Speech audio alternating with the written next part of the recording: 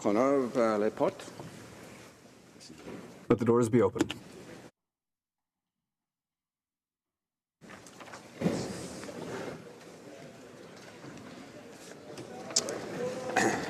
Order. Alors, il est mon devoir de faire. It is my duty to inform the House that vacancies have occurred in the representation in the House of Commons for the electoral district of Ottawa-Vanier in the province of Ontario by reason of the passing of the Honourable Maurille Bélanger on Tuesday, August 16th, 2016. Of Calgary Heritage in the province of Alberta by reason of the resignation of the Right Honourable Stephen Harper effective Friday, August 26, 2016. Pursuant to the Parliament of Canada Act, the Speaker has addressed his warrants to the Chief Electoral Officer for the issue of writs for the election of members to fill those vacancies. I have the honour to inform the House that for the purposes and under the provisions of Article 50 of the Parliament of Canada Act, the following members have been appointed members of the Board of Internal Economy, namely Ms. Shager, member for the electoral district of Waterloo in the place of Ms. Foote, member for the electoral district of Bonavista, Burin, Trinity, and Ms. Bergen, member for the electoral district of Portage, Lisgar, in place of Mr. Scheer, member for the electoral district of Regina, Capel. It being 11:04, the House will now proceed to the consideration of private members' business as listed on today's order paper. Private members' business, resuming debate at second reading of Bill C-232, an act to amend the Excise Tax Act 2001, Spirits, in the name of Mr. Log. Resuming debate, the honourable member for Winnipeg North. Thank you, Mr. Speaker, and it's with pleasure that I stand to rise and address this particular bill, even though it's been expressed by other colleagues that we have grave concerns in regards to it. But taxation in general is of keen interest from all sides of this House, as Canadians are always keen to know what the government's intentions are in dealing with taxes. And I'm sure if we were to canvass, as I'm sure in the last number of weeks and in fact months as we've been working diligently in our constituencies, that you will find an overwhelmingly positive response in terms of just what has been implemented in a very short time frame in regards to the whole issue of government taxation policies.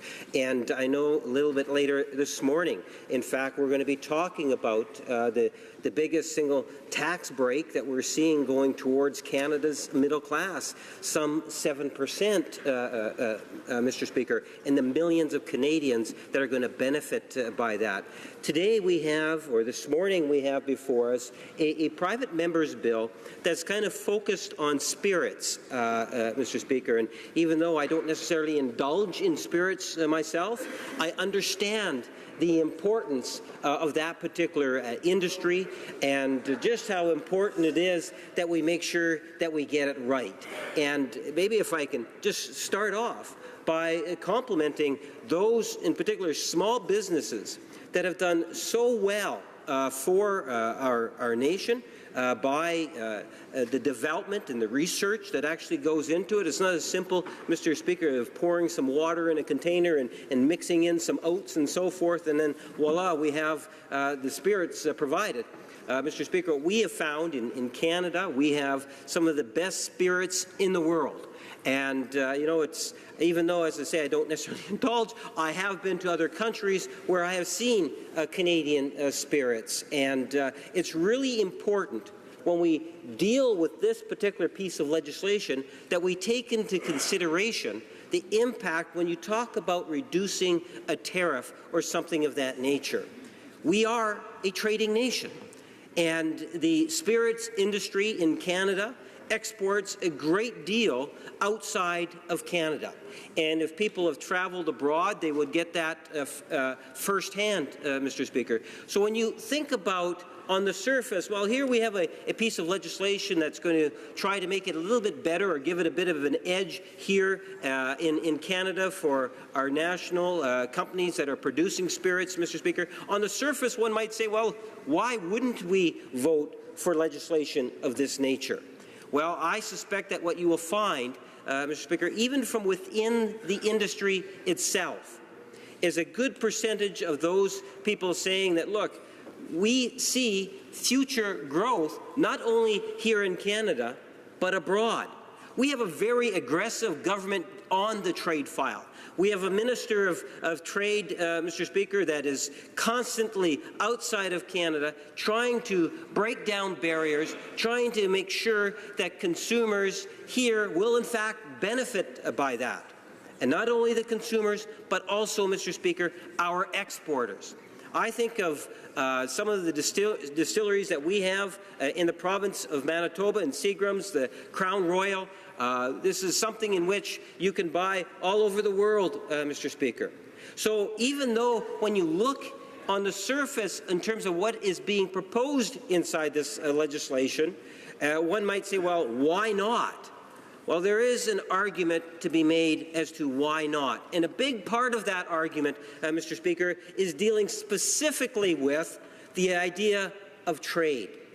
If we were to start to take a look at this sector and say, here's how we can give it an advantage, and other countries around the world, when we talk about trade and taking down trade barriers, look at that, we could see ultimate repercussions being taken, which could ultimately cost our industry, Mr. Speaker, future sales. I believe that Canada produces the type of spirits that are, in fact, quite sellable around the world. And I think this is something that needs to be taken into consideration. We know that the single most important thing we can do for a small business here in Canada is to grow the economy in which we operate. By strengthening, for example, our middle class, we're ensuring the Canadian businesses will have more customers coming through their doors, not only in the short term, but the long term. And that's why, at the local level, Mr. Speaker, I made reference at the very beginning in terms of what it is that this government is doing for Canada's middle class and the tax break that we are delivering, Mr. Speaker, or that we have delivered, Mr. Speaker. And that will, in fact, help at the local level. Our spirits industry is an important player in our diverse economy.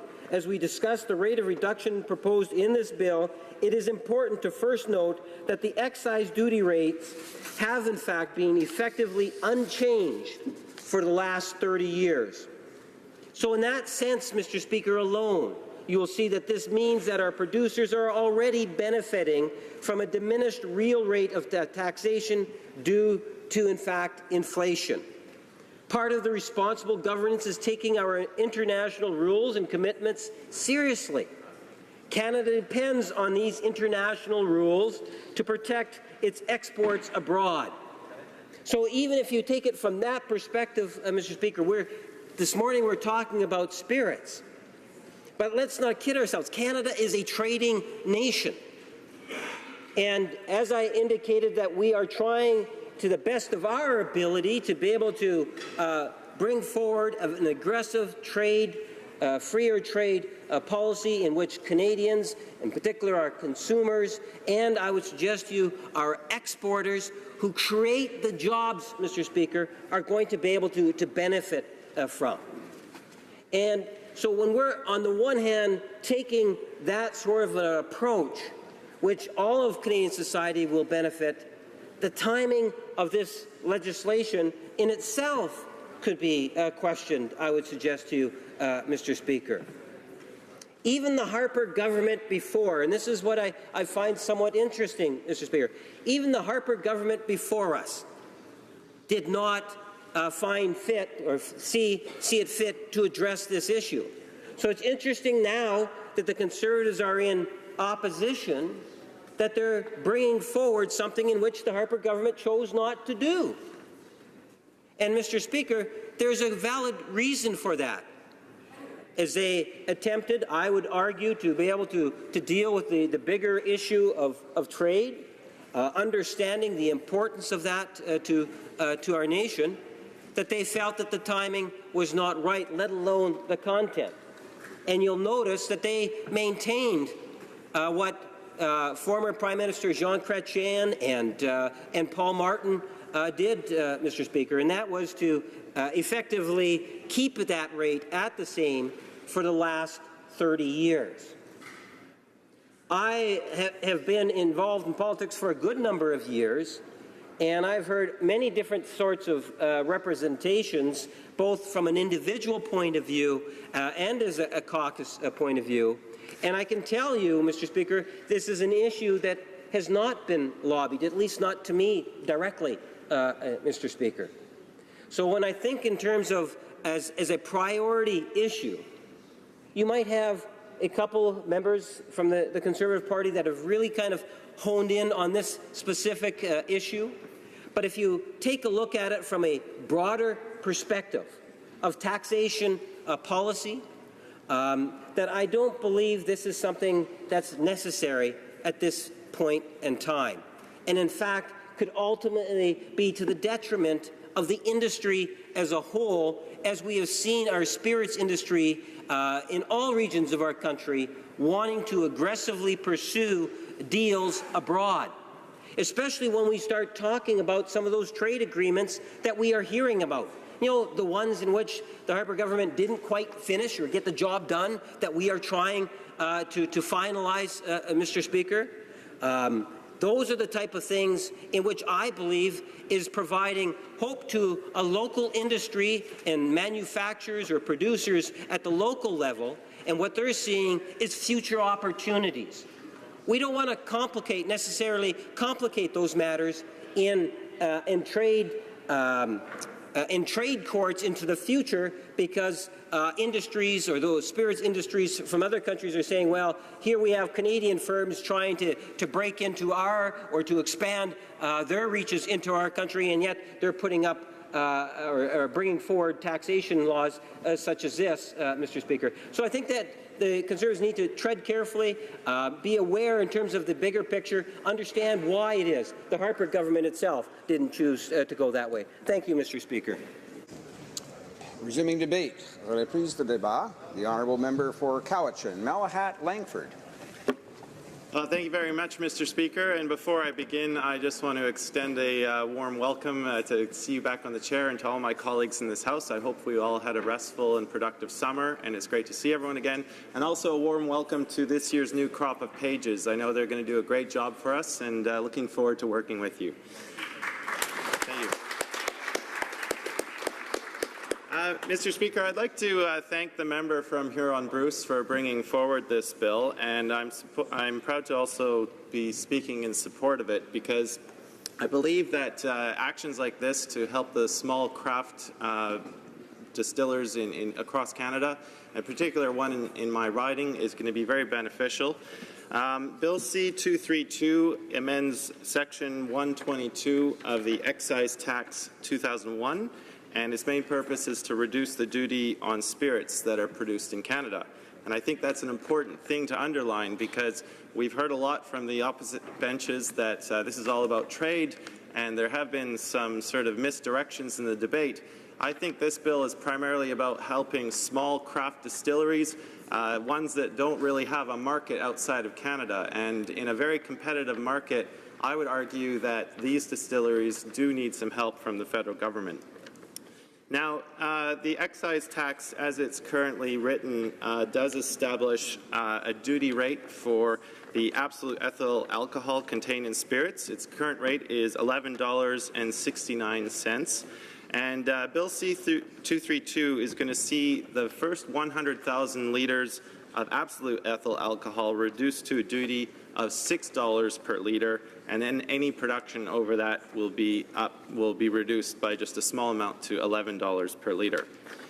I think this is a good way to go, and I've reviewed the debates from the first hour on this bill, and I've just listened to the member from Winnipeg North, and I, frankly speaking, can't really understand why the Liberals seem to be going the way they are with this bill. I have listened to them, reasoning the fact that they've brought in the Canada Child Benefit, that the middle income tax bracket has been reduced, that it might be in conflict with WTO rules and such. But I think that, Mr. Speaker, that hoping that Canadians are going to be spending their child benefits and tax breaks on Canadian spirits is hardly the way to give our hard-working small batch distillers the support they need to thrive. I know that as a father of young kids, the extra money that I get from my children, I don't immediately think that I'm going to go to a liquor store and spend it on a bottle of gin. There's also the fact that the Liberals have a little bit of a mixed history in this 42nd Parliament about supporting small businesses. They did come to this House with a promise to reduce the rate to 9%, and then they broke that promise. So I would have thought that a measure like this would be something that they would latch onto, to show small businesses that, yes, we did break one promise, but we are willing to listen to industry experts.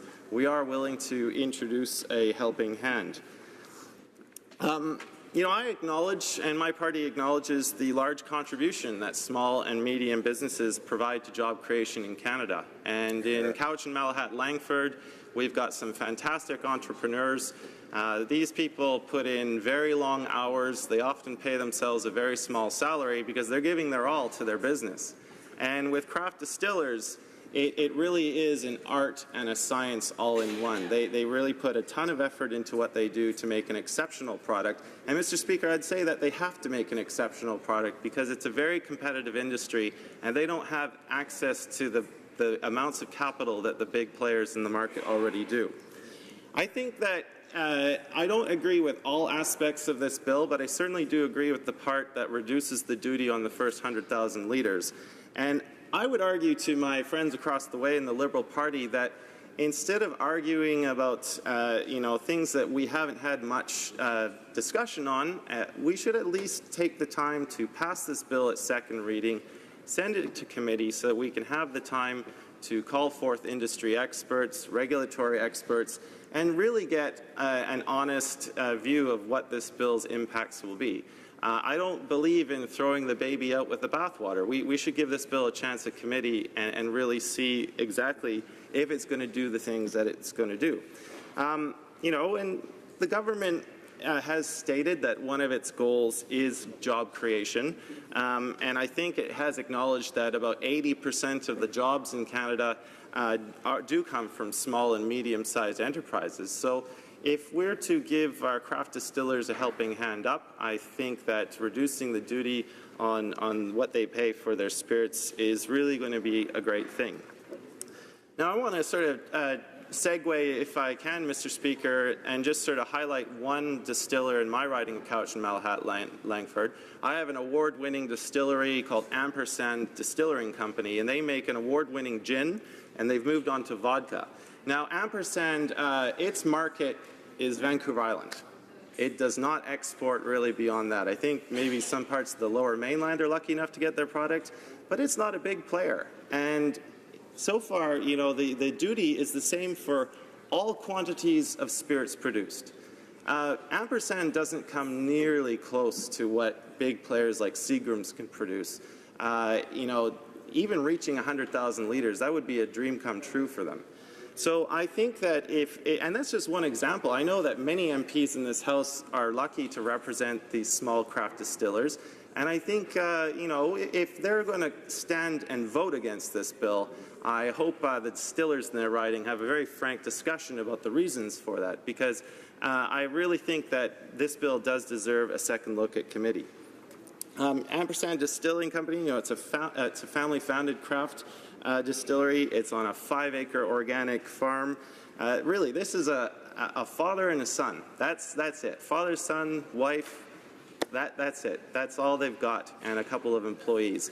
And I really think that giving them a hand up would not only expand the beautiful product that they make, but already the Cowichan Valley is getting a name for itself for producing amazing wines, and if we can add craft spirits, I know that will be a big draw to tourism dollars. So, I think we have been taking a little bit of a narrow view. We have to look at the spin-off effects, the boost to tourism, and so on.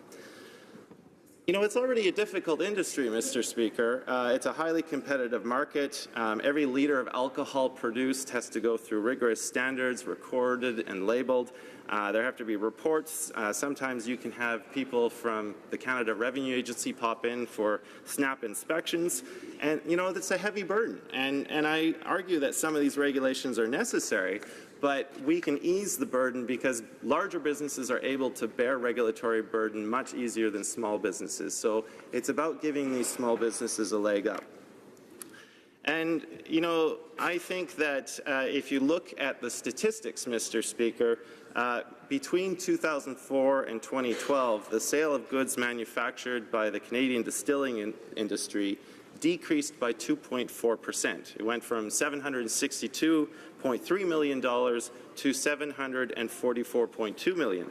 And during that time, the import of spirits had an average annual growth rate of 6.6%. So our share of the market, the domestic market, has been shrinking. We've had a lot more imports coming in, and our hardworking men and women in the craft distilling industry are having to compete that much harder for a smaller slice of the market.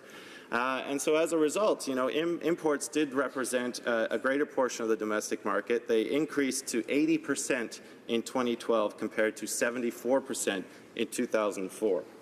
Now, the Association of Canadian Distillers did a lot of work on this issue, and they have recommended that the excise tax on the first 100,000 litres of absolute ethyl alcohol be reduced. That's something that I can agree with, and of course I would love to hear more from them if this bill makes it to committee. I think that with all the reasons that I have just mentioned, this bill certainly needs to go to committee, but I think, you know, we can sometimes get lost in the rhetoric, and I hope that the passage of this bill, I think it would certainly raise the spirits of our craft distillers. It would provide the industry with a great shot in the arm, and I hope MPs will support this bill and raise a toast to the hardworking men and women and the great dedication they have to their craft. Thank you, Mr. Speaker. Resuming debate, the honourable member for Lambton, Kent, Middlesex. Thank you, Mr. Speaker, and indeed, it's an honour and a pleasure to speak on this bill from a colleague from here in Bruce. It was introduced before Parliament broke in the summer, and has been mentioned before that it has given us an opportunity not only to have discussions with distillers, and actually had some of that this summer when out in Nova Scotia, along with folks in my own area in Ontario, along with the agriculture community, that plays such a significant role in terms of the success of this industry. But, Mr. Speaker, not only the success of it, but what it does in terms of building and making such a quality product. I'll touch on that maybe just a little later as I move along. Bill C-232, as has been mentioned before, is about changing the excise tax.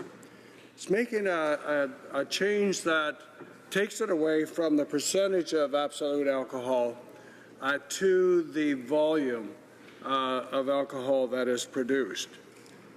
That may sound a little harsh, but the reality is it was always at 7%. We're going to change that from or at least the bill is about changing that from $11.69 per litre. And for that under 7%, moving it to, what's absolute is at $2.95 a litre. The idea now is moving that away from that percentage point to a volume, and where it is very quick and very simple. And in fact, when you look at the distillers that we have in Canada, they are pretty much micro, small, and medium size. So it'll move to a very simplified and fair regime of $6 for the first 100,000 litres produced, and then $11 when you go over the 100,000 litres.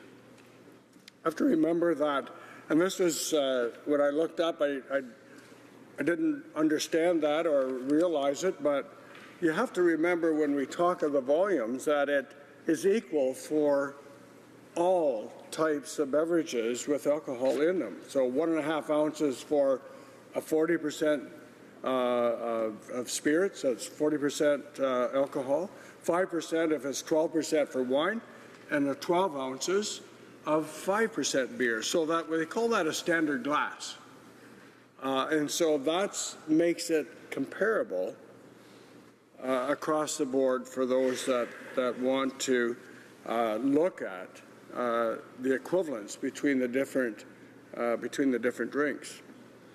The excise on beer and wine has been lower, and I remember listening just to my colleague, I think from Winnipeg, talking about why we didn't why didn't our government do this before when we were in government, when in fact we took action and this was a process. But they have to remember that in their budget it was proposed that they deal with this, and the Liberals chose not to at the time. So I'm glad to hear that they see this now as a positive move, because quite honestly it is.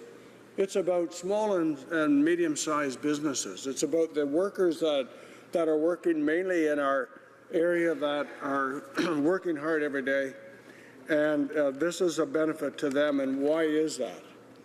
Well, it's been mentioned and talked about. We know that the benefits come if you give an opportunity to any enterprise, and in this particular case, these small and medium-sized, mainly distillers, that they take that money and reinvest it into innovation, into marketing, into job creation. And so in other jurisdictions where they have actually lowered the excise tax, it's not a cost to the government. It's what we've always said in as a conservative and in our budgets, and why we're able to always produce surpluses at the end, is that actually, when you lower taxes, you increase the revenue to the government. And why is that? It's because you leave more money in the pockets of people. Businesses hire workers, workers pay taxes, and as a result, the government and business all wins by generating a revenue excess of what it did before the excise taxes and any taxes were lowered. That has become evident, in fact, in the United States, where they've had tremendous growth in their distillery industry. UK, when they dropped their excise 2%, they actually generated a revenue increase of some 96 million euros because of the decrease in taxes. It is something that we believe in, that lowering taxes and giving businesses, particularly these small and medium-sized businesses for the most part, will generate more revenue than it does if you keep taxing them to death. But one of the other industries that make this industry so important, obviously, is agriculture. My riding of Lambton Cut Middlesex, agriculture is the industry, the largest industry in my riding. The producers of corn and wheat, barley, and not so much, but some rye that go into these distillers are a significant part of the income that comes to the agriculture industry. In Ontario, the distillery industry is the 4th largest purchaser of corn. Some 320,000 metric tons go into the distribution of spirits, or into the production of spirits. Why are these important items that come about, and why is the Canadian distillery and the Canadian spirits so well regarded around the world? Well, it's like anything else. those that are in the manufacturing and the production, if you produce a very good quality product, you can be assured that in world markets out there that you will have a very select and good market for your product. That is also the case with our distilleries and our spirits that are produced in Canada. Our farmers produce the highest of quality in terms of the grains that are used to produce these spirits. And one of the great things in Canada that we have, if you're going to produce anything that has a liquid in it, what does it take? It takes water. And Canada is one of those blessed and very fortunate countries that can always produce, with the technology that we have, some of the best pure, pristine water that there is around the world. And so, Mr. Speaker, we are looking at a market that is shrinking in the spirit industry in Canada, and yet this bill put out by my colleague from Huron Brews gives this industry an opportunity to start to gain back through its exports and through its domestic use some of that market share by producing some of the greatest and finest spirits that the world has. And so we want to make sure that we give these distillers and the farmers and all of those that's in that industry, that value-added industry, the benefit that they could, which then in the end benefits the Canadian people through the government. So in Canada, as I mentioned, all of our distributors and distillers, I should say, are small and medium size. And so I only have one small comment that I would make to wrap up. And that is in the terms of marketing and promotion. I know that in the speaker we have, Mr. Speaker, we have world-class spirits, and that the Canadian, it is Canadian branded. We at the Canadian Spirits, at the Speaker of the House also has a designated choice of spirits for Canadians. And the only thing that I would make a recommendation is that we use Canadian spirits for our designation as the Speaker's choice rather than something from another country. Thank you very much. Resuming debate, the honourable member for South Okanagan, West Kootenay. Well, thank you, Mr. Speaker. And I'd also like to thank the member from Huron-Bruce for bringing this bill before us. This is a bill that supports small distilleries and small businesses across Canada, and as such, I'm happy to support it at this stage, but I think it could be improved. And as my colleague from Cowichan, Malahat, Langford said, this is not a bill at its heart about international trade. It's a bill about increasing the share that Canadian distilleries have in this market, and it's certainly not a bill that touches at all on middle-class tax breaks. Mr. Speaker, the craft distillery industry is booming in Canada. 4 years ago, there were only 9 distilleries of any size in British Columbia. There are now 34 craft distilleries, small distilleries there, and there will be 44 by next year. They're springing up in my riding. There's one that my old doctor's office in Naramata is now a craft distillery, and I won't go on to try to relate that to the healthcare situation in Canada, but it just shows the growth of this industry both locally in my riding and across the country. These businesses are creating good jobs, providing high-quality products, and diversifying the economy of many small communities across the country. And we should do whatever we reasonably can do to support them. You know, in my riding, 2 of the important primary economic drivers are agriculture and tourism. And increasingly, the real growth in the regional economy there is at the intersection between those two sectors. The obvious example is the phenomenal expansion of the estate winery sector in British Columbia and other parts of Canada. In the South Okanagan, wineries have really boosted both the agricultural sector through good markets for grapes, good prices for farmers, and the tourism sector, filling in the spring and fall shoulder seasons with thousands of visitors tasting at wineries. Distilleries have begun to provide the same benefits locally. As I said a few years ago, there was only one distillery in my riding. There are now 5, and more are planned. These are true craft distilleries. Under BC regulations, they are restricted to 50,000 litres of alcohol production per year, and they must use BC agricultural products to make that alcohol. These regulations differ across the country. In Nova Scotia, I believe craft distilleries are restricted to 75,000 litres per year, and I think it's 100,000 litres in Ontario. And again, from what I understand, neither of these provinces require that distilleries use Canadian grains to produce that alcohol, and some distilleries simply import raw alcohol to produce their spirits.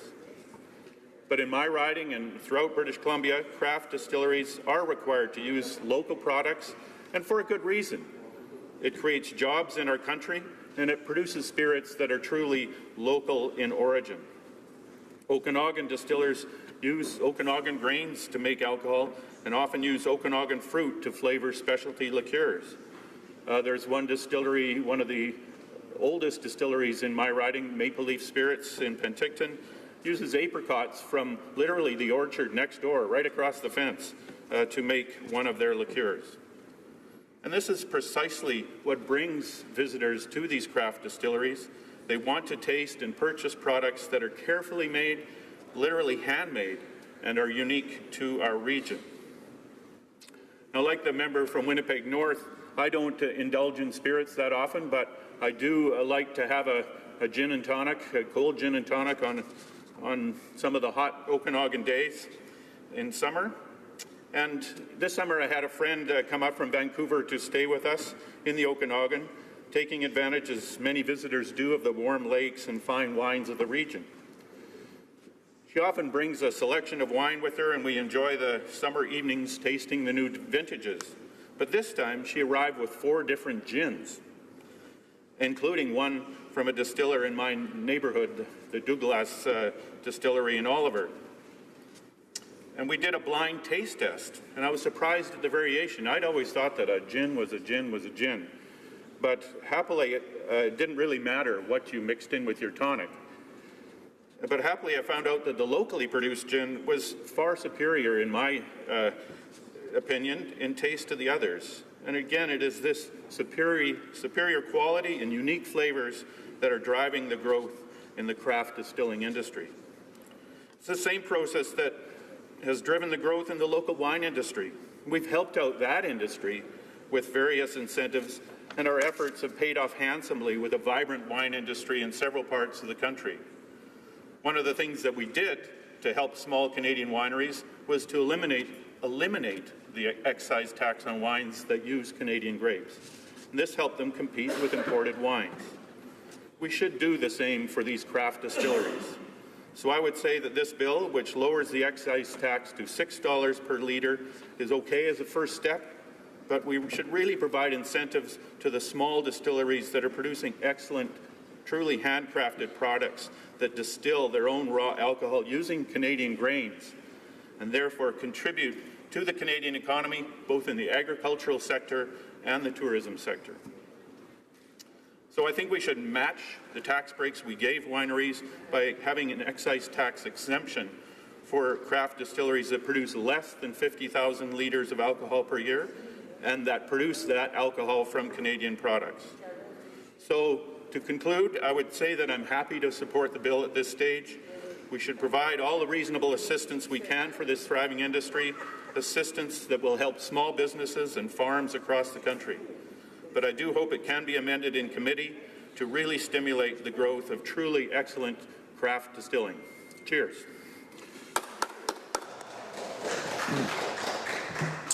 Resuming debate, the honourable member for Selkirk, Interlake, Eastman. Well, thank you, Mr. Speaker, and it's great to be back in the House for the fall session. And indeed, it is an honour to be getting up today to speak on Bill C-232, an act to amend the Excise Tax Act of 2001 as it impacts on spirits. And I want to thank my colleague from Huron, Bruce, for bringing this bill forward, something that he has cared deeply about for a number of reasons, and something that I've worked with him in the past on. As you recall, Mr. Speaker, in the last session, I tabled a private member's bill, Bill C-456, which was also an act to amend the excise tax to reduce the the tax on ethyl alcohol by $1 per litre. But this is by far a more focused bill that the member from Huron-Bruce has brought forward, and one that I think that we all should be getting behind because of what it can do through the spirits industry. Now, Mr. Speaker, I have to remind you that there's only 5 types of whiskey in the world. And one of those, and one of the most popular, of course, is our iconic Canadian rye whiskey. And I'm proud to say that the best rye whiskey in the world is produced right in my riding at Gimli at the Diageo plant. And a lot of people don't realize this, but the Diageo plant in Gimli is the largest distillery for whiskey in Canada and is the 5th largest distillery overall in the world producing whiskey. Now, a lot of us are familiar with Northern Harvest Rye, which is produced at that Crown Royal plant in Gimli and is now the world champion whiskey. It won it against all the Scotches, all the bourbons, all the Irish whiskies, and won it in Scotland itself back in January. So this is a very popular blended whiskey and one that I think all of us should be proud of. And it's unfortunate, Mr. Speaker, that the Speaker's whiskey is not a Canadian whiskey and definitely is not Northern Harvest Rye. So I'd hope in the future that the House of Commons featured whiskey could be a Canadian rye whiskey. Now, I want to correct the record of something that the member from Winnipeg North said about making sure that the tax treatment is fair and doesn't impact imports and exports, because we know for a fact that this is an equitable tax that applies to importers and exporters. And if you look at the experience that we had when we changed the taxation on beers and wines that are made at the local vintner or by the local craft brewery, they never experienced any trade retaliation whatsoever, Mr. Speaker. So the member from Winnipeg North should get up and correct the record rather than trying to propagate a dissenting opinion based upon erroneous assessments. Now, the Diageo plant in Gimli, where all the Crown Royal in the world is produced, has some challenges ahead of it. Some of it is trying to deal with a bridge that brings in their grains and exports out their distilled whiskey down the rail line tracks. It's a short line rail. There needs to be an investment there to bring it up to safe standards. And unfortunately, the short line rail line is looking at some options on how they can do that to continue to service Diageo. But aside from that, Diageo would love to expand the plant because Crown Royal is the #1 export whiskey from Canada, as well as the #1 consumed whiskey within Canada. So they would love to expand production. And of course, these are long-term investments because you just don't roll out a batch of whiskey and put it out in the market. You have to age it, you have to blend it, you have to make sure that you're putting together a high-quality product. And so they would love to see that expansion take place, but there is this unfair taxation within Canada through the excise tax on spirits today. Now, the unfairness happens because of the way we decided a number of years ago under our previous Conservative government of actually giving a greater break to wine and to beer, and so that the taxation on those industries are lower on distilled alcohol versus what we see in spirits. So we need to close that disparity to see, major investments in distilleries across this country, and to allow them to actually serve the market that is out there. Now, if you look at the experience that we had, and it's been already alluded to, what's happening in craft breweries, what's happening in small vintners, and the wines that they are producing, when we changed the excise tax for those industries, we saw a major increase of new entrepreneurial businesses, small businesses, creating local employment and creating and buying local produced agriculture products. And this bill, Bill 232, will decrease the current excise tax, which sets at $11.70, 6.96 cents per liter of absolute ethyl alcohol. It will decrease the first 100,000 liters that are produced down to $6 a liter. A huge savings to those small craft distilleries, allowing more opportunity for Canadian businesses to produce a variety of spirits, not just Canadian rye whiskey, but others as well, and really have that local context. Now, if you look at how that went in the brewing industry, in the vintner industry, we saw an explosion of these small businesses, of these small craft breweries, and we saw also an opportunity for us as consumers to do more connoisseuring, I guess you'd say, of the different varieties that are out there. There's different blends, there's different flavors, there's different tastes, something that we hadn't been exposed to in Canada in a long, long time. And it provided us with a whole new experience to try these different fine wines produced locally, these different great craft beers, and now it'd be fantastic if we could have that same explosion happening in the distillery industry. Now, the one thing that we continue to talk about, Mr. Speaker, is how this will benefit the taxation levels that are happening for the distilleries, but it does create jobs. And the case in point is in the craft brewery industry itself. Last week when I was in Halifax, I had the opportunity to go down to Pier 21 and visit Garrison Brewery, a small craft brewery that started off after the changes happened in the excise tax for the beer industry. And they were able to take that, an idea, and grow it into a prospering business. And in Nova Scotia alone, they went from having just a couple of craft breweries to where now they have over 45. And the interesting fact is that if you take your mainstream breweries and the number of jobs they create and compare that to a craft brewery, for every one job that's in the mainstream breweries, a craft brewery has 5. It's a 5-to-1 ratio. We're talking about huge employment opportunities, Mr. Speaker, and this is a time in our economy when we need every possible tool that the government can give to entrepreneurs and to business to create new jobs. So you're going to create jobs just not only in building these breweries or building these distilleries, but you're also going to create new jobs in the operation of these distilleries because they tend to be less mechanized, more labor intensive, and more attention given to the detail of the distilling practice itself, as we see in craft breweries and as we see in small vintners. So it is important that we create this opportunity in a lot of our local communities, not just in the major centres that we usually see. Gimli, of course, is an exception. The reason that Diageo and before that it was Seagram set up in Gimli was for the water. And that water and the locally produced grains produce that unique taste that Crown Royal has. Now, as I talked about the opportunities from the employment side, it creates a huge opportunity for agricultural producers. And distilleries are a major buyer of Canadian grains. And I see it in my riding, the Selkirk Interlake Eastman, Mr. Speaker, where local producers are growing on contract for Diageo rye, corn, barley, and other inputs to create that unique taste and flavors that Crown Royal has. And the same type of opportunities will be presented to small distilleries right across this country as they feed into the growing consumer market for unique and new products in the spirits industry.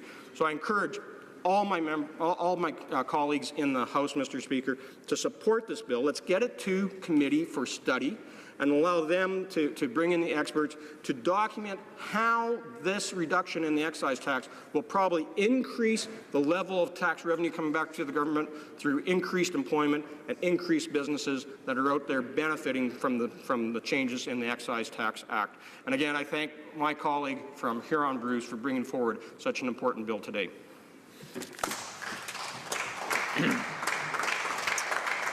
Reprise de débat. Resuming debate.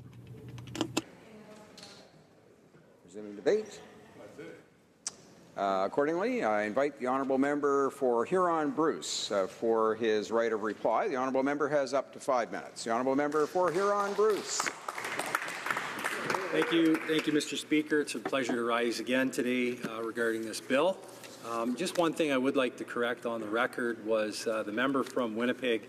Might be the second time he's got up and misspoke about trade compliance with the WTO. We specifically crafted this bill so that it would be WTO compliant. I've worked with experts in industry to make sure that it is compliant because they didn't want to get into the issue that beer and wine are currently in. So the reductions in excise tax isn't targeted to a specific sector. It's targeted to all sizes of business inside the distillery industry. So that is fine, and if it does happen to go to committee, I would think it'd be great if we could have trade officials come in and provide their take on it. I'm sure their take would be the same as mine. It's also disappointing to hear from the Liberal member from Winnipeg talk about how lucky the industry is that the taxes haven't gone up in 30 years. Well, I hope that isn't the Liberal position on all taxation. We should do our very best each and every time to reduce the taxation. And now there's such a difference between what excise tax brewers and vintners have compared to the distillery sector. It's just a significant difference. And so we're just reducing this a small amount to help these people, these businesses throughout the country try and survive and excel. The other point, and the member from Manitoba, Selkirk Interlake, brought it up, that the UK reduced the excise tax 2 years ago, and it was a 2% reduction. And so the obvious thinking was there would be less excise tax collected. The opposite was true. They collected more excise tax. And that's the way it works when you reduce tax and put more money into the people that manage their own business. They reinvest their money. I've received emails, literally, and phone calls from coast to coast in Conservative ridings, Liberal held ridings, NDP ridings, and maybe even a Green riding, where distillers are located. What do they say? We support this bill. Why wouldn't anybody support this bill? We've had distilleries say if this happens, this reduction happens, we'll hire 30 people. I've had another distiller say if you do this, it'll reduce my excise tax by $50,000. We'll be able to hire another person, okay? So this is what we're talking about, a chance to reduce taxes in a certain sector that's actually going to create economic activity by purchasing plant and equipment, materials, and also hiring more people. I can speak from my own experience in the riding of Huron-Bruce. After the changes were introduced with reducing the excise tax for wineries and breweries, we now have many wineries and many more opening that employ many people and are becoming more and more specialized each and every day. On the brewery side, there was 0 when I first got elected in 2008, and now there's 5, with many, many employees, many, many opportunities growing. And the great thing, I'll speak about the Ontario example, is the LCBO finally woke up and is now actually working with these small producers to get their products first on the local shelves, and if there's success there, get it out across the entire province. I can speak to one, Cowbell Brewery in my riding. They're on over maybe 100 or 200 shelves across the province. And it was one of the things was the excise tax that allows there to be a certain degree of profitability in the industry. So what I would say to my colleagues across the way is think about a small business in your riding, a distillery in your riding, and talk to them between now and Wednesday and see if they support it or not. We've already contacted them anyways, and talk to them, see what they think, and it's an opportunity, instead of presenting a rubber check on some government funding announcement, this is an opportunity to present a tax reduction that doesn't cost the government anything, that will actually create a job. So it's been a pleasure to research the topic, introduce it into the House of Commons, and have a good debate on it. Thank you for the time. We're hoping for a standing vote on Wednesday, so hopefully my colleagues will stand 5 when I sit down. Thank you for the time.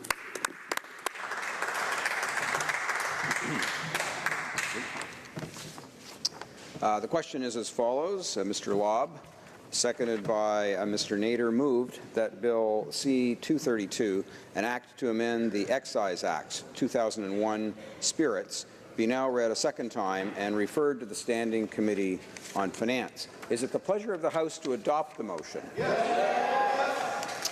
All those in favour of the motion will please say yea. Yay. All those opposed will please say nay. Nay. In my opinion, the nays have it.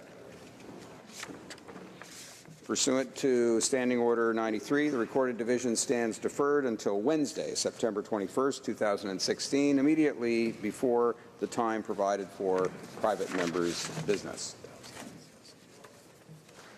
And it being 11:52, the House will, 11:57, thank you. The House will stand suspended for a few moments until we reach 12 o'clock.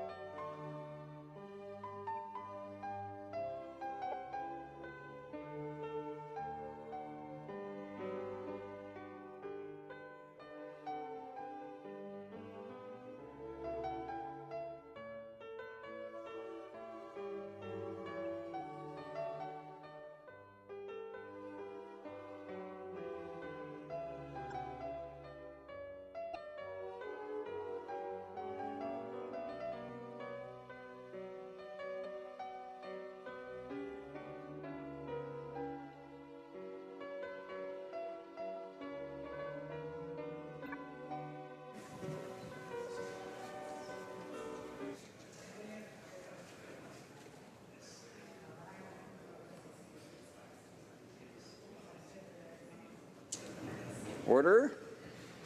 Orders of the day. Ordre du jour. Government orders, government bills, Commons. Resuming debate at third reading of Bill C-2, an act to amend the Income Tax Act. Resuming debate. The Honourable Parliamentary Secretary to the Government House Leader. Yes, thank you, Mr. Speaker. I'm going to be sharing my time with the member and my colleague from Labrador. And having said that, that means I only have 10 minutes to express what I believe is a very important piece of legislation, Mr. Speaker, and where to start. Let me suggest to you that this is where the Conservative government really lost touch. I would suggest to you that the Conservatives were out of touch with Canadians and real people. And that ultimately led to the current Prime Minister, the then leader of the Liberal Party, and even before he became leader of the Liberal Party, talked about the importance of Canada's middle class. And the Prime Minister has been consistent throughout not only his leadership, but even prior to becoming the leader of the Liberal Party, how important the Canada's middle class is to our economy and to Canada's future prosperity. This is something in which the Conservative government never really understood. And this is why I would argue that they are, in fact, out of touch with Canadians. One only needs to look across the way and watch the way that they, in fact, vote on this particular piece of legislation. I would challenge the members across the way to revisit the way in which they voted on the passage of Bill C-2 at second reading and listen to what Canadians are telling them. If they are really in touch with them, they'll appreciate what it is C-2, and not only Bill C-2, because it goes even beyond C-2, is all about. It is about Canada's middle class and those that are wanting to become a part of it, Mr. Speaker. And I would suggest to you, and I've been a parliamentarian at the provincial federal level now for 25 plus years. I'm not exactly sure, Mr. Speaker, but I can tell you, never before have I seen a government so determined to have an impact on Canada's middle class. And that's why it's with great enthusiasm that I stand in my place today to highly recommend to all members, no matter what their political affiliation is, to get behind and vote in favor of Bill C-2. If you understand in terms of how the economy works, I believe that you'll recognize how important it is that the middle class be supported. And let me give you an example, Mr. Speaker. If we have a middle class that is given the tax break or is enriched, a healthier middle class, I'll suggest to you that we will have a healthier economy. Well, how does that work? Let me answer that question. If there's more money in the pockets of the average Canadian, that means they have more of a disposable income to invest in our economy. There is immense amount of literature, many arguments that are put forward that will tell you that if the middle class has confidence in the economy and they have money in their pockets, that they are going to be spending that money, Mr. Speaker. And by spending that money, in fact, we are then enriching and affording small businesses and so many others the opportunity to do that much better. I find it interesting, whether it's the Conservatives and the Democrats, and at times you even get confused messages coming from those two parties, but there seems to be a consistent one in regards to their fight to resist C-2, which I don't quite understand. But one of the things that they talk about is, why doesn't this government support the small business? And Mr. Speaker, I would suggest to you that this bill does more to supporting Canada's small businesses than anything the previous Harper government did in its 10 years. What it does is it puts that money back into the pockets, and by doing that, they're spending, Mr. Speaker. Ask a small business. I know I have, Mr. Speaker, and as many of my colleagues who have canvassed their constituencies over the summertime in a very real and tangible way will tell you that the best thing that you can give a small business is not necessarily a tax break. Give them a consumer. They want people to be going into their stores and buying their products, consuming their products, Mr. Speaker. And that's what Bill C-2 is all about. It is giving a significant amount of money to Canada's middle class. And ultimately, Mr. Speaker, it's not just talk. It is the first piece of legislation that the Prime Minister introduced to the House of Commons, and that's why it's known as C-2, which talks about its priority. And not only is it legislation that was introduced first, it was also implemented on January 1 of 2016. Mr. Speaker, not only did we want to give the middle class that tax break, but we wanted it to take effect as soon as possible, and we saw that in the implementation of the government's policy. A substantial statement. It was a substantial promise. It was an election platform promise that was made to Canadians, Mr. Speaker, and this Prime Minister and this government is materializing on that promise that they made to Canadians over the summer and even just prior to the summer, Mr. Speaker. So we should recognize the valuable piece of legislation, a legislation that reflects what it is that Canadians want, and this is something in which the government is delivering on.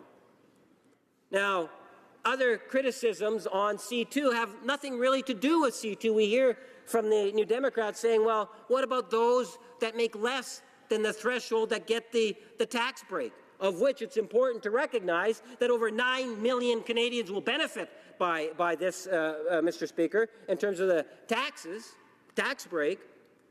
But what the NDP refused to acknowledge is that this is step one of a number of steps. And let me suggest to my New Democratic friends, all they need to look at is the Canada Child Benefit. And some of Canada's poorest families are getting the most significant increases in child support. I would suggest to you, Mr. Speaker, that you would have to look a long ways back before you saw a government take such a strong social commitment to lifting children of Canada out of poverty. We are lifting hundreds of thousands of children out of poverty because of the Canada Child Tax Benefit, Mr. Speaker. And that's already tax-free money that's already being sent to children, Mr. Speaker, across this nation. Told you with 10 minutes, it's very limits, and there's so much to say. Mr. Speaker, but that's just one aspect of those that are on the low income in hopes, in attempts to become a part of Canada's middle class. What about the other most vulnerable, our seniors? Some of the most vulnerable seniors that we have are easily identified through the Guaranteed Income Supplement. Yes. And what have we seen in this last budget? We have seen a significant increase. Some seniors will receive, I believe it's towards $900 additional money a year. Now, if you're at that poverty situation and you're on GIC, that $900 is the equivalent of thousands of dollars to individuals that would be making $100,000 a year. It's a significant increase to those seniors, to those that are vulnerable, that need to be able to get it. What they have seen in this budget through Bill C-2 is a government that truly cares and is prepared to invest in Canada's middle class, but we have not forgotten about our most vulnerable and those in need, our children, and wanting to lift them out of poverty and to address the needs of our seniors who are also vulnerable, in particular those that are on the Guaranteed Income Supplement. Mr. Speaker, I would argue that we have seen a redistribution of wealth that we have not seen in many, many decades. There was, as we know, this bill is in part made possible because of a new tax for those Canadians that are been making more than $200,000 taxable income a year will be paying more. And there is that expectation from this government, Mr. Speaker. And I would suggest to you that all it's doing is it's making our system that much more fair. And I like to think that even though when you take a look at Bill C-2 and the tax break and that commitment to fulfill, or that commitment for that tax break is being fulfilled here. I started off by saying that the Conservatives have lost touch. They can demonstrate that they're listening to Canadians by voting in favour of C-2. Thank you, Mr. Speaker. Questions and comments? Question commentaire. The honourable member for Kamloops, Thompson, Caribou. Thank you, Mr. Speaker. And I clearly recall when the Liberals were campaigning approximately a year ago, they talked about the middle class tax, or the cut for middle class. They never did define middle class, so, you know, I know the member opposite is in the tax bracket, which is actually going to benefit the most from this particular tax break. I don't think many Canadians would look at members of Parliament and say that they are middle class, but I would like to ask the member, can he define middle class, and would he suggest that the members of this House are the ones that should be benefiting the most from this particular initiative, which is what they've actually done? Honourable Parliament Secretary to the Government House Leader. Well, you know, it's interesting, and if that's the way in which Conservative members want to utilize or justify voting against the legislation, they can do it. I would suggest to you it's ill-advised.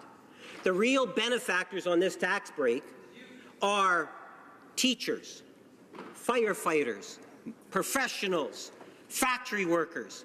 These are individuals that are part of Canada's middle class that work very hard to build our society as we see it. That grouping, if I may, Mr. Speaker, is receiving the greatest total benefit under it. If you want to nitpick, Mr. Speaker, and I am very happy to do an overall assessment in terms of who is benefiting, and it is, in fact, Canada's middle class and those that want to be able to participate. Questions and comments? Question commentaire. The honourable member for Courtenay Alberni. Mr. Speaker, we know that two-thirds of Canadians, 17.9 million Canadians, will not benefit from this Liberal tax break. In fact, those that earn $45,000 a year, I'll break that down, $23 an hour or less, that work full-time, will get nothing. The Liberals talk about lifting those and helping those join the middle class that aren't in the middle class, but they forgot them in this tax break. They tell them that they're going to help the middle class and grow the middle class. The people that benefit the most in this tax bill earn between $100,000 and $200,000 a year, between $50 and $100 an hour. Even they don't think it's fair that those that earn $23 an hour or less get nothing. Mr. Speaker, I'd like the member to tell us, what is the Liberal middle class? Because in Canada, the median middle class is $31,000 a year. And I know in his riding it's $24,000 a year, and in my riding it's $26,000 a year. And I know that the member liked to scold the Conservatives for being out of touch with Canadians in the middle class. I'd like to hear from the member, what is the Liberal middle class? Secretary to the Government House Leader. Well, Mr. Speaker, if the member reads the legislation, he'll get a very good sense in terms of what the middle class is. And, you know, it's interesting. If the member wants to take the issue to the next election, whether it's in 2019 or whenever it might be, I would invite him to do that. I would like members who vote against this bill to tell those individuals that, as I pointed out, our teachers, our firefighters, our healthcare workers, many different professionals, to explain to the factory worker, to explain to those hardworking middle-class members that they voted against this bill because they wanted their own narrow perspective, which does not encompass what it is that this government is actually providing. When we talked about, when he makes reference to what about those less than 45,000, imagine, if you will, those individuals that have children under 45,000 and the benefits that they're getting under the new Canada Child Benefit Program. But the NDP conveniently forget that, Mr. Speaker. Questions and comments? The honourable member for Scarborough-Rouge Park. Thank you, Mr. Speaker. I just wanted to thank my friend for outlining our government's priorities and how this bill will help the middle class. During the summer, I met a lot of people in the constituency who received the Canada Child Benefit tax-free for the first time, and the difference that it's making on individual lives is just phenomenal. I want to see if our member could maybe outline the issues with respect to the TFSA. I know the TFSA is something that's that really was in many ways short-sighted in terms of increasing the amount of tax-free growth within the TFSA that will really debilitate our future generations from getting the benefit of tax revenue. So maybe if our member could advise us as to the changes and how that will benefit the economy right away and ensure that we have a long, steady stream of tax revenue to ensure future generations are not debilitated. Honourable Parliamentary Secretary to the Government House Leader. Yes, thank you, Mr. Speaker, and I appreciate the question from my colleague. I think it's important that in looking at how it is that we could deliver the most effective program change or tax change that would in fact assist Canada's middle class, it was determined that Bill C-2 is the easiest and most effective way at putting money back into Canada's working class, middle class, Mr. Speaker. And it's interesting if you contrast that to the tax incentive that the Conservatives were talking about in terms of increasing it, you do see two very distinct approaches. I would argue that ours is far more direct and millions of Canadians benefit by it, which is far greater than what the previous government was proposing. Resuming debate, the Honourable Parliamentary Secretary to the Minister of Indigenous Affairs. Thank you, Mr. Speaker, and it's a pleasure for me to speak today to Bill C-2, and I thank my colleague from Winnipeg North for sharing his time with me today. Mr. Speaker, C-2 is about making amendments to the Income Tax Act, and it falls in line with what the Liberal Party said during the election campaign and what the Prime Minister said in subsequent days after. It's about reducing the personal income tax of many Canadians and allowing them to have more money in their pocket. It's also about introducing new marginal tax increases to people that are in higher taxable income levels. Why anyone in the House of Commons would not want to support that would be beyond me, because what it's actually doing is that it's allowing more money to be held by families who need it, families that are in the middle class tax bracket. Mr. Speaker, this is a good piece of legislation. It is good because it is helping many middle class families and many income earners who fall in those brackets to be able to move forward and do things in their lives that they have not been able to do as Canadians simply because they were in higher tax brackets, losing more of their money and not being able to catch up. We are allowing middle-class families and income earners to actually catch up. We're giving them the break that they deserve, and this is what Canadians want. It was a large part of the platform for the Liberal Party of Canada in the election. Canadians had an opportunity to have their voices heard at the ballot box, and they choose to have reforms in income tax legislation that would allow the middle class to be able to move ahead and move forward in the country. That's exactly what we're doing. But in addition to what the changes that we're making around direct income tax adjustments and allowing more income tax earners to be in a lesser tax bracket, allowing higher income tax earners, asking them very friendly way to pay a little more, which they are agreeing to do, Mr. Speaker. We've also introduced a child tax benefit, the child care benefit that came out in July of this year. That was an initiative of the Liberal government, initiative of our government, Mr. Speaker, is allowing more families to gain more money on child care benefits, but also to have that child care benefit that is tax-free, that they no longer have to incorporate it as part of their income, which was required by the former government, which allowed them to not have more money in their pocket, but less money in many cases.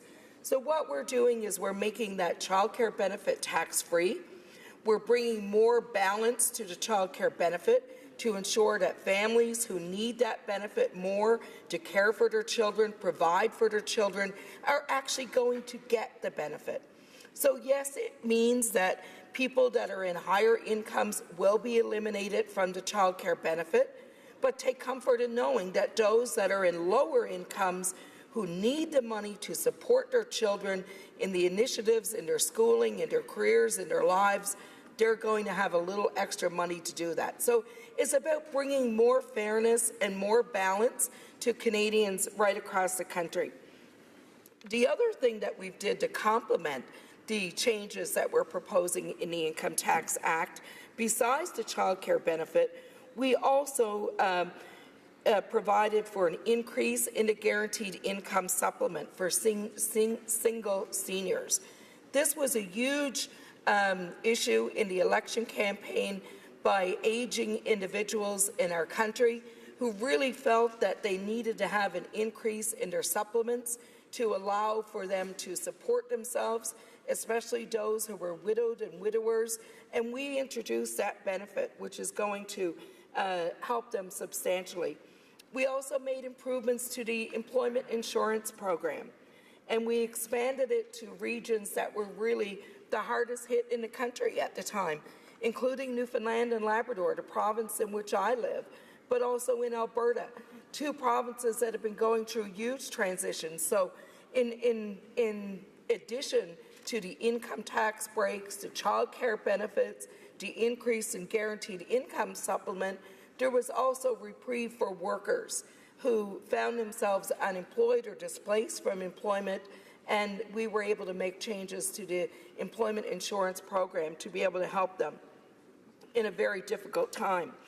But, Mr. Speaker, I think what we need to also look at, which really complements the strategy of where this government is going in lifting up people in our country and ensuring that there's a greater balance, is how we're investing in capital infrastructure.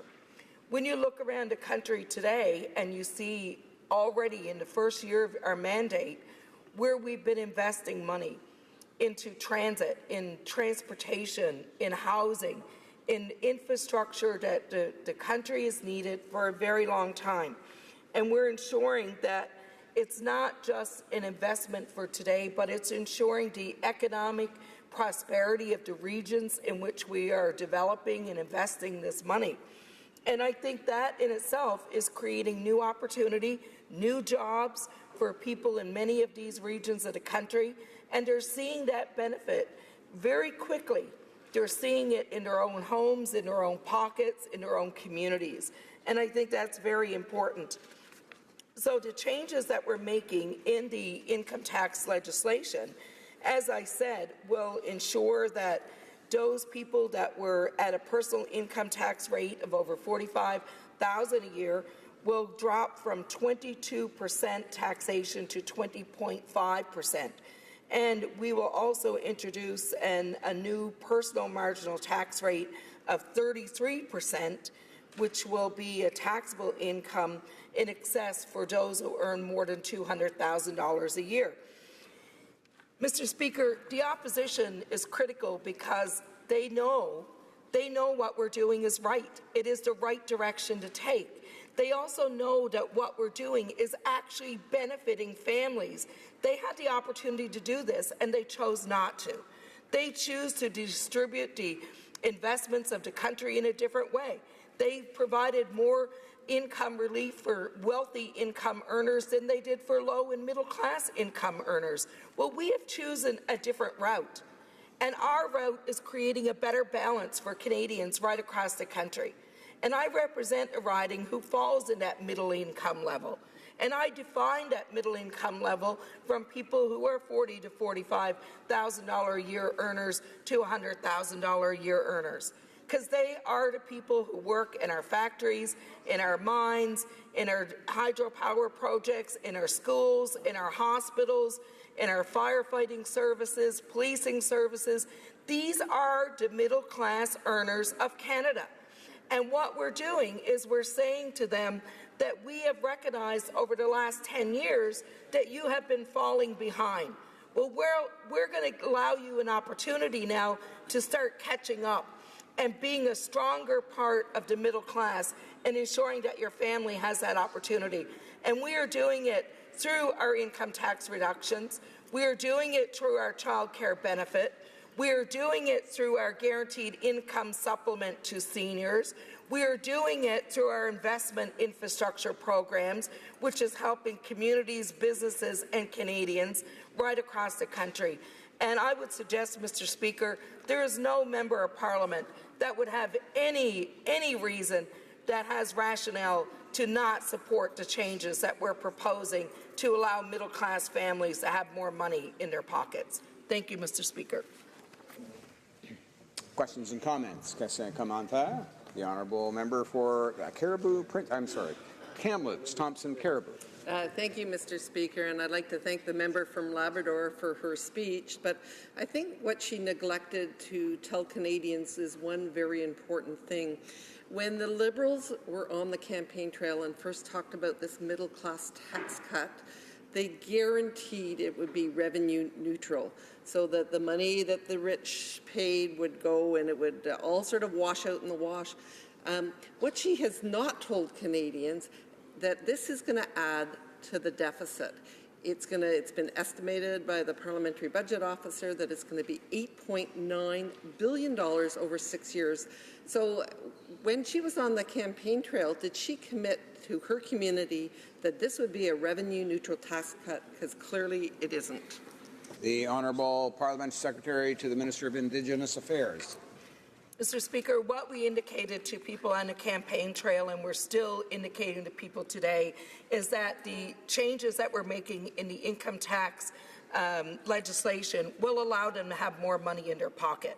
Mr. Speaker, the former government catered to the wealthiest of the wealthiest in our society. They did not reach out to lift up those in the middle class. We recognize that, and that's exactly what we're doing. Yes, we've made changes in a number of our pieces of legislation to accommodate that, but we're making good on our commitment in the election campaign, and we're ensuring that middle-class Canadians are going to benefit here. Questions and comments? The Honourable Member for South Okanagan, West Kootenay. Well, thank you, Mr. Speaker. I'd just like to pick up on the comment from the member from Kamloops, Caribou. This tax cut will cost Canadian taxpayers as a whole $8.9 billion over the course of the next 4 or 5 years.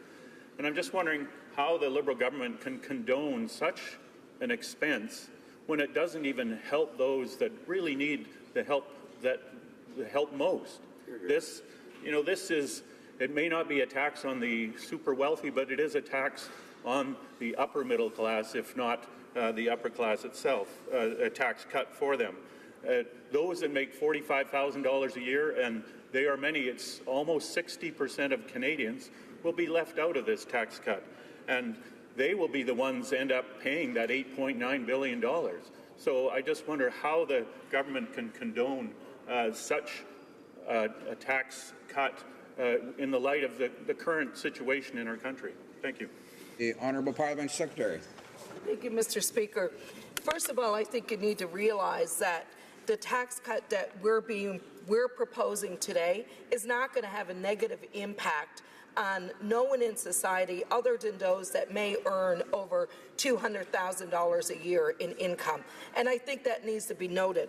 The other thing is, Mr. Speaker, is that maybe the New Democratic Party will tell me if they agree with the approach in the legislation towards TFSAs, which we will be reducing the contribution from $10,000 back to $5,500 simply because Canadians in the middle class, lower class, were not able to take advantage of the TFSAs. So we see this again as an opportunity for the government to save not just today but also in future generations of governance and taxation.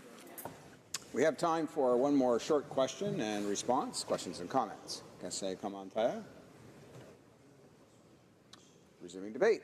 The Honourable Member for Vancouver, Kingsway. Thank you, Mr. Speaker. It is a pleasure to rise in this House today and speak to this important bill and to welcome all members back to this House on this first day of the resumption of Parliament today. I hope all of my colleagues had a good summer and we're ready to get back to work on behalf of Canadians in all of our ridings. Mr. Speaker, Bill C-2 received first reading in this House on December 9th, 2015, following the adoption of a Ways and Means motion. And at that time, the New Democratic Party voted in favour of Bill C-2 at second reading in order to be able to propose our amendments to make this bill progressive and actually conform to the rhetoric that accompanied it both during the election and in this House at that time. Despite the support of various stakeholders, our amendments at committee were rejected. Therefore, we cannot support this bill at third reading as it currently stands and will be opposing this bill.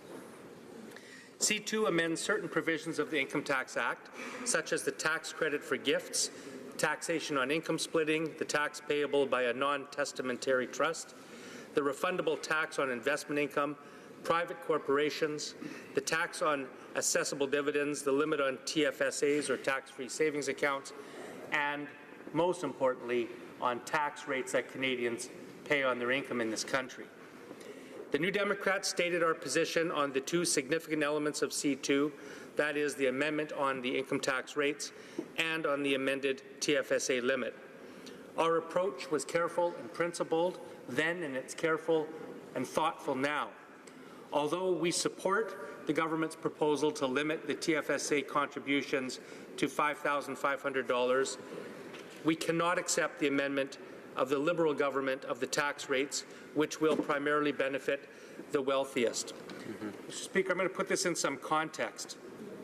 After almost a decade of poor economic growth and, I would argue, misguided management by the previous Conservative government, working class and middle class Canadians and their families are working harder than ever, yet falling further behind. What Canada needs now is a government that will fight against this pattern and this direction, against growing inequalities, but we find that when we analyze the provisions of this bill and the way this government is using tax rates, that the Liberals are going to do just the opposite. Now, the Liberals have continually said that they have a plan to help Canadians, middle class and otherwise. They promised change, rapid, urgent and positive change. But since they came to power, the Liberals have largely ignored Canada's real middle class, and certainly, as I will show you with numbers, they have absolutely ignored Canada's working class and low-income earners by this bill. Now, Bill C2 should have been the Liberals' opportunity to move from rhetoric to action. Unfortunately, that is not what happened. The Liberals' tax plan gives nothing to 60% of Canadians.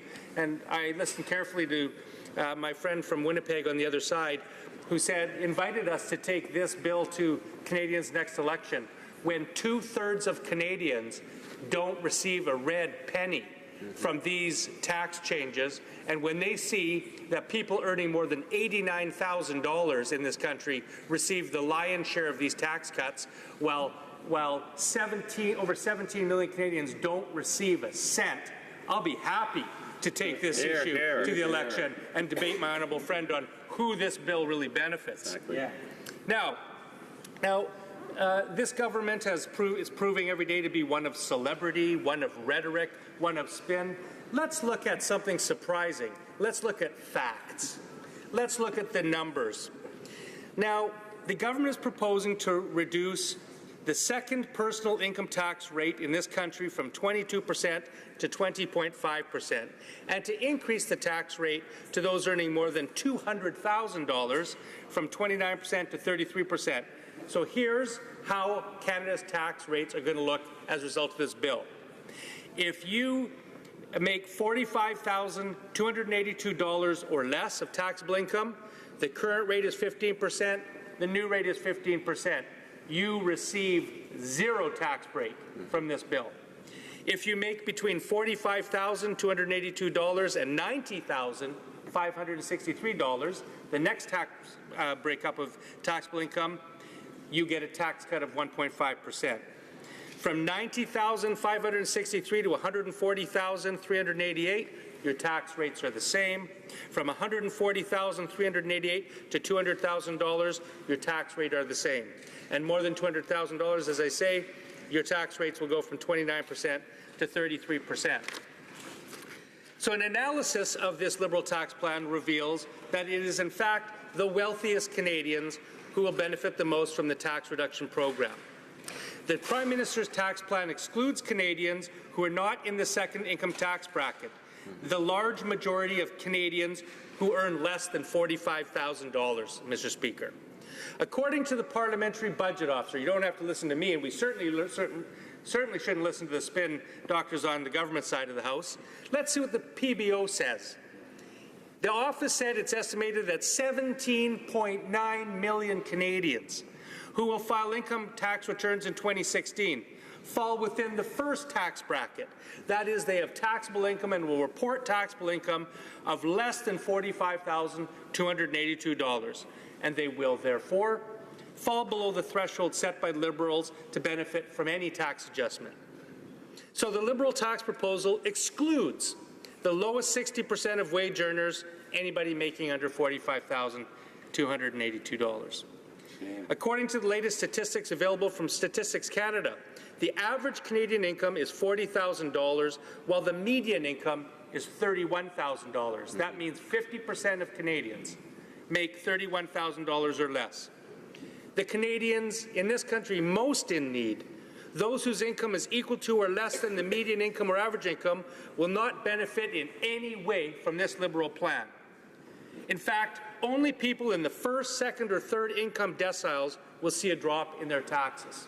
Now, Mr. Speaker, my honourable colleague on the other side of the House from Winnipeg also mentioned that the best thing we can do for small business is to provide them with consumers.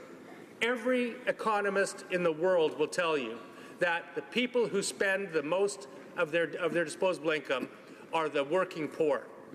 They can't afford to save any. Every dollar you give a working poor Canadian is a dollar that will be circulated in the economy, spent at every business in our community. Yeah. Yet this government has not given a penny to 2/3 of those Canadians to spend in their communities or in their small businesses. So how on earth this government thinks that this proposal is going to stimulate small business when 2/3 of Canadians won't have a penny in their pocket to spend in their communities or in their small businesses is beyond me.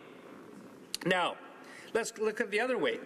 Canadians whose income ranks in the highest 30% will be the main beneficiaries, while the wealthiest 10% of Canadians will pocket most of the money from these tax reductions.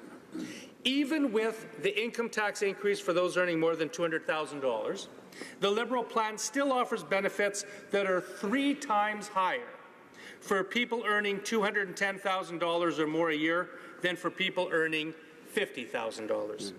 An income tax reduction for the middle class, Mr. Speaker, should benefit a larger proportion of Canadians in the New Democrats' view. This is not the case with this bill. Full-time workers earning less than $23 an hour, which in my riding of Vancouver Kingsway is most people, will get no tax reduction, while those earning $100 an hour will get the maximum tax reduction. Funny middle-class tax plan from the Liberals. Now, using numbers from the Government of Canada's Job Bank, let's turn again to another objective source. We have illustrated who would benefit from these changes. An office worker has a median hourly rate of pay of $19 an hour. They get 0 from this tax plan. A hairdresser has a median income of $13.25 an hour, 0 from this tax plan. A fish plant worker who averages $12.50 of median income, 0 from this tax plan. A bank teller who averages $17.20 in median income gets 0 from this tax plan. A school bus driver who averages $20 an hour gets 0 from the Liberals. A childcare worker who makes $17.35 an hour in median income gets 0 from the Liberals. The Prime Minister's nanny, who makes $18.20 an hour, gets 0 from the Liberals. Even the Prime Minister's assistant chef, who makes $20 to $21.68 an hour, gets nothing from the Liberals. Now let's see who does get money from the Liberal tax plan. A lawyer who averages median hourly income is $53.91 will get $679.22 courtesy of the Liberals. A member of Parliament, hardly middle class, Mr. Speaker, when we make $170,000 a year base income, will receive $679.22. So let's stop and contrast. A member of Parliament gets money back from the government of almost $700, and an office worker and a childcare worker and a school bus driver get nothing. This is the proposal from this Liberal government of how to make Canada's tax system fairer. Mr. Speaker, Any Canadian who hears those contrasts, I don't believe will agree that that makes our tax system any fairer. Now, contrary to what the Liberals claimed during the election campaign, the revenues generated by the tax increase for the very wealthy will not be enough to finance their plan. Now, I notice that the Liberals consistently refuse to answer questions put by the Conservative opposition and the New Democrats to actually hold them accountable for the promise they made to Canadians during the election. Because on this side of the House, at least, we believe that candidates ought to tell the truth to Canadians during elections. And what the Liberals said is, if you elect us, they said to Canadians, we will, the tax cuts for the middle class will be paid for, will be revenue neutral, paid for by the tax increase to the wealthiest Canadians. They told Canadians that directly. After the election, it turns out they're out by billions of dollars. It's been estimated that some $7 billion of excess money will have to be borrowed and paid to the upper class Canadians to pay for the tax cut because, in fact, the Liberals' math was wrong. Now, in terms of Vancouver Kingsway, Mr. Speaker, I've done my homework, and according to Statistics Canada figures from 2010, in my riding of Vancouver Kingsway, roughly 70% of individual income earners will see absolutely no benefit from this cut because they don't report income over $45,282. In my riding, we have 25,635 people who earned and reported income over $45,000 and 58,480 people who reported income under $45,282. The median income in my riding of Vancouver Kingsway is $22,614, and the average income is $30,639. Yeah. And I think my riding is typical, Mr. Speaker, of most members' ridings across this country. Yeah. Where we're seeing with numbers here, forget the spin above, the middle class and the spin of this Liberal government that everybody's going to do better. The numbers tell the truth, and that is that most Canadians will actually not see a dime from this tax proposal, but wealthy Canadians will. Now, I want to just turn to a moment about something that's not been mentioned, which is the gender impact on this. Now, it's well known in this country that women still, in 2016, earn significantly less money than men do. It is well known in this country that women continue, working women who work full-time, earn less than their male counterparts. Now, the numbers that I found, just read from you from Vancouver Kingsway, bear that out, where the median income for men in my riding is $25,532, and it's $20,303 for women, a full $5,000 less. So what that means, Mr. Speaker, is that this bill that exacerbates the inequity between wealthy Canadians and poorer and working and middle-class Canadians is going to have a disproportionately bad impact on women. Now, I was at a conference just a couple days ago when the Prime Minister stood up and said, quote, "Poverty is sexist," unquote. Yep. That's true. But then his government in this House puts a bill in that will change the tax rates in this country that will disproportionately give advantages to men and disproportionately harm women because of the skewed nature of their tax changes. Yeah. Now, I want to mention just for a moment the changes to the TFSA contribution limit. On this, the NDP does agree with the government. The Conservatives wanted to raise the annual TFSA limit from $5,500 to $10,000. The Liberals, to their credit, campaigned against that during the election, and the New Democrats agree with that. And there's a number of reasons for that. The bottom lines basically are that the TFSA, by increasing the amount of money that individual Canadians can shelter, thank you, Mr. Speaker, from taxes, it's a cost on the Treasury. And the cost on the Treasury means that it takes away needed revenue from this government to pay for much-needed programs that the New Democrats will fight for this Parliament, like pharmacare, like childcare, like health care. Moreover, it's been shown that because investors in this country can take already established investments and shift them to TFSAs, that by and large, most people that are putting money into TFSAs are not this is not a result of new investment, it's simply shifted investment. And finally, I don't know too many Canadians that have an extra $10,000 this year that they can put into a TFSA. Mr. Speaker, I want to comment for a little bit about the New Democrats' plan and what we would do. Mr. Speaker, if you really want to make a difference in this country, you have to make an adjustment to the first tax rate in this country.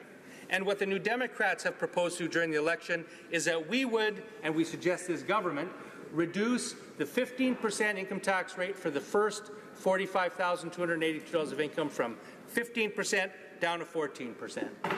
That way, 83% of taxpayers would see a change in the amount of tax payable.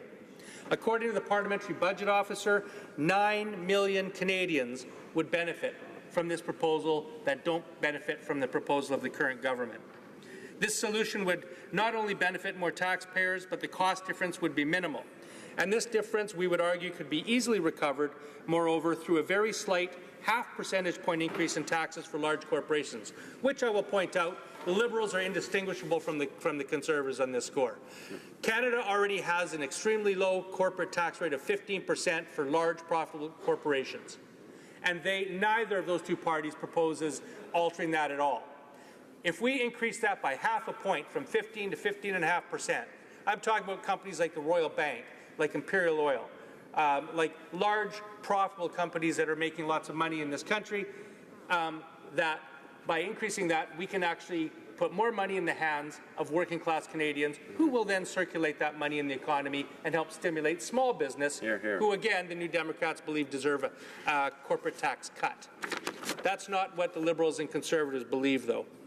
Mr. Speaker, from David MacDonald at the Canadian Centre for Policy Alternatives to Nicolas Zorn of the Institut de Nouveau Monde, to Stephen Gordon, an economics professor at Laval University, to Luc Gabou, professor and holder of the Research Chair in Taxation and Public Finance at the University of Sherbrooke, all of them are absolutely at Edom on this issue. They all have crunched the numbers, and they all say the same thing. This amendment to Canada's tax laws will benefit the wealthy. It will do nothing for the poorest Canadians, and it's bad economic policy. And the New Democrats will stand in this House, and we will continue to fight against this bad policy and fight for the millions of Canadians who do deserve some tax relief, who do deserve support from this government, as opposed to spin and rhetoric from a government that is more interested in celebrity and more interested in style than it is on actually helping the millions of Canadians from coast to coast who are suffering from this economy. Thank you, Mr. Speaker. Questions and comments. Question commentaire. The Honourable Parliamentary Secretary to the Government House Leader. Yes, thank you, Mr. Speaker. And I do believe that the member is not doing him or his party a favour by the way in which he decides to portray the legislation or the Liberal Party's agenda or the Government of Canada's agenda. We need to recognize that the budget came forward, Bill C-2 came forward. C-2 specifically deals with a tax cut between the brackets of $45,000 to $90,000 from 22% to 20.5%. It also implements a tax increase for those that make over $200,000 from 29% to 33%. What we're going to be voting on is that aspect. Now, he wanted to focus, the member wanted to focus on the fact that the Government of Canada has left out others. If you look at the budget, Mr. Speaker, you will see the Canada Child Benefit, which helps most of the individuals in which he says that the Liberal government has fallen short on. His facts just are not correct, Mr. Speaker, when you take a look and you combine the budget with the legislation. The issue is, does the member support the middle class getting a tax decrease and those making more than $200,000 an increase? That's the essence. Honourable Member for Vancouver Kingsway. Well, it's funny, my honourable colleague seems to think that every person in Canada has a child and a family. They don't. They don't, do they? So, Mr. Speaker, pointing out this incredible inequity in the change of tax rates by saying, oh, but we've given Canadians a child tax credit, does nothing for low-income Canadians that don't have children. I take it my friend would probably agree with that. So I guess what he's saying is that low-income Canadians with no children get nothing, but wealthy Canadians, they will benefit from this Liberal government. That, Mr. Speaker, is skewed logic. Now, I want to just quote the Parliamentary Budget Officer, who said directly that benefits of this tax cut will skew to higher income, higher wealth households. David McDonald from the Canadian Centre for Policy Alternatives, using data from Statistics Canada, demonstrated that middle-class families earning between $48,000 and $62,000 would gain only $51 a year, while families earning between $166,000 and $211,000 would receive $813. So my friend can keep saying the words middle class, middle class, middle class, but what the numbers tell you is that the middle class of this country, whether they make $48,000, $62,000, or less than $45,000, won't see hardly any money from this. But people who make $150,000 plus will. That's not the New Democrats' definition of middle class. Questions and comments. Question commentaire. The honourable member for Kamloops, Thompson Caribou.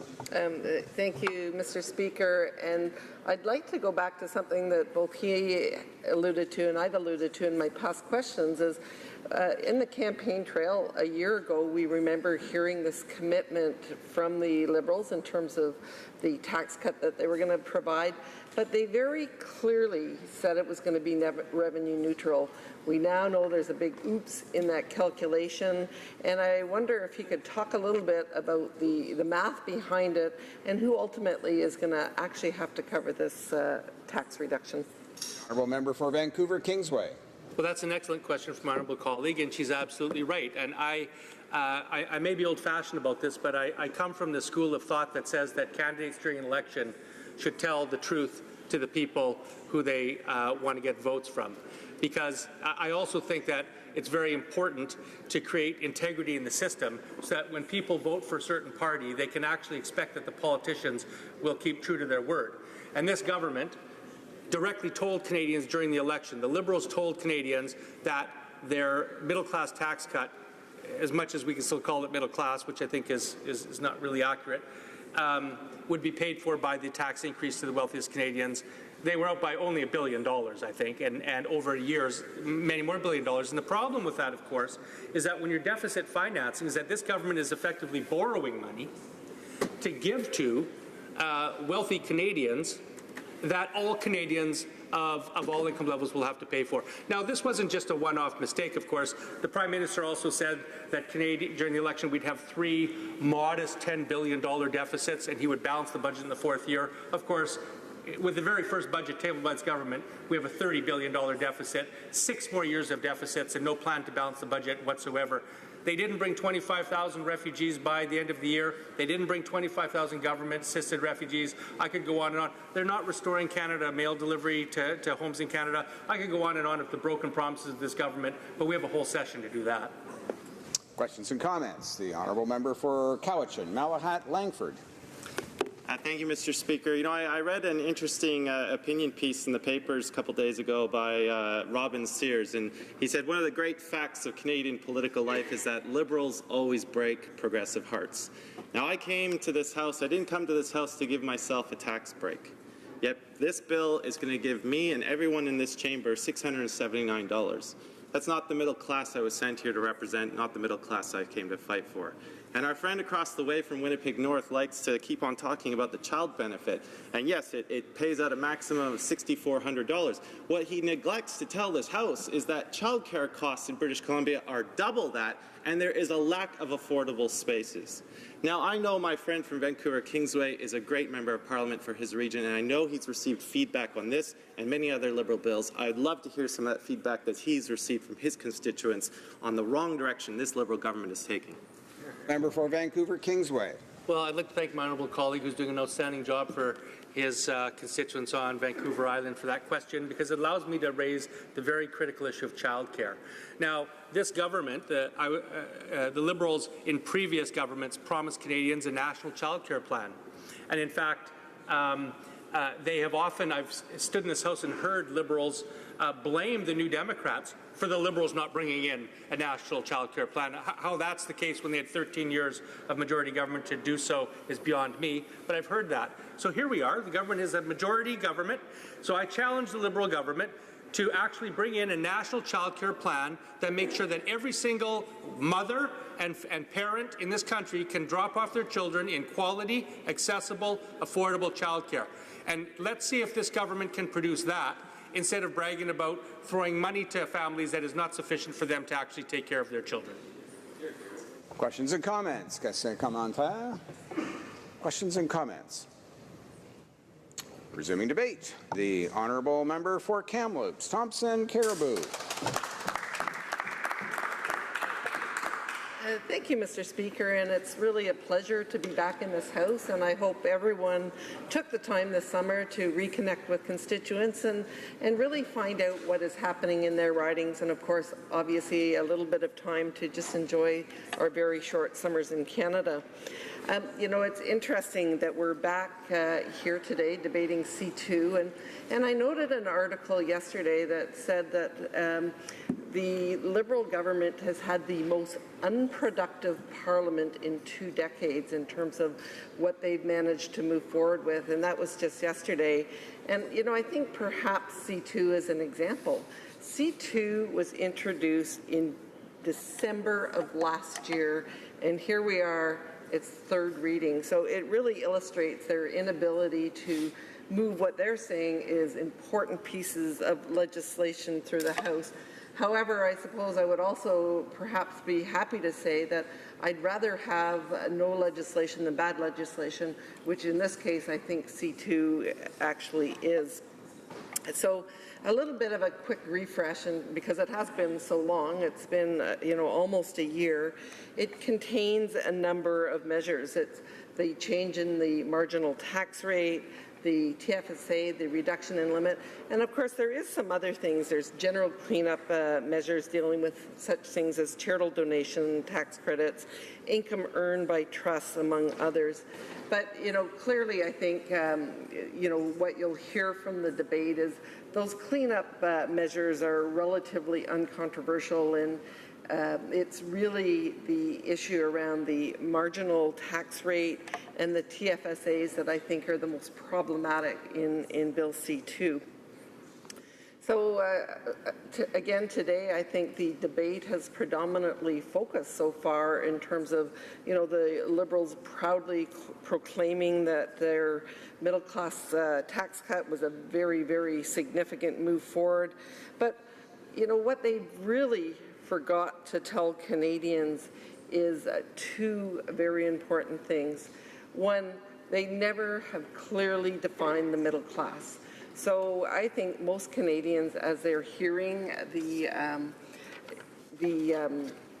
you know, the debate here is saying, you know, middle class, I'm hearing that members of Parliament are going to see $700, where someone that makes $23 an hour is going to see nothing.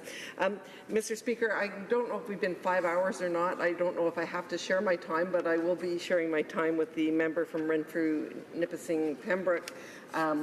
I wasn't quite sure if we'd hit that 5-hour debate time yet, but anyway, I do want to make note of that. So what we have is we have a very poorly defined middle class, and I don't think, you know, many of us would really call members of Parliament middle class deserving of the biggest tax cut. I mean, as a Conservative, we certainly support tax cuts in whatever form, but the bigger problem being is that tax cut and what it's actually doing. And this government had a big oops in their math.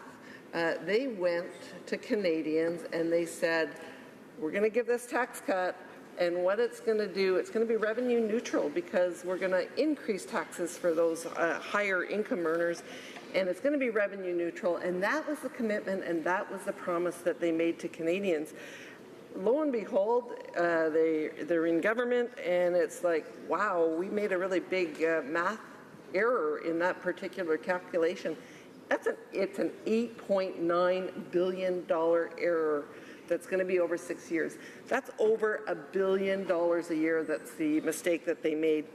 So, you know, we also had a commitment that they were going to have a $10 billion deficit. It's gone to $30 billion now. $30 billion. And this is just one of the measures that has added to that deficit that's going to create problems into the future. So, Mr. Speaker, I would say this is not a promise cap. This is a promise that has been broken to Canadians because it is not revenue neutral. And I think it's been said in the past, debt is deferred taxes.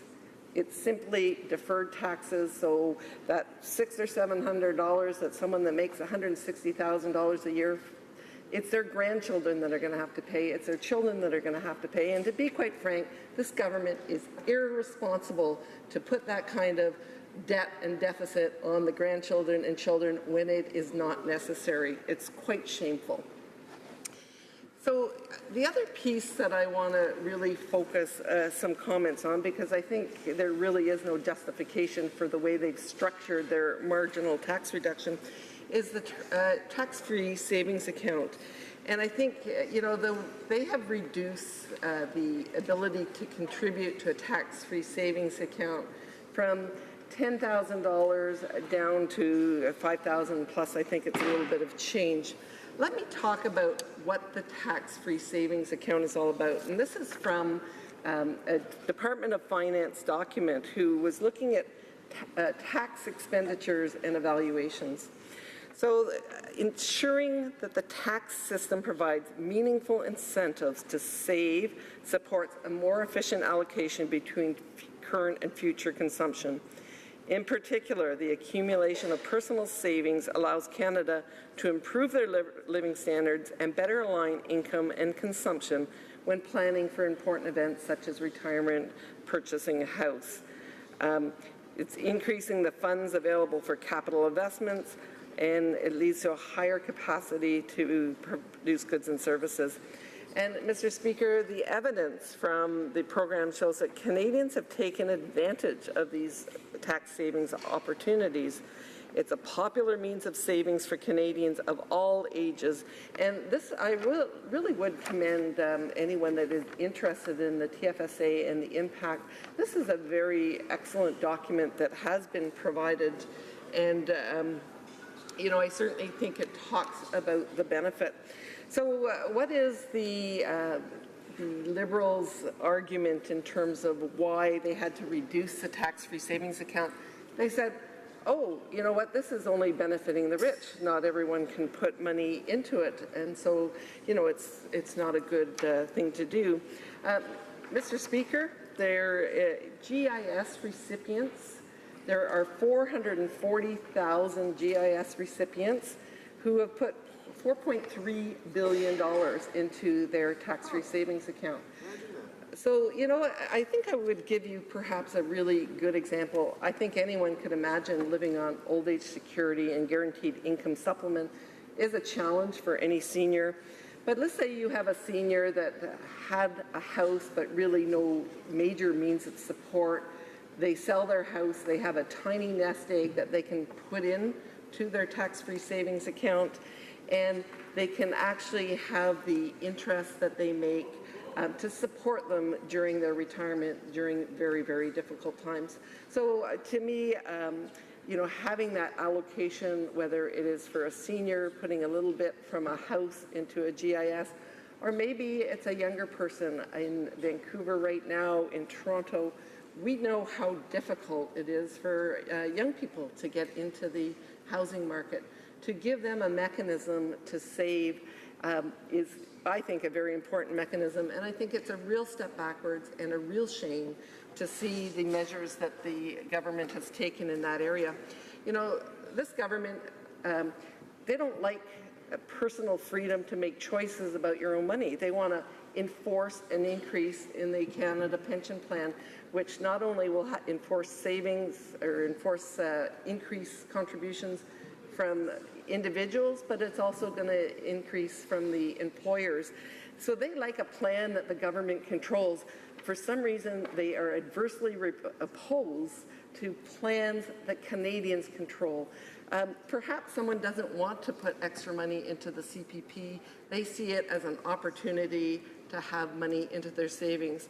So, Mr. Speaker, there isn't one size that fits all, but what I'm very, very concerned about is this government is showing a massive predisposition towards spending taxpayers' money that they don't have, deficits, debt, and creating a one-size-fits-all government program that is not good for certainly meeting the needs of Canadians in all their diversities. Thank you, Mr. Speaker. Questions and comments. The Honourable Parliamentary Secretary to the Government House Leader. Yes, thank you, Mr. Speaker. There's a natural question that should be asked when a Conservative member speaks on a tax reduction piece of legislation. And that is with respect to, can the member, which we really need to make it very clear, C2 does give a tax relief to millions of Canadians. And traditionally, I would have thought the Conservatives would have supported a tax cut. The core of C2 is just that, a tax cut to Canada's hardworking middle class and those aspiring to be a part of the middle class. And I'm asking the member, does she not believe that as a member of the Conservative Party that she should be supporting tax cuts? I would have thought that that would have been a given. How does she justify to her constituents that she does not support her constituents getting a tax break? Member for Kamloops, Thompson Caribou. Thank you, and that is a good point. We do support tax cuts in many forms, but we also put a high priority on a balanced budget and again, I'll use the word, debt is deferred taxes. So what he's doing is taking a tax cut now and moving it into our future generations. What our government worked very hard at is seeing Canada through the global recession, getting back to balanced budget, and this government with its spending on, every time you turn around, there's $8-some billion they spend over the summer on gazebos and assorted items. They make miscalculations in terms of the money that the tax cut is going to cost, and so I think they have a huge spending problem, and we need to be very concerned. Questions and comments. The Honourable Member for Drummond. Thank you, Mr. Speaker. And I'm very happy to participate in this debate because, as you know, we're very concerned about what's happening for the working class, people who are working very hard, but unfortunately who are having a hard time making ends meet. And to that extent, the Liberal government isn't really giving more to the middle class because those who earn $31,000 a year on average across Canada aren't going to get anything from this tax cut plan. So those who earn hundreds of thousands of dollars will be getting money from this. So we're not talking about people who are having a hard time making ends meet who are going to get the most benefit from this tax cut. So it's very sad to see this from the Liberal government, which said that it was going to work for the middle class, for those who really need help, and that's not the case here. And so to that end, well, we also heard that this is a plan that was going to be revenue neutral for Canadians. And unfortunately, we're going to see a drop in revenue because of this plan. So who is going to have to pay because of this poor financial management? Well, that's the question that I have for my honourable colleague. Honourable Member for Kamloops, Thompson Caribou.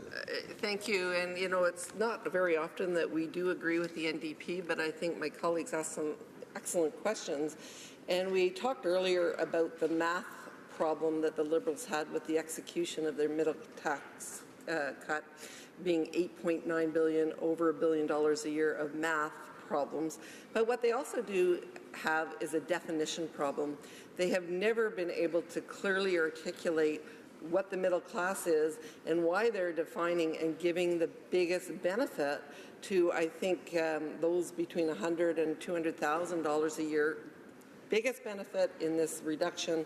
I'm sure that most Canadians, if you ask them, is that the middle class, they would be clearly saying, no, what are they doing? This has been very, this is not what we expected, both in terms of the tax cut and in terms of revenue neutral. Thank you. We have time for one more short question and response. The questions and comments. The Honourable Member for Renfrew, Nipissing, Pembroke. and my colleague clearly articulated how the Liberals are back to using gun registry math, where we had a $2 million gun registry balloon to $1 billion. That's a debate for another day, seeing how they're bringing that one back. I'd like my colleague to tell us how the reduction of the TFSA maximum amount from $10,000 per year to $5,500 a year is working against the middle class. For Kamloops, Thompson Caribou. Mr. Speaker, Finance has done a very excellent report talking about the uptake in terms of Canadians and how the TFSA has been a very, very important vehicle for them. And again, whether it is for young people perhaps wanting to save for their first home, whether it's people in the middle class who are looking to save towards retirement, the argument that just because you can't put $10,000 a year in is not a good argument, because there's some years where people can put $10,000 a year in, but I think to have that limit has been a very important vehicle for all. Resuming debate, the honourable member for Renfrew, Nipissing, Pembroke. Mr. Speaker, as the Member of Parliament for Renfrew, Nipissing, Pembroke, I thank the electors of my constituency for this opportunity to represent their interest in the affairs of this nation. Today we're going to talk about paying for bad spending, as this legislation, C2, is one of the reasons Canada has gone from having a budgetary surplus to having a huge requirement to raise taxes. The legislation we have before us today is a result of election campaign promises. These measures could easily have been incorporated into the federal budget, but for whatever reason of political expediency that motivates this government, we're dealing with budget measures, but not from March budget. Some election promises are made to be broken. Unfortunately for Canadians, the election promises that were broken were the wrong ones, starting with the decision to triple the deficit from $10 billion to $30 billion in each of the first 3 years, with no plan to get Canada out of deficit. Deficits are nothing more than deferred taxes. The Prime Minister went across the country during the campaign and said, we'll take the money from the rich and we'll give it to the middle class for income tax cuts. And don't worry, it will not come out of the Treasury. It will be a revenue-neutral deal. The Prime Minister repeatedly and directly stated that he'd introduce, and I quote, a $3 billion tax cut for the middle class, paid for by a $3 billion increase on high-income earners. The fact of the matter is, as usual, the Liberals got their numbers completely wrong. There's no such thing as a revenue-neutral Liberal tax cut. So now Canadians understand why the measures in the legislation before us today were sliced out of where they should have been, and that's in the March 22nd federal budget. That's because someone's tax cut on one hand must be paid by someone else on the other hand. Canadians now realize the title on the budget document was misnamed. It should have really read, paying for bad spending. By the Minister of Finance's own admission, when he's not in denial to the fact that our Conservative government left the nation's finances in a budgetary surplus, there will be a revenue shortfall of almost $2 billion with a measure contained in this legislation. Where is that money going to come from to pay for this campaign promise? It has to come from existing revenues or create an even larger tax increase requirement. Starting April 1st, the federal government is spending $444.4 million to hire a new army of tax collectors to go after average Canadians with a 5-year quota of $2.6 billion. For anyone who can't afford to hire an expensive accountant or lawyer to defend them, or who has so much money they can afford to use overseas tax shelters, the Liberal government will spend $351.6 million with a 5-year collection quota of $7.4 billion to collect so-called tax debt. In round numbers, that total spending of almost $800 million to squeeze $10 billion more out of the pockets of Canadians, your pockets. The CBC tells us that Montreal-based clothing maker Gildan earned $396 million in profit last year, but paid just over $6 million in cash taxes, a rate of about 2%. Drug maker Valiant, based in nearby Laval, Quebec, booked $1.1 billion in profit in 2014, but paid only $110 million in tax.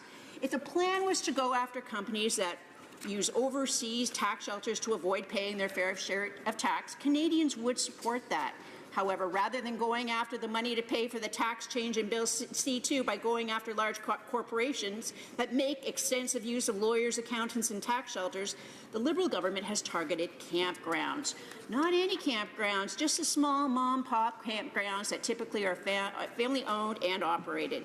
The Liberal government has even set a number of 5 employees on page 220 of the budget, where it infers a campground with less than 5 full-time employees is a tax planning scheme. This is the arbitrary Liberal threshold to be considered a small business. Forget that many of these small campgrounds consist of a husband and wife doing all the work, or that the short camping season in Canada is only a season. Someone has to pay for the Liberal campaign promises. This is what the executive director of a camping organization in Ontario had to say. Campgrounds are active, labor-intensive recreational businesses that provide an affordable vacationing option for Canadian families and international visitors. These recent Canada Revenue assessments not only put these small, mostly family-owned businesses at risk, but also send a terrible signal to the entire industry just days before the 2016 camping season is about to begin. The Canadian Federation of Independent Business stated that requiring 5 staff to qualify for the small business tax rate is deeply insulting to the entrepreneurs who are often a part of the daily operations of their business. It's called the small business tax rate. Being too small should not be a reason to exclude anyone. It's called paying for bad spending. The Minister of Finance, in his opening remarks regarding Bill C2, stated the government consulted widely before introducing the measures in his legislation. He claimed to have asked Canadians directly how the government can support them and grow the economy. The Minister of Finance even claimed to have met people from all walks of life, including small business owners. He obviously skipped meeting with any small businesses, entrepreneurs who operate family campgrounds.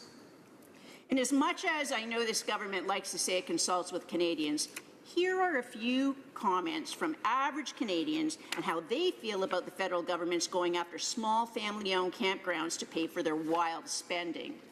If a company with fewer than 5 employees is not a small company, then what is? Besides, campgrounds are still reeling from having to charge property tax on seasonal trailers. Surely CRA must have bigger fish to fry. And this comment, I'm not running a passive small business. I'm running a business, one that I work 7 days a week at. My campground is host to campers from Germany, Holland, France, Switzerland, and darn near every state and province in North America. Passive, I am not. I am, however, the owner of a small business, and I resent that you suggest otherwise in order to rob me or any campground of more dollars. I do not believe that small family-run businesses should pay more tax than billion-dollar corporate businesses. I, along with my family, have camped most of my life, and I'd like to continue doing so. As tax collection targets of the Liberal government, imagine the shock of a family campground when they receive their collection letters telling them they are no longer considered a small business and owe tens of thousands of dollars in reassessed taxes. In fact, a campground in southwestern Ontario recently received a collection letter stating he owed $250,000 in reassessed taxes. Another campground received a notice of assessment for 2013 and 14 showing $36,000 more in taxes were due, plus $250 per month in interest charges alone. Campgrounds will be closing. This move to go after small businesses like family campgrounds is not unexpected.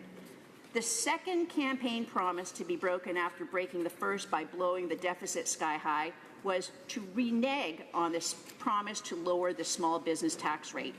In fact, the Prime Minister demonstrated his contempt for small business by claiming small businesses were nothing more than tax scams. He believes they're set up as a way to avoid paying taxes. That comment is an insult to the husband and wife team who work 60 to 70-hour weeks to manage a family campground during the short summer camping season. Camping is family time, getting kids off video games and out in nature and the great outdoors. The last affordable family vacation will now be taken away from Canadians. Since I brought this change in taxation policy to the attention of the people who would be the most adversely affected by it, I'm pleased to recognize the many individual campground owners, as well as the many municipalities who have expressed their support for any action taken to rescind this unfair taxation. We're supposed to be more active. What better way to be healthy than spending the day outdoors? Campgrounds are an escape for people who live in urban areas. Not everyone can afford a cottage.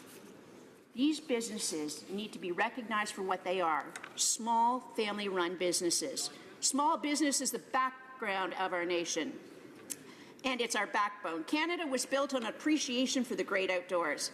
Stop the overtaxing and allow our kids to enjoy themselves in nature. It is truly unfortunate the first budget of the new regime should be so wrong for Canada. I urge the Liberal Party to really think about the harm they're doing to Canada with their policy of high deficits and raising taxes. Questions and comments? Questions et commentaires?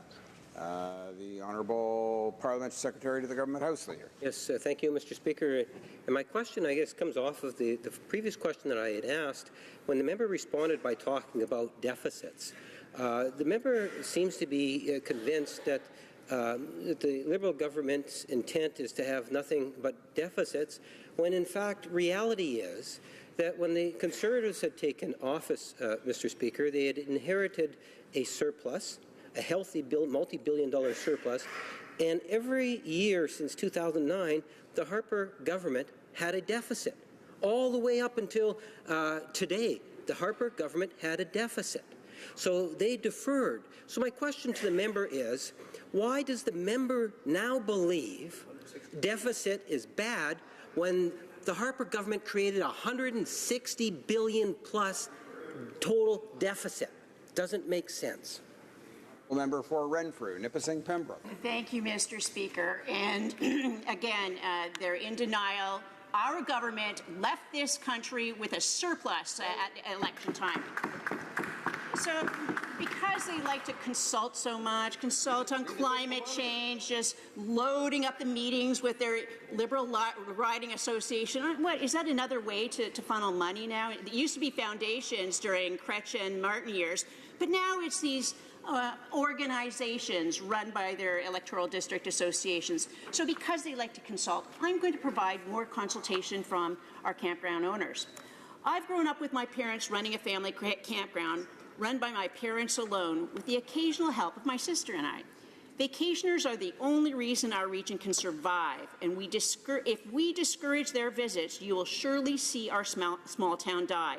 Campgrounds are most definitely considered small business operations. There is no one-size-fits-all in our area. Campgrounds are not investment opportunities in our area, but instead it's a way for many families to make a living by offering those outside the area a small piece of heaven.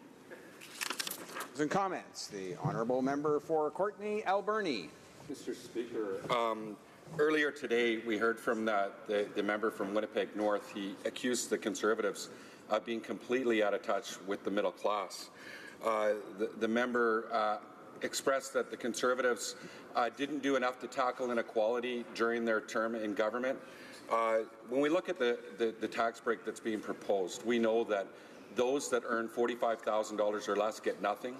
Those that earn between $100,000 and $200,000 get the most. We know Canadians are fair. We know that even those that are earning between $100,000 and $200,000, they need a break. Housing prices are going through the roof. But Canadians are fair. I don't think you'll find a Canadian that earns between $100,000 and $200,000 that thinks it's fair that they get a tax break and someone who earns less than $45,000 a year gets nothing. I want to ask the member, does she think that the middle-class tax break that's being proposed by the Liberals is fair? And if she would support New Democrats' call to include the bottom first tax bracket to be included in the Liberal middle-class tax break, or scrap it altogether and do something more productive, like create a national child care plan? Member for Renfrew, Nipissing Pembroke. Thank you, Mr. Speaker. And clearly the Conservative Party represents the taxpayers, and we have to fight for the tax cuts and fight against the tax increases. And one of those increases is the small business tax credit, because what they did is, instead of lowering the amount that we had in mind to do and was pledged during the election, they did not, which in instance is really a tax increase. So I want to share another comment from another campground, and it says, I support small family-run campgrounds. Regardless of how many people they employ, the surrounding municipalities benefit greatly from all the campers they draw in from other areas to contribute to our local businesses and attractions. Many of the people hired to work at the campgrounds are returning to college and university students who rely on these summer jobs to pay for their education. And they, like my colleague said, are in the lower income bracket, and they need the work. Resuming debate, the honourable member for South Surrey, White Rock. Great. Thank you very much, Mr. Speaker. I will be splitting my time with the member from Saskatoon, Grasswood. I rise in the House today to speak to Bill C-2, an act to amend the Income Tax Act. Now, this legislation slashes the contribution limits to the tax-free savings account from $10,000 to $5,500. And the rationale behind this cut, as we have heard many times from the Prime Minister, from the Finance Minister, and from other ministers, and I'll quote, that the tax-free savings account is only for the wealthy Canadians, and no one has an extra $10,000 just laying around. Well, Mr. Speaker, this rationale couldn't be further from the truth. Seniors are saving for their retirement, students are saving to pay for their education, and new parents are saving for their children. And young entrepreneurs are saving to start a business. Now, in my riding of South Surrey White Rock, it is the seniors who will be hit the hardest by this legislation. And constituents in my riding overwhelmingly do not support this change. Now, a report from the Parliamentary Budget Officer back in 2015 stated that middle-income earners and Canadian seniors are benefiting the most from the tax-free savings account. Now, this report also stated that raising the limit to $10,000 would benefit middle-income earners and seniors even more in the long term. So, Mr. Speaker, this is exactly what this Conservative government did. We raised the limit to $10,000 to benefit seniors and the middle class. So when I hear from the Liberal government that the tax-free savings account, again, only benefits the rich, therefore we need to cut it in half. Same thing with small business. We've heard from the Liberal government. Small business is only a tax haven for the rich. I can't help but wonder where and how they are getting their information, because it's contrary to the Parliamentary Budget Officer, contrary to experts in the banking industry, and frankly, contrary to plain old common sense. Now let's talk about the so-called tax cut for the middle class. Again, we heard over and over again that the tax cut, which is also included in this bill, would be revenue neutral. Wouldn't cost Canadians anything, nothing. Well, Mr. Speaker, this statement is simply not true. The Finance Minister has since amended his comments and stated that his plan is not revenue neutral, and in fact, it will cost Canadian taxpayers at least $1 billion. But actually, in a report from the Parliamentary Budget Officer, it states that the figure is at $1.7 billion. So now we've gone from revenue neutral to costing taxpayers $1.7 billion. But it gets even better for the taxpayers and those who are losing their jobs. The Liberal government told taxpayers that for a tiny, small deficit of $10 billion, infrastructure projects would be built and the economy would flourish. Well, Mr. Speaker, again, that's not true. From a balanced budget with $1 billion surplus, and as stated numerous times by the Parliamentary Budget Officer, that was the condition that we left our finances in. the Liberal government burned through the $1 billion, racked up $30 billion deficit, and we are still waiting for the infrastructure projects. So, Mr. Speaker, the Liberals have decreased the ability for seniors and the middle-class families and students to save, and increased the debt burden on every Canadian through reckless spending. As well, removing the tax credits for post-secondary tuition, for school textbooks, for sports and art programs for children, increase the contributions to the CPP, and $6.7 billion has been spent or committed overseas. And just today, the Prime Minister announced over $450 million to the UN, so now that raises the total to over $7.1 billion. Further to that, recently announced by the Prime Minister, an 8-month-old Asian infrastructure investment bank initiated by the Chinese government will see approximately $2.9 billion of Canadian taxpayers' dollars for infrastructure built in Asia. And it is important to note that all these figures are only what is publicly being pledged, as we know that not all government spending is announced publicly. Mr. Speaker, there is only one question to ask. What tax increases is this Liberal government going to implement in order to pay off the debt? Because it will have to be paid off, and I remind this government that there is only one taxpayer, and it is not their money.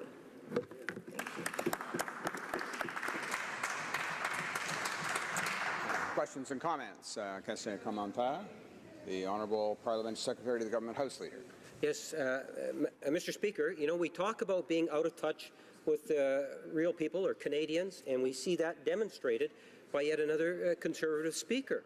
On the one hand, the member is saying that the seniors are going to be most negatively affected by this government, when in fact the most vulnerable of our seniors, the ones that are receiving the guaranteed income supplement, are seeing a huge increase, a larger increase than the Harper government ever gave to the seniors. So if she was in touch with her seniors in the community, if the Conservatives listened to what the community was saying, they would hear that the Government of Canada is in fact addressing many of the needs of our seniors. The member makes reference again to the deficit. Does she not realize, Mr. Speaker, that the Harper government, the Conservative government, had over $160 billion?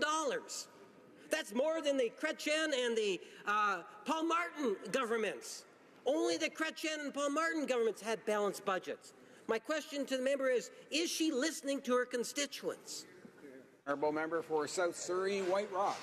Well, thank you very much, Mr. Speaker, and I thank my colleague for his questions because, as he well knows, there was a global recession that Canada fared extremely well as we came through that.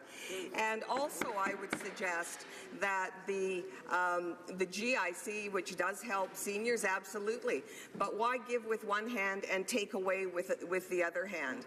And again, when we look at how financially prudent the Conservative government was and how our banking system was set up, we fared more to the top of most countries around the world. So I think that there needs to be a little bit more acknowledgement of the actual facts, Mr. Speaker.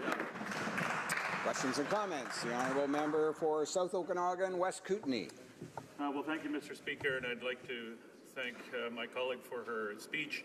I just wanted to bring this back to the fact that the NDP and the Conservatives do seem to be agreeing on at least one thing in this debate, and that is the concern around the fact that this budget, this tax break we're hearing of, is not revenue neutral, that it will create a $8.9 billion deficit that will have to be borrowed and then paid back by all Canadians. The tax break we're hearing about is going to benefit wealthier Canadians, and her colleague that just spoke previously mentioned the fact that there are many large, profitable Canadian corporations who are getting off very lightly in terms of taxes. Canada has some of the the smallest corporate income taxes in the world. And I just wondered if the member would comment on the NDP proposal to raise those corporate income taxes by 0.5% that would help cover this shortfall, help real middle-class Canadians in their tax savings. Thank you. Member for South Surrey, White Rock.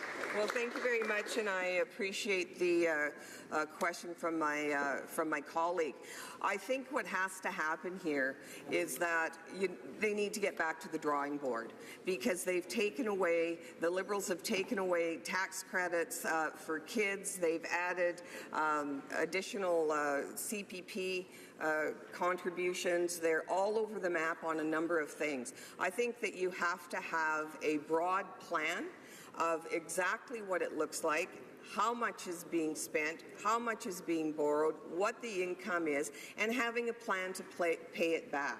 So I think it has to have a broad look with people that actually know what they're doing.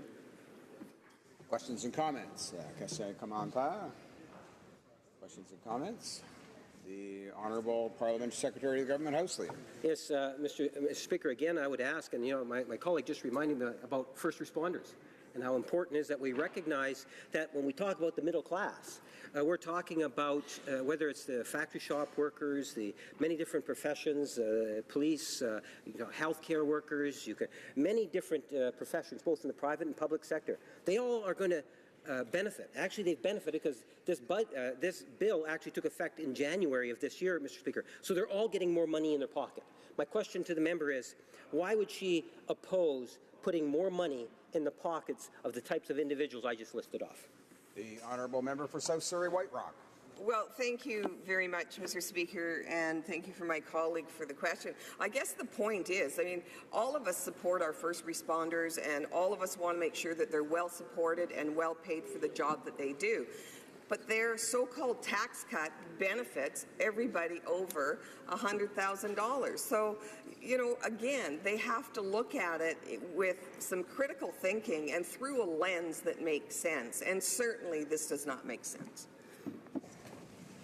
Resuming debate, the Honourable Member for Saskatoon, Grasswood.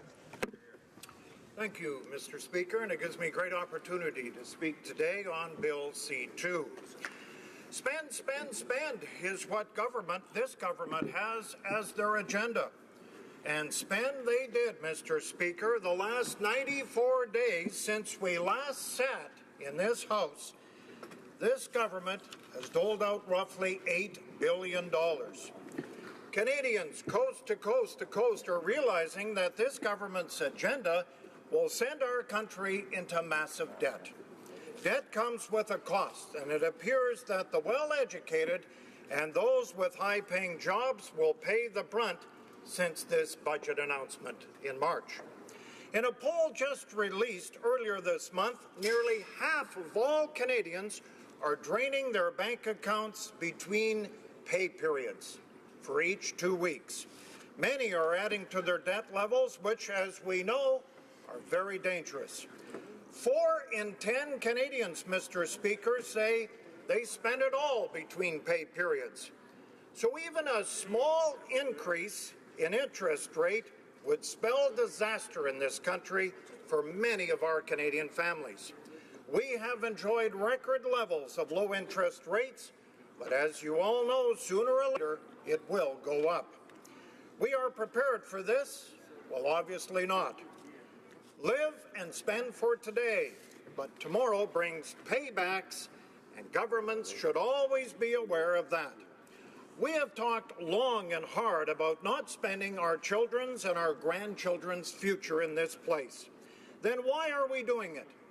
We should be reminded about the economic policies of the Liberal government some 30 years ago, were increased taxes, increased debt, increased bailouts. Do you know, Mr. Speaker, it took subsequent governments 30 years, yes, 30 years, to recover from that reckless spending of 30 years ago. Why is the current government then repeating the same policies of some 30 years ago? Well, it took a generation to recover that. And we look back into history, it was our previous government that actually restored the pay increase to the middle class by an average of $5,000 per year. Now, those living in Ontario appear to be far more pessimistic than the rest of the country as a whole, and I guess we shouldn't be surprised about that because it too is a Liberal government in Ontario, and like this one in Ottawa, they just love to spend, spend, spend, which means taxes eventually, maybe not right away, Mr. Speaker, but you will have to pay for it down the road. You know, it has been especially a dark summer in my province of Saskatchewan. We've had many layoffs. We've had many shutdowns. We've had many takeovers that have donned the headlines of our major papers in the province of Saskatchewan. Mitsubishi Hibachi, the power system, laid off some 150 Saskatoon employees in July. The company later said they're simply going to close the plant permanently and sell off all the assets. In the same month of July, workers at Mosaic's Kolonzi potash mine were told that the entire mine would be shut down until January 3rd of 2017. The company said, Mosaic said, they hope to call back workers, but there is absolutely no guarantee. I should add, Mr. Speaker, late July I drove by that mine in Kolonzi, once hosting well over 200-300 stalls for parking. There was 5 vehicles in the parking lot when I went by. It has affected the entire area, as business surrounding the Kolonzi mine have been hit hard with the shutdown of that mine. Many are forced to cut hours or simply lay off staff because of their shutdown. The entire potash industry right now in this country is nervous with the possible merger of Potash Corp and Agrium announced earlier this month. Vecima, another company in Saskatoon, announced massive layoffs in Saskatoon in July, and the decline in the construction industry has hit our province especially hard. The largest decline in construction employment was in the Saskatoon metropolitan area, where the employment 3 months ending in August of 2016 was 3,200 lower than it was the year before. There was 42,000 unemployed in the province of Saskatchewan during August. That is an increase of 3,400 from the month before and 5,200 more than the number unemployed in August of 2015. EI recipients jumped 19% alone in the month of June. I will quote Doug Elliott, who is the publisher of SAS Trends Monitor. He quoted saying that people were unable to find work, have just simply stopped looking entirely. Now let's think about this, Mr. Speaker. The incentive to work among the current unemployment ranks is lost in this country. Now we hear the government will move forward on their carbon tax. Like it or not, we're going to have a carbon tax in this country. There's no agreement at all from the Vancouver meetings that they held in March. Actually, we missed the September 2nd deadline, and now, like it or not, we're going to have a carbon tax because we were promised one. What happened to the collaboration that was promised by this government almost a year ago? Employers are feeling the pressure in oil and gas producing provinces like mine in Saskatchewan, along with Alberta and Newfoundland. This budget did nothing to improve their situation at all. Once considered the backbone of Canadian economy, these provinces were left to fend for themselves with this current federal Liberal government. I might add, Mr. Speaker, changes coming to the CPP will add more costs to businesses at a time when they're scrambling in this weak economy. Yet this federal government shows no mercy for business and the middle class. According to a new Ipsos survey conducted on behalf of the Canadian Federation of Independent Businesses, 8 in 10 want the government to consult with the public before going ahead with their CPP expansion plans. So if the CPP reforms mean that businesses freeze or even cut wages, then employees will simply oppose these reforms. Working Canadians don't support changes to the CPP if it has consequence of freezing or even diminishing their salaries at all. This makes sense, as we all know right now in this economy, Canadians are feeling the pinch. Just today, the Finance Minister confirmed the economy will create 1,050 fewer jobs per year, Mr. Speaker, over 10 years than it would have been in case without the higher premiums. Well, changes to the Income Tax Act was and continues to be a major concern for entrepreneurs and professionals coast to coast. These are the people that are driving our economy. Our previous Conservative government left the current government, we know, with a surplus. In the last 94 days alone, this federal Liberal government has gone through nearly $8 billion of announcements, and plus $1.3 billion spent outside this country. Our previous Conservative government believed people needed to save for the future. The popular TFSAs were there for emergencies. This was visionary, Mr. Speaker, as it promoted families to save for the future. And in times of uncertainty like right now, they could withdraw those TFSAs. In times of prosperity, they could save for the future. Exactly. And by saving now, it took the burden off federal government in future years that it could be used to redirect the money to other needed programs. This summer, Mr. Speaker, I knocked hundreds of doors in my riding of Saskatoon-Grasswood. We did a number of barbecues. I was constantly told how disappointed they are in this Liberal government. Many professionals said they're going to simply cut back their hours. Instead of serving the public like they do now for 6 and 7 days a week, they will simply cut back their hours to 3 or 4 days a week. The incentive is gone, Mr. Speaker, and that will make us all pay dearly in the end. Thank you. Hear, hear. Questions and comments. The Honourable Parliamentary Secretary to the Minister of Employment. Very much, Mr. Speaker. Great to see you back in the chair and all the friendly faces back in the confines. And in that being happy to be back, I'm going to be more than happy to sort of help him with his history lesson here as he sort of takes us down memory lane from deficits past. And you know, if we're going to reach back, I think we should reach all the way back. Let's go back to '84 when the Conservative by the Prime Minister Mulroney took over at the time. Great guy, yeah. And he inherited a national debt of $120 billion. Now, by the time he left in '93, that debt, the national debt, had gone up to $560 billion. Enter Jean Chrétien and Paul Martin. They come in '93. They were able to take on the tough questions in '95, balance the books, successive surplus budgets. They brought the national debt down to $460 billion. In comes another Conservative government, and where do we end up? $612 billion of accrued national debt under the Conservatives.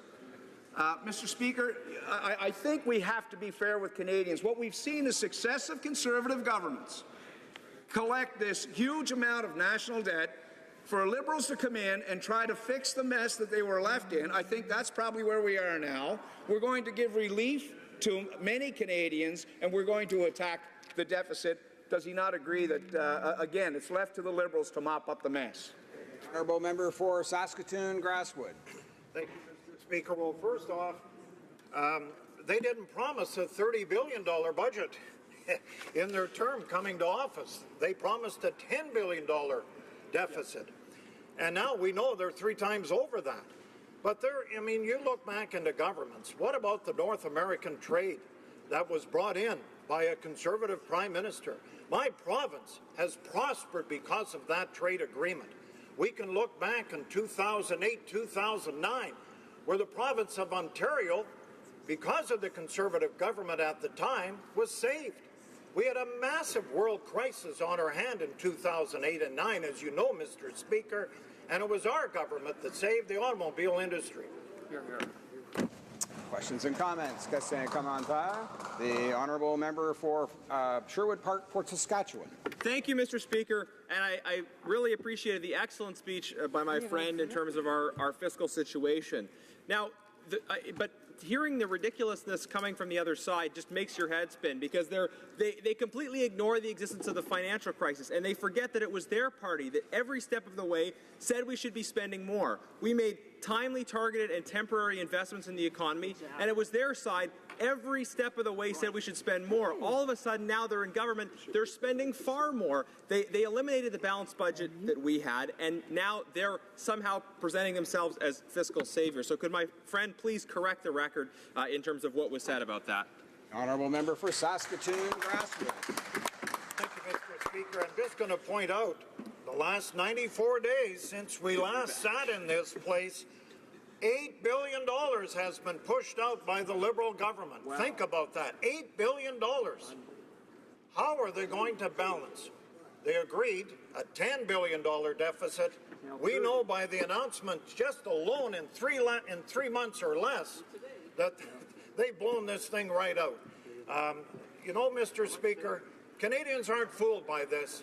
We all spent the summer door knocking and having barbecues and talking to our constituents. They know this Bill C-2 will not survive.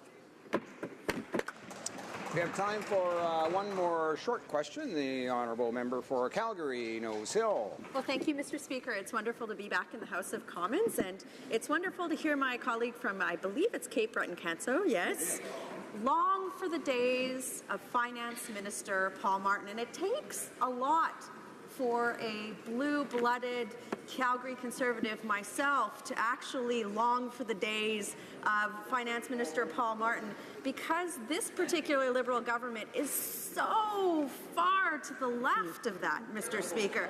You know, my colleague from Cape Breton-Canso, he talks about history. I think he's longing for days long past, because this Liberal government is actually making the leader of the NDP happy in his demands. So I'm wondering if my colleague can talk about the great irony of a Liberal government putting forward and talking about the merits of a balanced budget when they are when they're mortgaging generations of Canadians' future with this particular budget. Thank you. Time for a short response. The honourable member for Saskatoon, Grasswood. Thank you, Mr. Speaker, and thank you, colleague. Well, it's interesting. We've seen the economy turn in 3 provinces, and it's Alberta, Saskatchewan, and Newfoundland, Mr. Speaker, and we've seen little or no response from this federal Liberal government. We know these 3 provinces carried Canada for decades. And because of the oil and gas situation, they're hurting right now, Mr. Speaker, and they're far from getting help from this government. Resuming debate, the honourable member for Moose Jaw, Lake Centre, Lanigan. Thank you very much, Mr. Speaker, and it's good to be back. Good to see you back in the chair. Good to see all of my colleagues here as well. Mr. Speaker, I have limited time before we have to adjourn this debate, so I'll make my comments as brief as possible, but I have to at the outset, Mr. Speaker, correct the record again for my colleague, my friend from Cape Breton-Canso, who tried to imply that during the time of the previous government that we recklessly ran up deficits and added to the national debt indiscriminately. Of course, that is not true. We did so for one very good reason, Mr. Speaker. We did it grudgingly, but it was necessary to spend money, particularly on infrastructure projects, during the time of the worldwide global recession. Now, Mr. Speaker, every country in the G20 agreed to that plan. We did so grudgingly, as I mentioned, but the one thing that stays with me, Mr. Speaker, and my colleague and my friend who was opposite at the time would have to agree to this, as we were preparing our budgets and as we were preparing to spend $50, $60 billion in infrastructure projects to try and stimulate the economy, the complaints that the member opposite and his colleagues on the Liberal benches had, we weren't spending enough. They were on record day after day after day, there and the colleagues in the NDP saying, you have to spend more, you have to spend more. And now, Mr. Speaker, they have the audacity to sit there or stand in their place and complain about the debt. Mr. Speaker, this is typical Liberal hypocrisy. It's doublespeak. They have always, Mr. Speaker, in their terms of office, spent first and tried to correct the record later. Mr. Speaker, that's simply not the way that we have done things when we were in government. And, Mr. Speaker, what's even more troubling to me is the fact that this Liberal government, beyond trying to be a revisionist history party, they are reversing many of the initiatives that we brought forward that are so incredibly popular and beneficial to Canadians. Take, for an example, Mr. Speaker, the TFSA, the tax-free savings account, the most important tax savings initiative that we have seen in this country since the advent of the RSPs. It allowed, Mr. Speaker, it allowed Canadians to put money, after-tax money, into an account where that money could accumulate tax-free and then withdraw the money tax-free. It was unbelievably popular by Canadians, Mr. Speaker, and we had, at the outset, put $5,000 as a limit that Canadians could contribute to this account. We later then increased that to $10,000, Mr. Speaker, and then $10,500. But you know what happened, Mr. Speaker? When the Liberals came into power, they said they would roll back the contribution limits, roll it back to $5,000. And what was the rationale? They said, well, people, the ordinary Canadian can't afford to put in $10,000 a year into an account, so we'll ratchet it back. Well, Mr. Speaker, I just have one question. When has it become a bad thing to allow Canadians to save more money tax-free? When has that become a bad thing? Apparently it has been, because this government says it is. Well, they think they know what to do. Tens of millions of Canadians have maxed out on their TFSA contributions each and every year. And tens of millions more we're looking forward to actually putting more money into a TFSA so they could withdraw the money when they wanted to spend it on what they wished. But this government, of course, knows better than Canadians and said, I'm sorry, you can't put that money into a tax-free savings account. We need the money because we want to spend it. That's the tax and spend philosophy of the Liberals, Mr. Speaker, and it's something that most Canadians eventually, and hopefully sooner rather than later, will come to understand and realize once again there's only one party in this place that truly protects the taxpayers' interests, and that's the Conservative Party of Canada.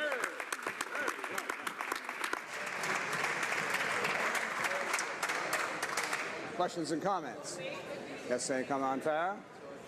I see lots of people rising. I'm not too sure if they're standing for questions and comments. Questions and comments? Are you sure, the honourable member? Yeah, that's what I thought. Resuming debate. Reprise de débat. Is the House ready for the question? La Chambre est-elle prête à se prononcer? Is the House ready for the question? House ready for the question? The question is as follows. Monsieur Morneau. Mr. Morneau, seconded by Ms. Haidu, moves that Bill C2, enacted to amend the Income Tax Act, be now read a third time and do pass. Is it the pleasure of the House? Order. Order. We're in the midst of a voice vote here. I'll just call members to order. It'll just be moments here. Plaît-il à la Chambre? Is it the pleasure of the House to adopt this motion?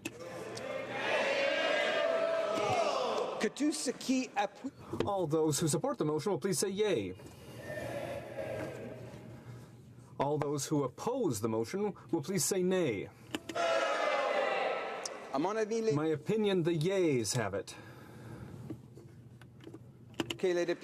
Call in the members.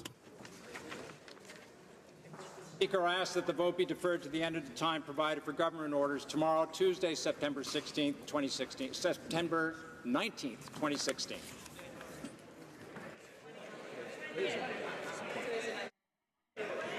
Accordingly, the vote will be, the deferred recorded division, rather, will be deferred until tomorrow, September 20th, at the end of government orders. Now, the Honourable Mr. Speaker, could you make that the 20th? I'd be deeply grateful. We caught that. Thank you. It's all well and good. I made the same mistakes myself earlier today. We're going to statements by members. Déclaration de député. The Honourable Member for Fleetwood, Port Kells. Mr. Speaker, this summer my community lost a champion with the untimely passing of Rick Hart on July 2nd. Now, Fleetwood's the geographic heart of my riding, and Rick was truly the heart of Fleetwood. As the Neighborhood Association president, Rick worked tirelessly to preserve our past with parks and memorials. As the catalyst for our present, he helped bring about our marvelous sports and leisure facility, our library, and our community center. As a visionary for Fleetwood's vibrant future, he worked with us, our city, and this government as we move forward with Surrey's rapid transit expansion. He did a lot, and he was just getting started. Rick's wife, Joy, said his favorite quote was, "Never doubt that a small group of thoughtful, committed citizens can change the world. Indeed, it's the only thing that ever has." It was timely that just last May, Rick was honored as Surrey's Good Citizen of the Year. Please join me to salute Mr. Fleetwood, Rick Hart. The honourable member for Edmonton Riverbend. Mr. Speaker, it's great to be back. However, I wish I was back with better news. In Alberta, our economy has been hit hard. This July, in my riding, we saw the highest unemployment rate since September 1995. However, Mr. Speaker, Alberta can and will bounce back because we are a strong and resilient province. But what we don't need is a job-killing Liberal carbon tax. What we don't need are empty words from Cabinet who's more concerned about photo ops than helping the West. And what we don't need is a Prime Minister telling us we should be thankful. One thing is certain, Mr. Speaker, this government won't be able to ignore us on this side of the House. We will be the voice for struggling Albertans, and we will be relentless until we have a government who cares and has a plan for Alberta's economy. Hear, hear. The honourable member for Mississauga East Cooksville. Mr. Speaker, this past June 28th, Mississauga East was shaken by a massive house explosion that affected many residents of my community. I stand here today to support the unwavering resilience of the residents of Hickory Drive, Mississauga, and the surrounding area. Mr. Speaker, as they still deal with the onerous hardships cast on their neighborhood, let me acknowledge the work of Mayor Bonnie Crombie, City Councillors, first responders, the fire officials, and their steadfast efforts to assist this neighborhood. To date, in an area formerly comprised of long-time residents and thriving vegetable gardens, many homes have been designated as unlivable. Many families are displaced, living with the uncertainty of when they can return home. It was my honor this past Saturday to help host a community barbecue at the Burnham Thorpe Community Centre to assist those affected by this unfortunate event. Let us give Hickory residents our heartfelt support as they await return to their homes. Thank you. Member for Vancouver Kingsway. In 2005, the BC Liberals promised British Columbians that all at-risk schools would be seismically upgraded by 2020. Yet today, many BC schools remain at high risk of significant structural failure in the event of even a moderate earthquake. This broken promise means that every day, thousands of children and staff lives are in jeopardy. This risk is compounded because many schools are designated community meeting spots, meaning we are asking citizens to rush to unsafe buildings in case of a natural disaster. Because of the shortage of funds for seismic upgrading, school boards across BC are being forced to close schools. 11 are slated for closure in Vancouver alone, including Carleton, Graham Bruce, and Gladstone Secondary, quality schools whose closing will displace thousands of students. The federal government is responsible for public safety. The Prime Minister has retained the portfolio of youth.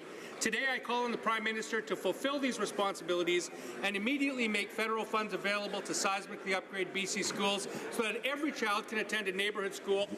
The honourable member for Northwest Territories. Mr. Speaker, on September 1st, the community of Delaney, on the shores of Great Bear Lake in my riding, became the first community-based Aboriginal public government. This agreement was 20 years in the making and will mean that the community can enact laws governing areas from municipal services to health and education. People of this close-knit community will have more control over decisions that affect their lives. I was honored to attend their celebrations earlier this month, both as the Member of Parliament and on behalf of the Minister of Indigenous and Northern Affairs. I would like to congratulate the people of Delaney on this historic agreement and wish the Equity Raymond Tucho and other elected leaders of the new Delaney government the best of luck, and with hard work ahead in implementing the Delaney final self-government agreement. Thank you, Mr. Speaker. The honourable member for Calgary Rocky Ridge. Thank you, Mr. Speaker. This Wednesday, this House will vote on whether members of Parliament should protect Canadian taxpayers. We will vote on whether to study the means of creating a legally enforceable duty of care from the Canada Revenue Agency to taxpayers. We will vote on whether the Canada Revenue Agency is ultimately accountable to the public or vice versa, on whether to place the interests of law-abiding taxpayers ahead of a powerful government agency, and on whether we, as elected members of Parliament, should demonstrate leadership in this field or merely sit back and wait for the courts. We will vote on motion M43 this Wednesday. I encourage my honourable colleagues to get ahead of a judicial trend, recognize the need to study this area of accountability and taxpayer protection, and to take up their responsibility as legislators representing Canadians. I encourage them to join me in voting yes to motion M43 on Wednesday. The honourable member for Pierrefonds-Dollard. Speaker, last Saturday in my riding of Pierrefonds-Dollard, I took part in the walk for polycystic kidney disease, PKD. It was organized by Ms. Louisa Mignacci Di Leo, the Montreal chapter coordinator of the PKD Foundation of Canada. Polycystic kidney disease is a genetic disorder that causes multiple cysts to form on the kidneys, which in turn may cause a variety of serious complications, ranging from high blood pressure up to kidney failure. PKD is a hereditary disease. In fact, it's one of the most common, and it's potentially deadly. It affects thousands of Canadians. About 5% of those who require dialysis or kidney transplants are affected by this disease. Since its creation in 1993, the PKD Foundation of Canada has grown, and today, thanks to their hard work, treatments are finally within reach. Thank you. The honourable member for Rivière-du-Nord. Mr. Speaker, this summer I toured Quebec to meet with farmers from every region. I met with inspiring people, people who work very hard. These people are the artisans who create the food that we've shared together this summer around the table in family. Unfortunately, the government is leaving these farmers behind. The diafiltered milk file shows that the federal government isn't interested in helping farmers and regions. Months have gone by, producers are losing millions of dollars because they have been abandoned. People are unhappy. Our farmers are losing workers, they're losing their homes. It's extremely worrying. So I'd like to take this opportunity, this first time speaking in the House this fall, to tell all those that I met this summer, don't give up. The Bloc Québécois will not give up on you. We'll take care of you, we'll be vigilant, and this government will be held accountable. Thank you. The honourable member for St. John's East. Mr. Speaker, fairness, respect, self-discipline, inspiration, the pursuit of excellence. These qualities, the hallmarks of the Paralympic movement, shone brightly in all of Canada's athletes at the 2016 Rio Paralympic Games. We are thrilled by Canada's team, and I am honoured by this opportunity to congratulate equestrian Robin Andrews, wheelchair basketball team member Liam McKinney, both from St. John's, and Katarina Roxon from Kippens on the west coast of Newfoundland and Labrador. Now that she has just won her first gold medal in the 100-meter breaststroke, we expect that her name will be plastered all over the province, as it has already been in the imaginations of a new generation of young athletes. To all of our Paralympians, your excellence and determination inspires all of us.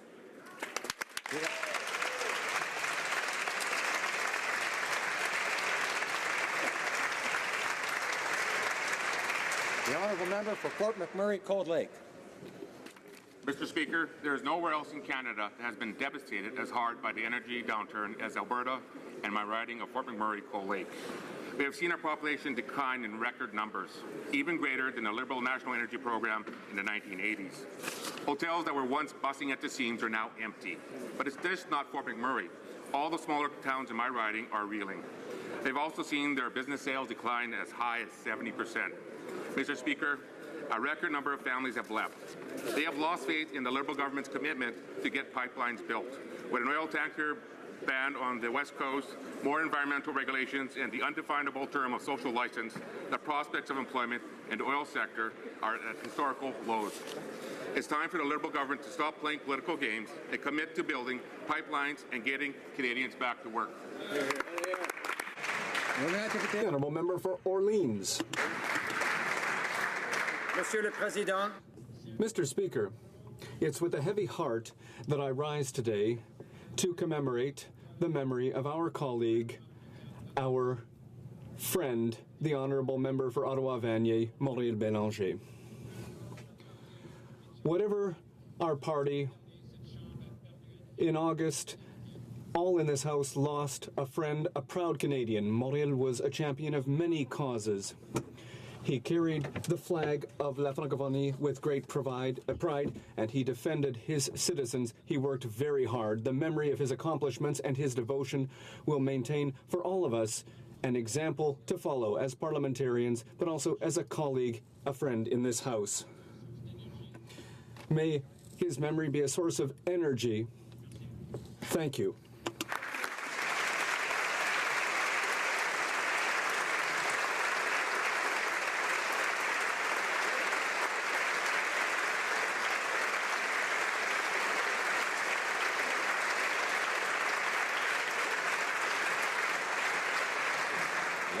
The Honourable Member for Montarville. Mr. Speaker, on behalf of the House of Commons, I rise to extend all of our heartfelt sympathies to the victims of explosion in New York on Saturday, as well as to the victims of the small stabbings in Minnesota. We wish them all speedy recoveries. These incidents, as well as the two in New Jersey, are concerning for all of us.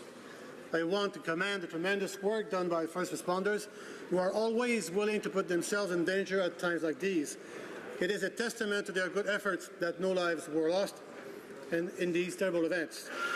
While the investigation continues, I want to reassure Canadians that our law enforcement agencies continue to work closely with their American counterparts to assist them wherever possible in ensuring public safety. I would like to remind all Canadians that our agencies are standing guard 24 hours a day to protect our safety and security. The honourable member.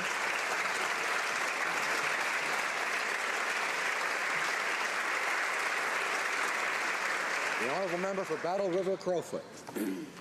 Mr. Speaker, the recent Canadian Federation of Independent Business survey says over 1/3 of Canadian workers know that the Liberals' scheme to raise CPP premiums will reduce their ability to spend on essential household goods and services. 2/3 of small business owners say they will face pressure to freeze or cut workers' salaries. Only 18% of employed Canadians and 5% of small business owners think mandatory increases in CPP contributions will help Canadians save more for retirement. The Liberals refuse to listen to Canadian workers and Canadian businesses and stand up for their interests. Canadian small business owners and employees both prefer RRSPs and tax-free savings accounts and other personal investments to payroll tax increases like CPP premium tax hike. It's a shame that the Liberals are determined to mandate payroll tax increases, especially during the current difficult economic times. The honourable member for Mississauga, Erin Mills. Mr. Speaker, I spent this summer being amazed and astonished by how versatile, diverse, inclusive, and engaged the residents of Mississauga Erin Mills are. Over this summer, together we talked about important national issues like immigration, electoral reform, climate change, and opening our arms to refugees. Together, over 2,000 residents of our beautiful riding came together and celebrated our community at our first annual barbecue. The inclusiveness of Mississaugans is reflected yet again as they gather today to celebrate the 50th anniversary of the establishment of the Ahmadiyya Muslim Jama'ah in Canada. Congratulations. Mr. Speaker, I stand up today to recognize the remarkable people of Mississauga Erin Mills, and with renewed energy, I vow to do my part to bring effective representation for all of them in this place. Thank you. The honourable member for Cowichan, Malahat, Langford. Mr. Speaker, Canada's emissions keep climbing year after year, and the Liberal government has yet to explain how its plan will break this trend and live up to our international obligations to combat climate change.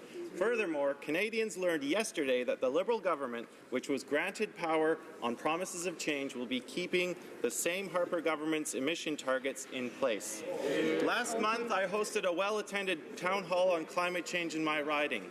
There was a passion and a hunger for real change on carbon emissions, and I'm not referring to a political slogan turned into a hashtag for social media.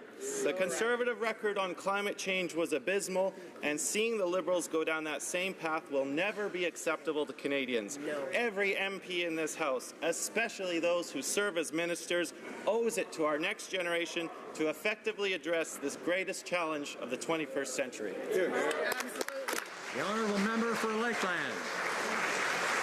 Mr. Speaker, Lakeland residents want to know why the Liberals don't seem to care about the 110,000 Canadians who have lost their jobs in the energy sector, Canada's largest private investor that contributes $17 billion annually to government programs and services across Canada. Canadians are struggling to pay their bills and to keep their homes.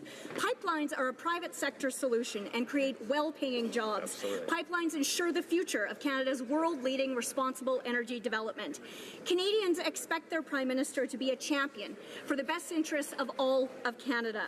Oil and gas workers in Western provinces, assembly line workers in Ontario, manufacturers in Quebec, refinery workers in Atlantic Canada, and hard-working Canadians and small businesses in all the other sectors that depend on energy. Tomorrow I'll present the most signed Canadian e-petition that calls for supporting new pipelines across Canada and the hundreds of thousands of employed and unemployed oil workers. I hope the Prime Minister will be listening.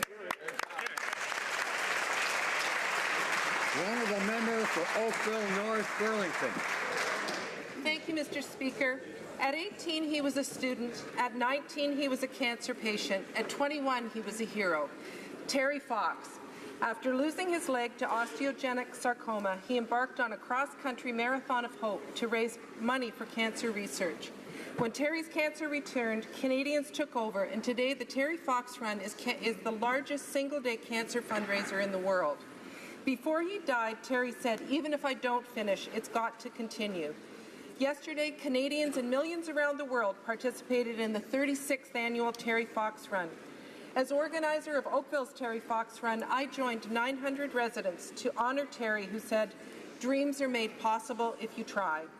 Thanks to the Terry Fox Foundation, all MPs are Terry Foxers today, with a pin to show our support for his legacy.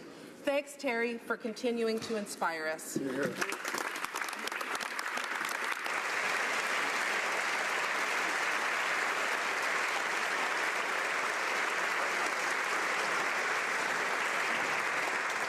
Questions orales, oral questions. The honourable leader of the opposition.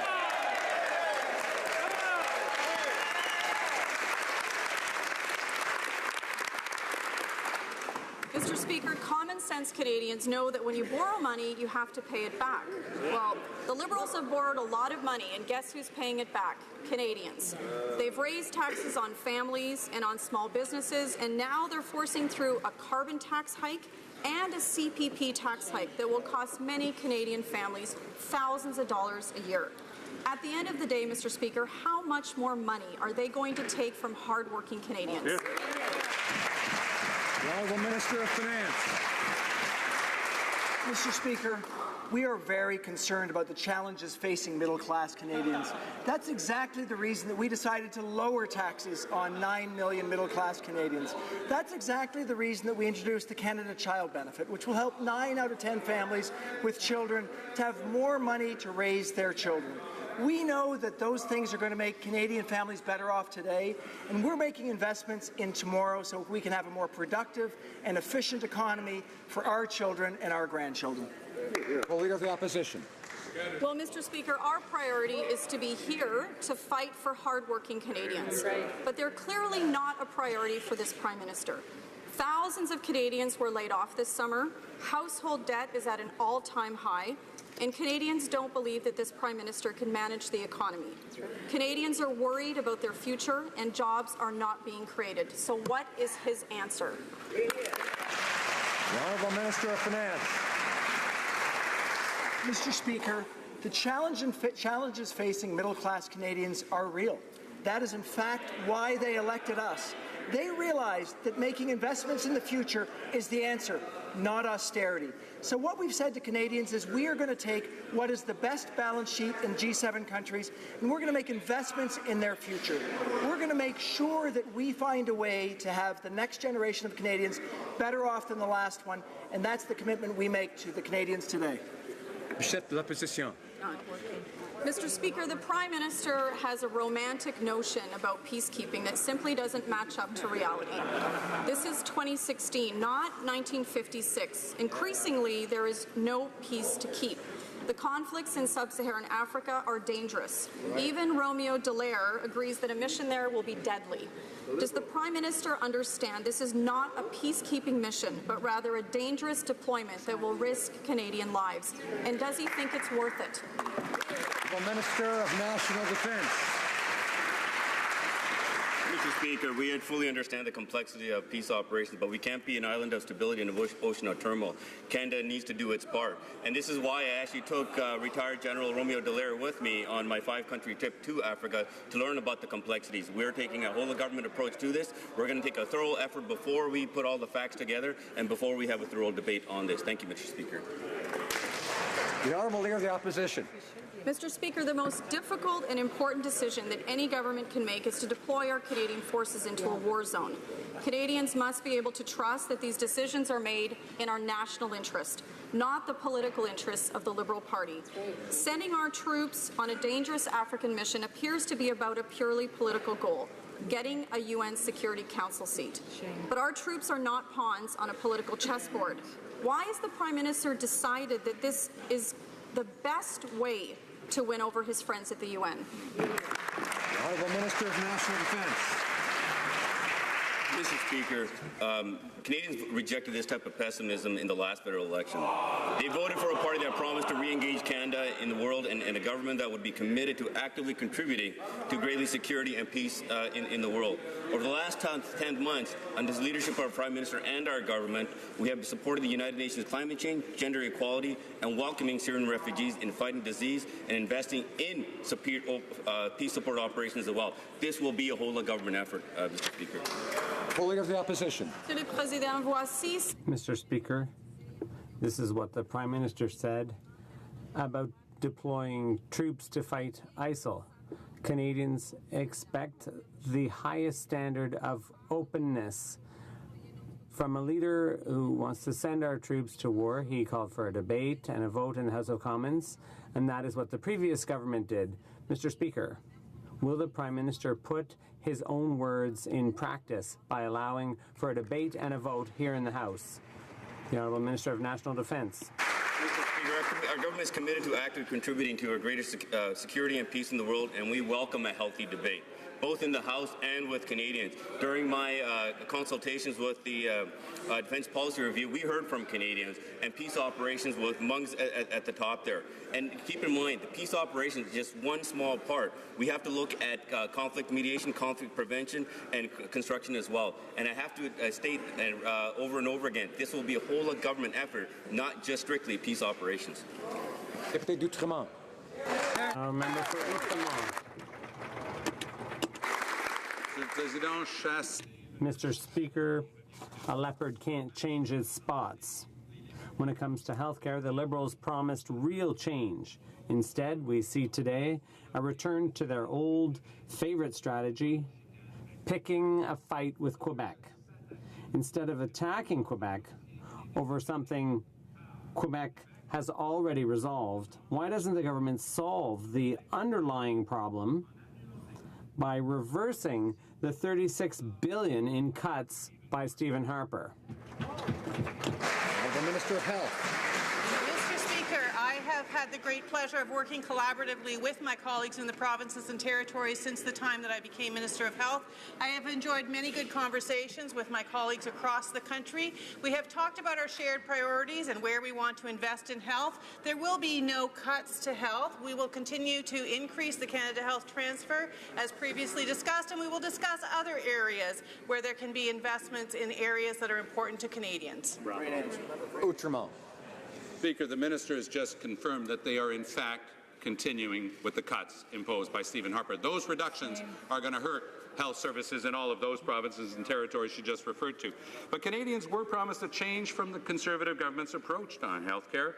But now the Liberals are admitting that they're going to continue with those cuts. Can the Minister explain to us how following the Conservative cuts in health care somehow constitutes real change in Canada? Here, here. The Minister of Health.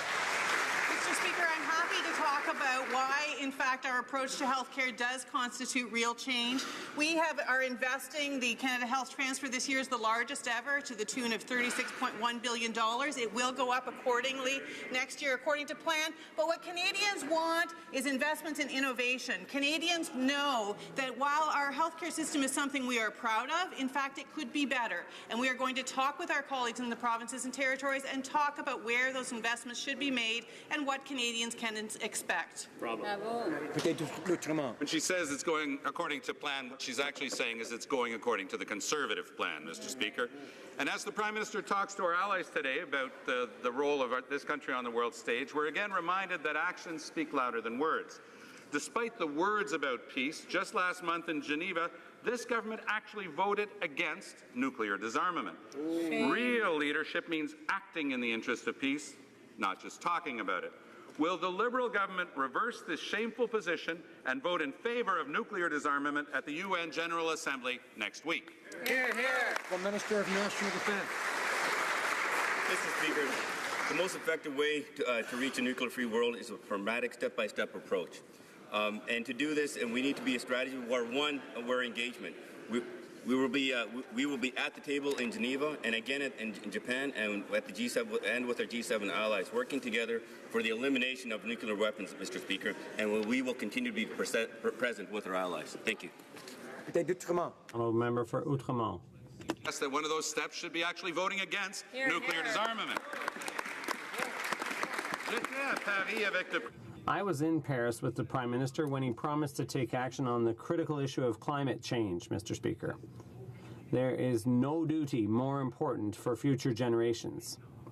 Now we learn that instead of keeping its word, the Liberal government is about to ratify the Paris Agreement with the same targets and same deadlines as under Stephen Harper. Does the Minister think that is change? Serving up the Conservatives' plan with a smile? The Honourable Minister of the Environment. Thank you, Mr. Speaker. We are willing to take action on climate change. I spent the summer speaking with my counterparts all across the country. When you put out targets and you don't have a plan to meet them, and your emissions go up, and we've been very transparent about how the emissions have gone up, it's hard to meet them. But what Canadians expect is real action, and we are going to deliver real action with the provinces and territories, with Indigenous leaders, with business, with youth, with all Canadians, because that is what we are committed to do. The Honourable Member for Lac-Saint-Jean. Mr. Speaker, there was a major surplus that turned into a deficit under this government over the past fiscal year. With spending, there's no plan to balance the books in the future. The plan is basically that the grandchildren will pay for the children's debt. When are we going to have balanced books again? The Honourable Finance Minister.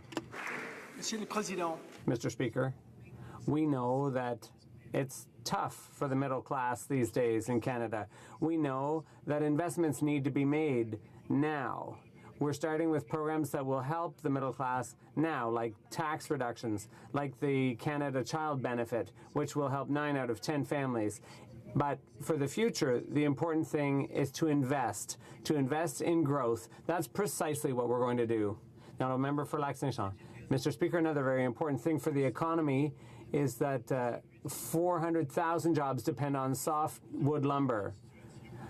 In the past, there was a situation where people had been waiting for 10 years for a solution. We found that solution. And since then, our companies have been able to export relatively easily to the U.S. We had a good agreement with the U.S., but the minister has decided to go to court instead. What a great idea to litigate rather than negotiate a solution. Why is it that they're unable to bargain with the Americans, Mr. Speaker? The Honourable Minister for International Trade, Parliamentary Secretary. Mr. Speaker, this is a priority for us. The opposition knows it. We've committed to the negotiations. There's been unprecedented cooperation with industry, the provinces and territories. The minister has met with her American counterpart last week, We're looking for a good deal for Canada, but not any old deal. The honourable member for Chilliwack Hope.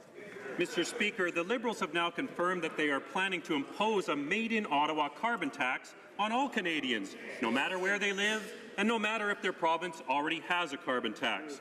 British Columbia already has a carbon tax, but the Liberals in Ottawa are indicating that it might not be high enough to kill jobs, and it might not take enough money out of the pockets of hard-working British Columbians.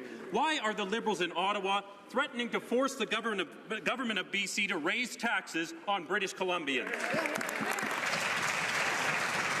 The Honourable Minister of Environment. Thank you, Mr. Speaker. We understand that the environment and the economy go together. Right now, 80% of Canadians live in a jurisdiction where there's a price on carbon. BC and Alberta have a carbon tax. Ontario and Quebec have a cap-and-trade system. And we understand and we know that carbon pricing is the most efficient way to reduce emissions and to foster innovation. And I'm very proud that 25 Canadian companies have joined onto our carbon pricing leadership coalition, calling for a price on carbon, because they know it's the way forward to innovate and to grow our economy. Thank you, Mr. Speaker. Chilliwack Hope. Mr. Speaker, the minister doesn't seem to understand that 110,000 energy workers have lost their jobs. Mr. Speaker, BC is home to a developing LNG sector where tens of thousands of jobs are riding on investment decisions of LNG companies. When Liberals in Ottawa threaten to increase carbon taxes on BC employers, they threaten billions of dollars of investment into the economy, money that will pay for hospitals, schools, and provide thousands of family-supporting jobs. Why are the Liberals so intent on threatening British Columbia families with their made-in-Ottawa job-killing carbon tax? The Honourable Minister of Environment.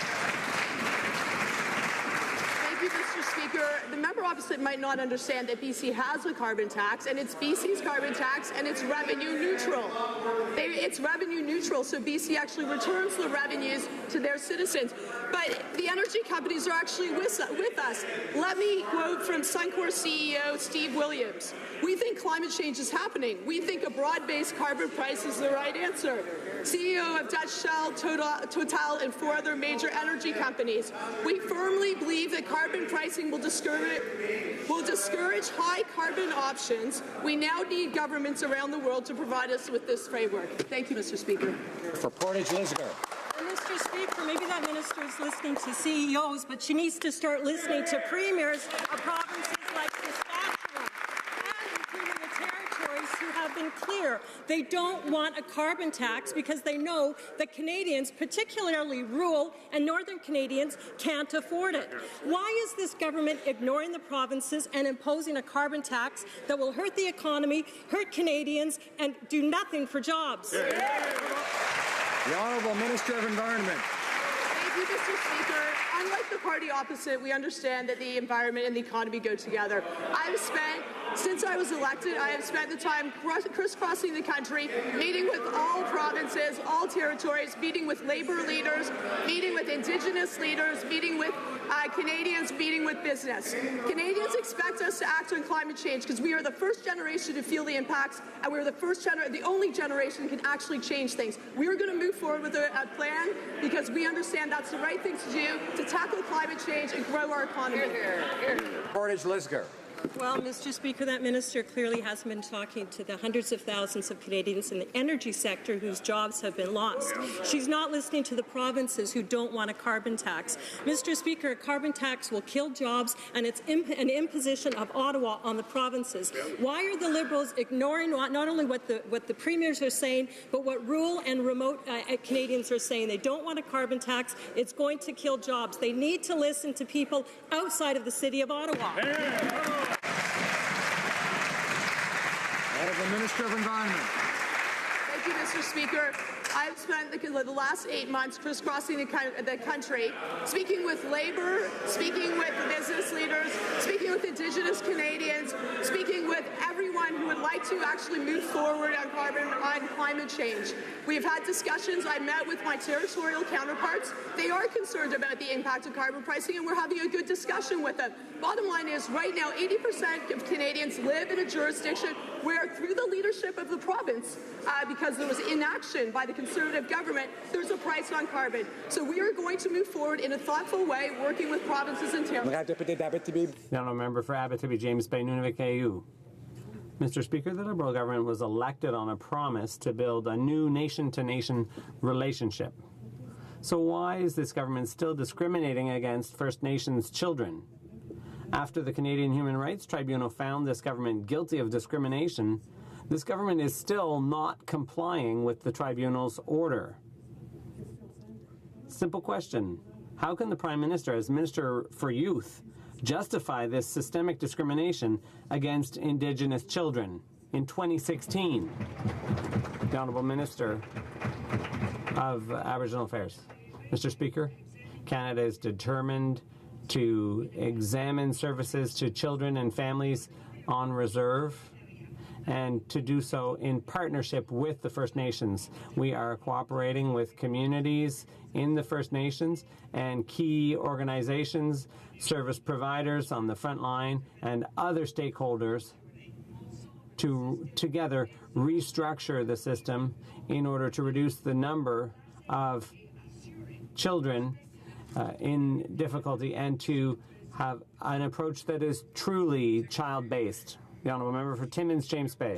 Two compliance orders by the Human Rights Tribunal to end systemic racist discrimination against Indigenous children. That Minister of Health was asked to end the systemic denials of emergency orthodontic surgery that runs at denial rates of 99%. Instead, she's decided to spend more money fighting these families in court than the surgeries would cost. We're talking about a moral and legal obligation to children. So can she explain why she'd rather spend the money on lawyers than responding to emergency needs of Indigenous children who are being denied their rights? As the member opposite is well aware, we do have a non-insured health benefits program that is available to First Nations and Inuit families.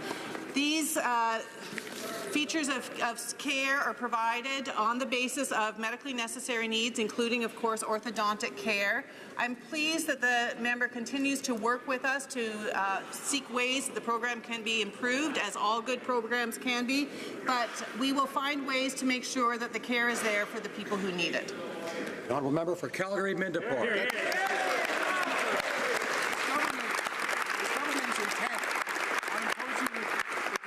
Intent on imposing job-killing carbon taxes on the provinces. Their message is either you do this or we'll force you to. So much for sunny ways, Mr. Speaker.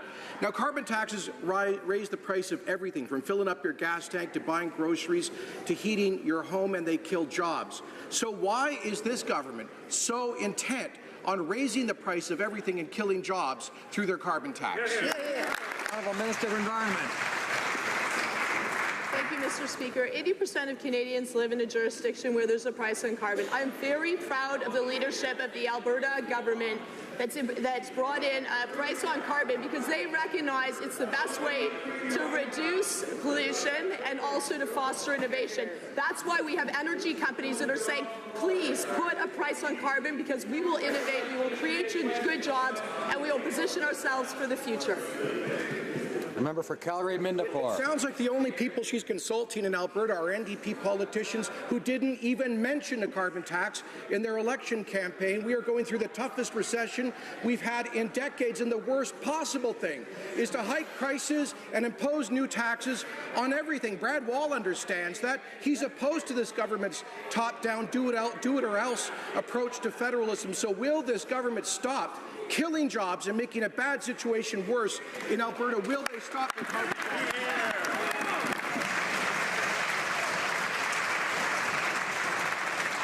The Honourable Minister of Environment. I will continue talking with the provinces and territories, with business leaders, with Indigenous leaders, with Labour, including Labour groups in Alberta, because we know we need to tackle climate change and we need to grow our economy. I'm very surprised that the member opposite, who I thought would believe in free market economics, would understand that carbon pricing is a market mechanism that is the best way to reduce carbon pollution and innovate.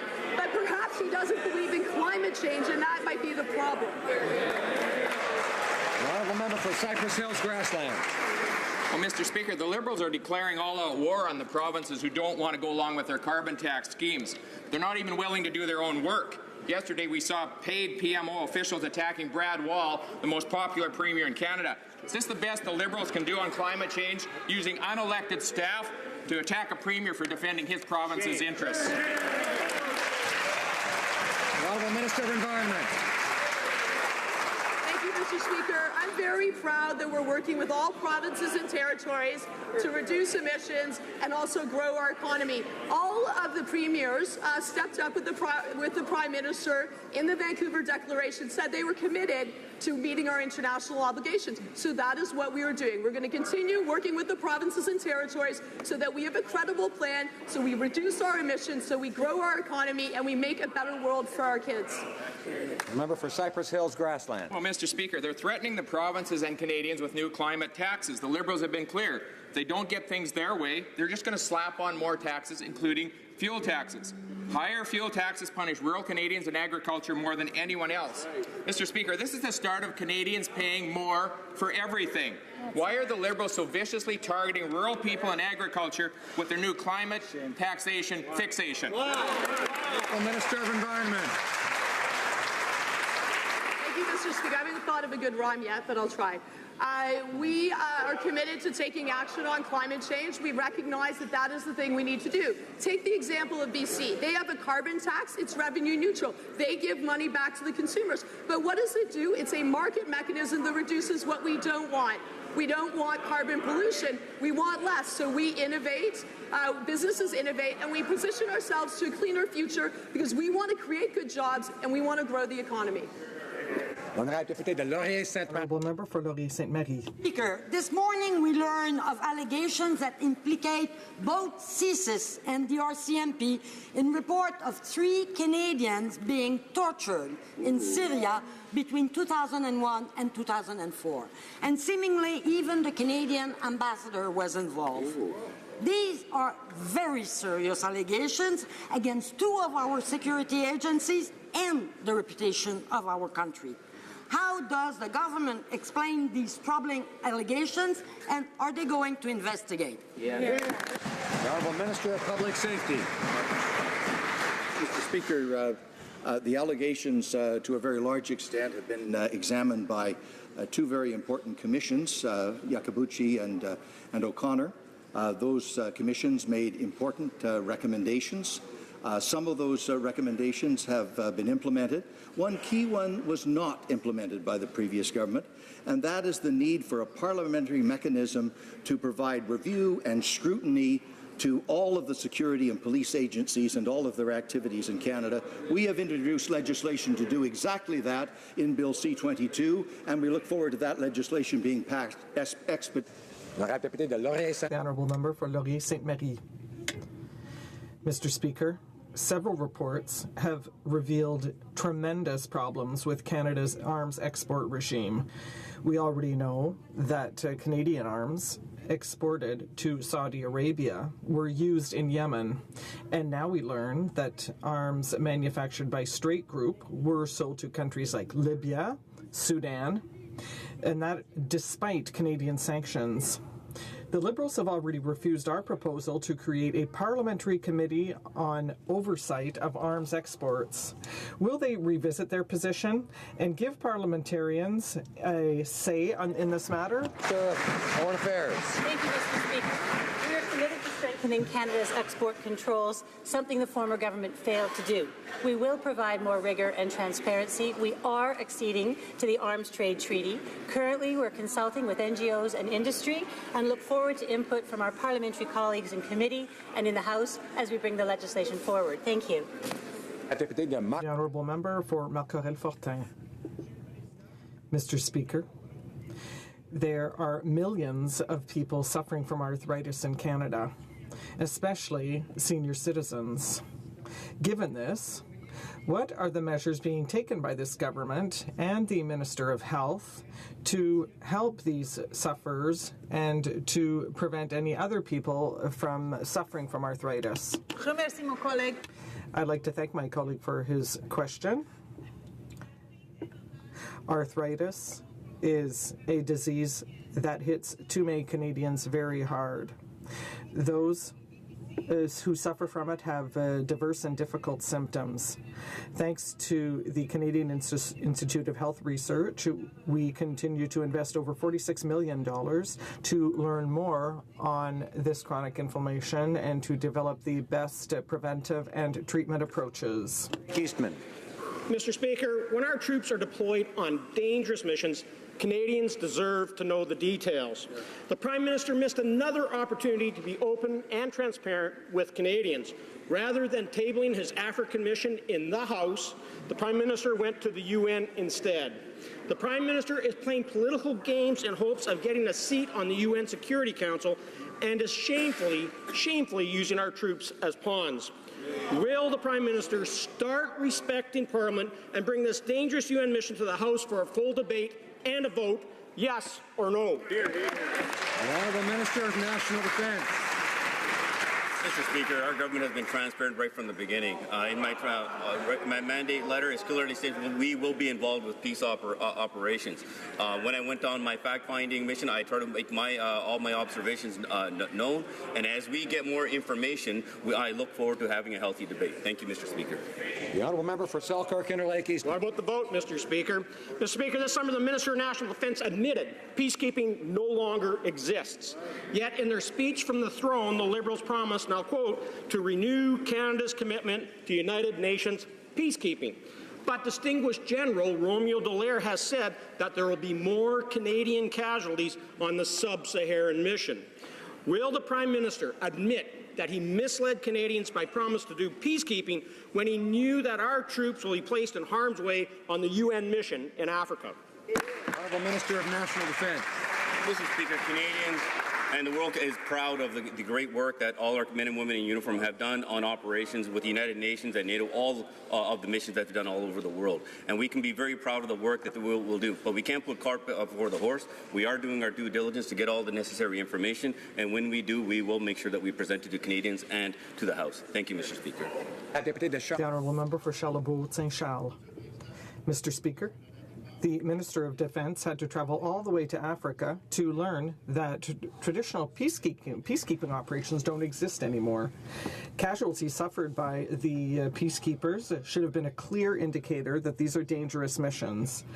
Romeo Dallaire says that the risks are great. Our soldiers will be constant targets. So will the government be open and transparent and hold a full debate and a vote here in Parliament instead of in the UN?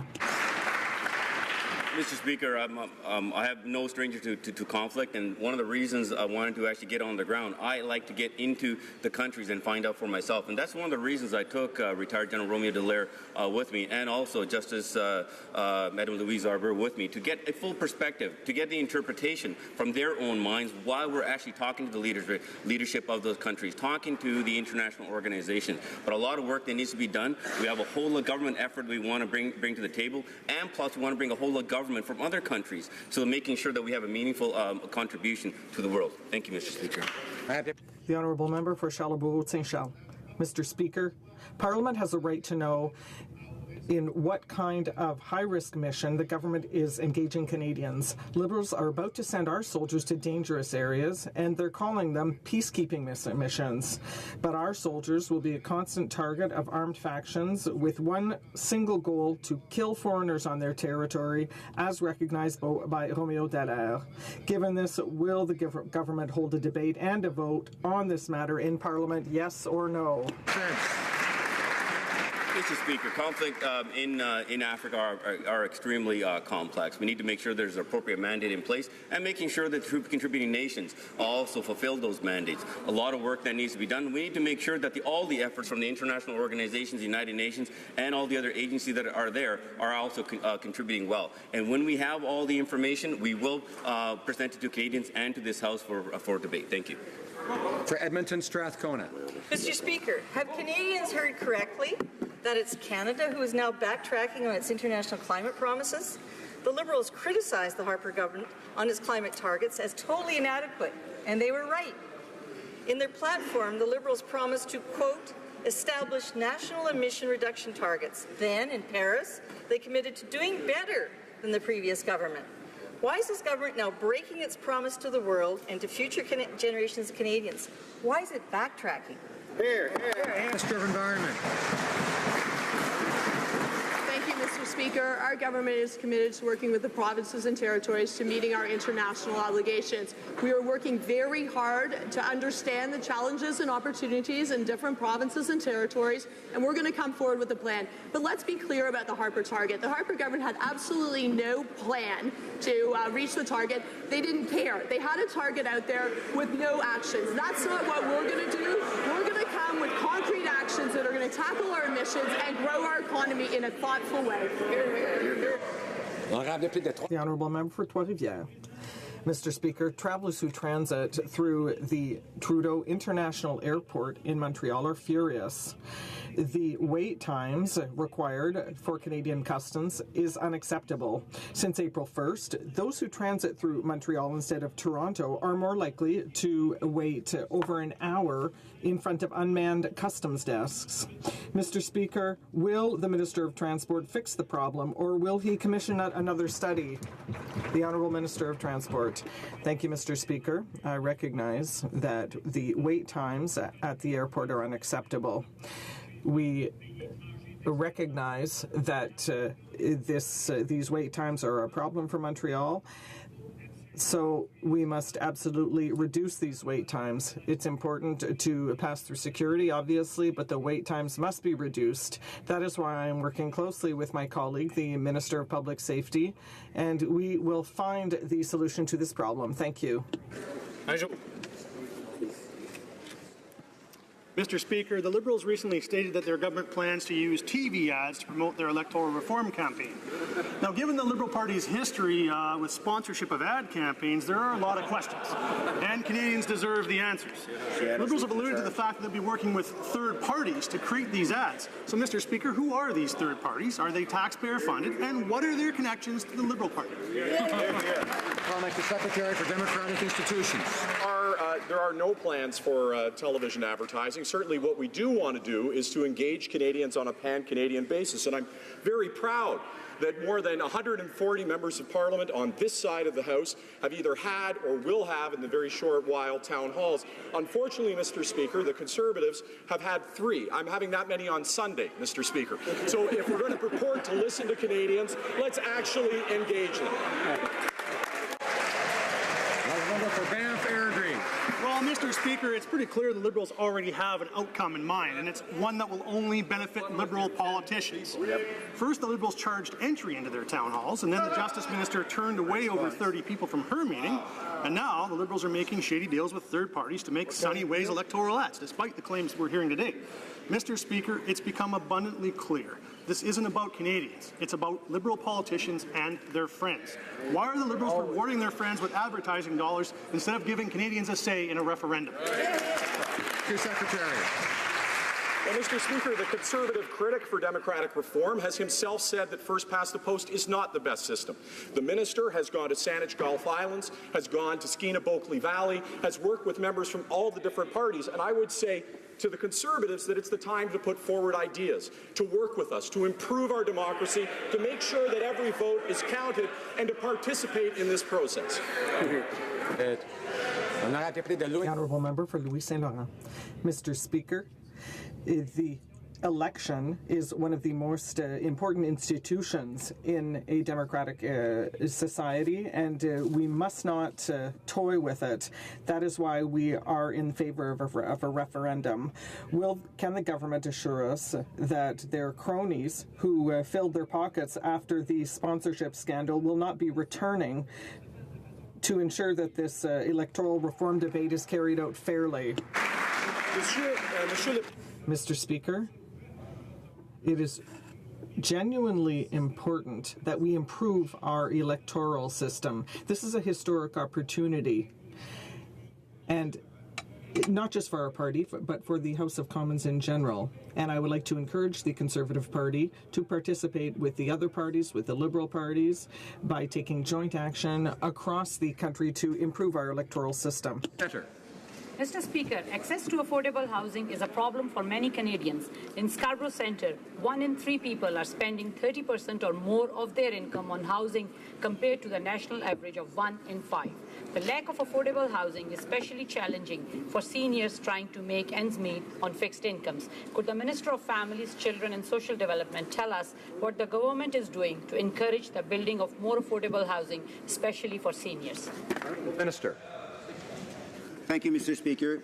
May I start thank for the member for Scarborough Centre for her hard work on behalf of all seniors. This government believes that all Canadians need and deserve housing that is safe, affordable and secure. To give Canadians greater access to affordable housing, last year's budget invested a record $2.3 billion in assisting affordable housing, in particular the needs of seniors. This funding, Mr. Speaker, is expected to benefit more than 5,000 seniors across Canada. May I also take this opportunity to welcome our new cohort of pagers and look forward to working with them over the next few months. For Niagara Falls. Mr. Speaker, the imminent retirement of Supreme Court Justice Thomas Cromwell will leave a vacancy for Atlantic Canada. Now, the Justice Minister has said that the next Supreme Court Justice may not be from Atlantic Canada. Now, this is very surprising, Mr. Speaker, because it's a constitutional convention that Atlantic Canada is represented on the Supreme Court, and it's also the fair thing to do. I'd like to know, what is the Liberal problem with doing right for Atlantic Canada?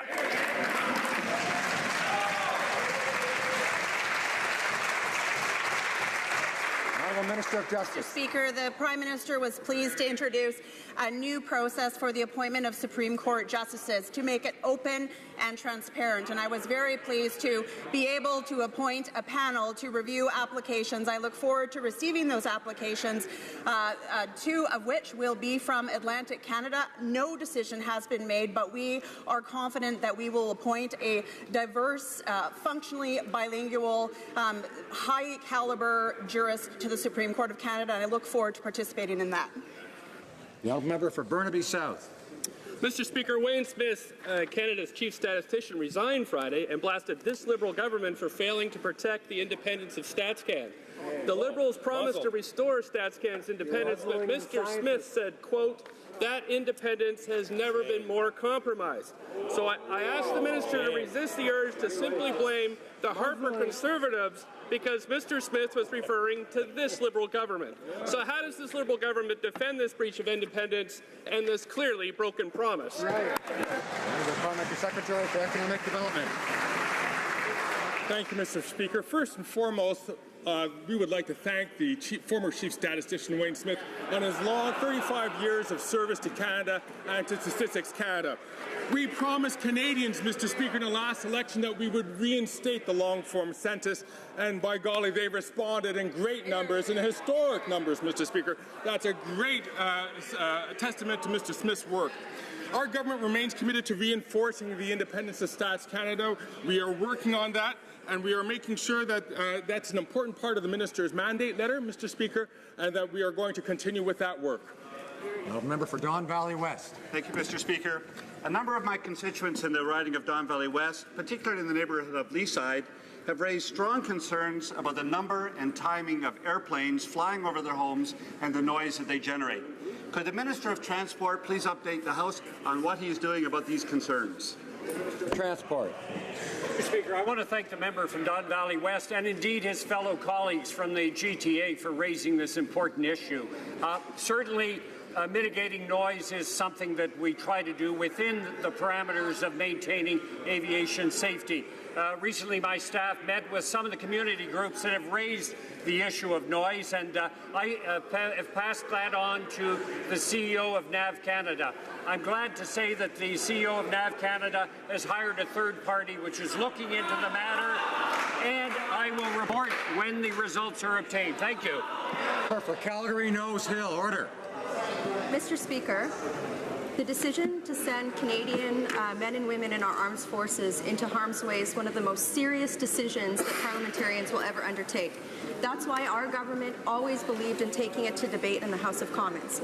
Given that the Minister of Defence formerly served for our country, and it seems like he won't allow this to come to a vote, can he explain both to our men and women in uniform and to Canadians as to why they won't put this to a vote in the House of Commons? Honourable Minister of National Defence. Mr. Speaker, as I stated earlier, for one, I think we can be proud of our men and women who have served all over the world in previous missions and even now. But a lot of work that needs to be done for peace operations. One, we are going to be going in with our eyes wide open, making sure that we have all the necessary information, allow the military to do their work, allow my Minister of Foreign Affairs, Minister of International Development, to making sure that we have all the right information. We need to be able to get a full analysis. Once we have better information, we will be presenting this to Canadians as we have done moving forward. A lot of work then needs to be done, and I look forward to the healthy debate once we have all the necessary information. Thank you, Mr. Speaker. Rivière du Nord. Member for Rivière-du-Nord. Mr. Speaker, let's be clear. No one likes user fees when it comes to the health system, but in order to eliminate them, the Minister of Health is now ready to take Quebecers hostage by cutting $160 million from the healthcare transfers. Now, she might claim that she is defending the health system, but she is attacking Quebec patients. Enough is enough, Mr. Speaker. Will the minister reinstate unconditionally and immediately the budget cuts that she is going to make to the detriment of Quebecers? The Honourable Minister.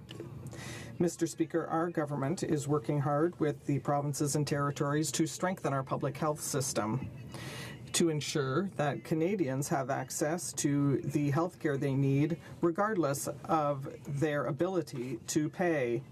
The government has renewed its commitment by reestablishing federal leadership in the health system and putting forward a national vision that defends the principles of the Canadian public health care system, including universality and accessibility, and that's what we're going to do. The Honourable Member.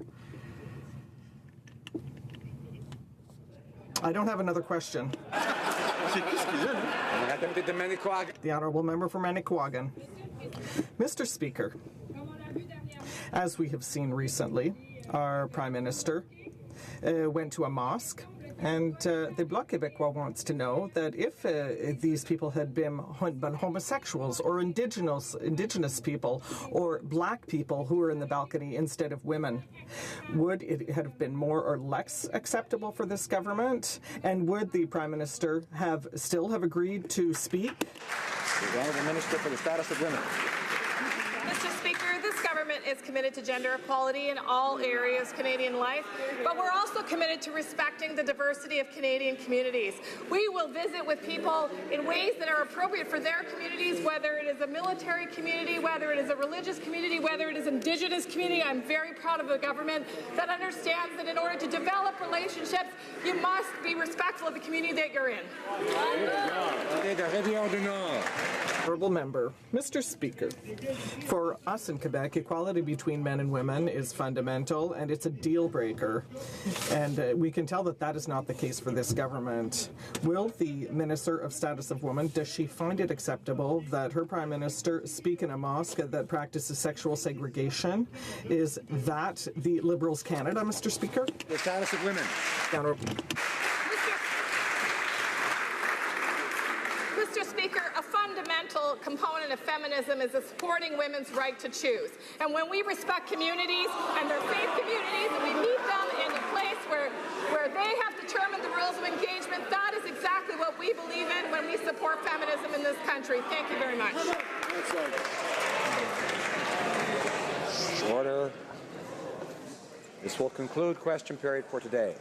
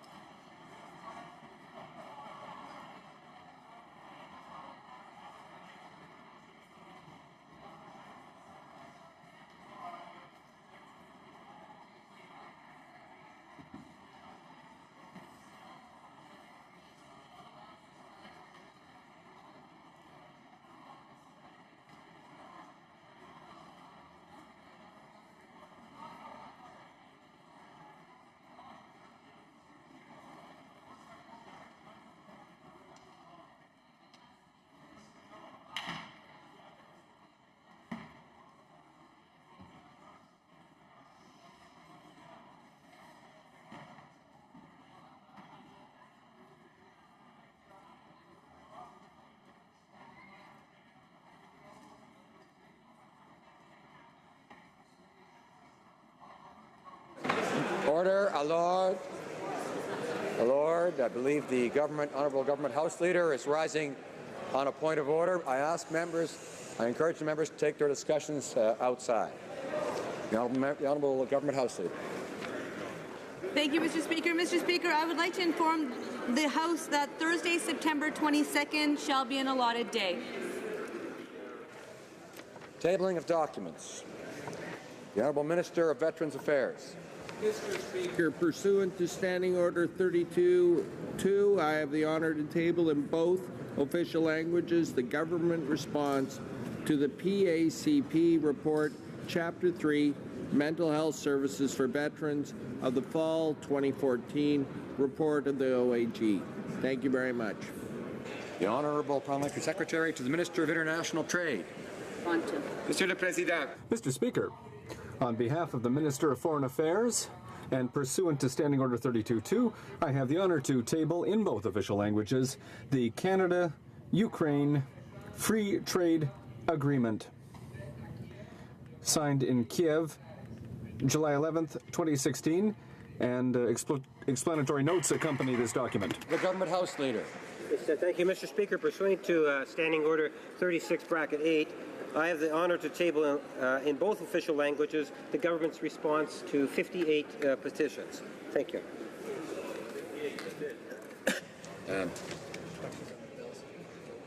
Introduction of government bills. Statements by ministers. Reports from interparliamentary delegations. Presenting reports from committees. The Honourable Member for Cambridge. Mr. Speaker, I have the honour to present in both official languages the fourth report of the Standing Committee on Human Resources, Skills and Social Development and the Status of Persons with Disabilities, entitled Temporary Foreign Worker Program. I'd like to thank everyone on the committee, the clerk, analysts, and all the staff involved in producing this report. Pursuant to Standing Order 109, the committee requests that the government table a comprehensive response to this report. Thank you, Mr. Speaker. Good work. The Honourable Member for Kelowna Lake Country. Speaker, I have in both official languages the second report of the Standing Committee on National Defence in relation to the study of Canada and the defence of North America from an aerial readiness perspective. Pursuant to Standing Order 109, the committee requests the government table a comprehensive response to this report. Thank you, Mr. Speaker. The Honourable Member for Yukon. Pursuant to the standing orders, I have the honor to table in both official languages the second report of the Standing Committee on Procedure and House Affairs, rather the 12th report, concerning changes to membership of standing and standing joint committees. If the House gives its consent, I have the intention to move the adoption of this report later today. Thank you, Mr. Speaker. Mr. Speaker, I have the honor to table in both official languages the fourth report of the Standing Committee on Justice and Human Rights, entitled Access to Justice, Part 1, Court Challenges Program. Pursuant to Standing Order 109, the committee requests that the government provide a response to this report. Of private members' bills. First reading of Senate public bills. Motions. The Honourable Member for Yukon. Mr. Speaker, if the House gives its consent, I move that the 12th report of the Standing Committee on Procedure and House Affairs, tabled in the House today, be adopted. The Honourable Member have the unanimous consent of the House to move the motion. The House has heard the terms of the motion. Is it the pleasure of the House to adopt the motion? Adopted. Adopted. Carried. Presenting petitions. For Selkirk Interlake Eastman. Well, thank you, Mr. Speaker. I have two petitions I wish to present today. One is electronic petition number 195, which calls on the government to continue to enforce the Immigration, Refugee and Citizenship Act as it applies to former KGB agent Mykola Lenikov, somebody who was in holding, or was in refuge in Vancouver but has since left the country but now wants to return to Canada. And of course, anyone that's associated with KGB should be denied entry into Canada. The second petition that I have here is signed by many people from across Canada, looking at the government of Canada to maintain the listing of the Islamic State of Iran as a terrorist organization. We all know that the government of Iran is a major sponsor of terrorism around the world, and we want to make sure that the government of Canada, although they have decided to open up diplomatic relationships with the regime, that they do not go and start making sure that they are taken off the terrorist list, both as a government but also with their Quads force as well. Thank you, Mr. Speaker. The honourable member for Lambton, Kent, Middlesex. This is signed by a few hundred people about a Arva flour mill in my riding, nearly 200 years old, that has an exemplary pure accident record with no accidents. It's the only operating mill in Canada. It's important historically and for tourism.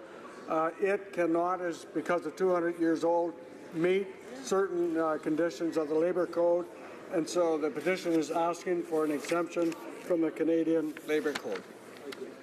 For Yorkton, Melville. Mr. Speaker, I'm pleased to stand today and present three more of many more petitions to come in support of Cassie and Molly's Law. These signatures are representative of tens of thousands that have already been presented to this House and represent Canadians from all walks of life, affirmed by my Manus poll with 97% of respondents identifying as pro-choice and 52 to 73% of those pro-choice individuals agreeing that there's a need for a law to protect pregnant women and their preborn children. Cowichan, Malahat, Langford.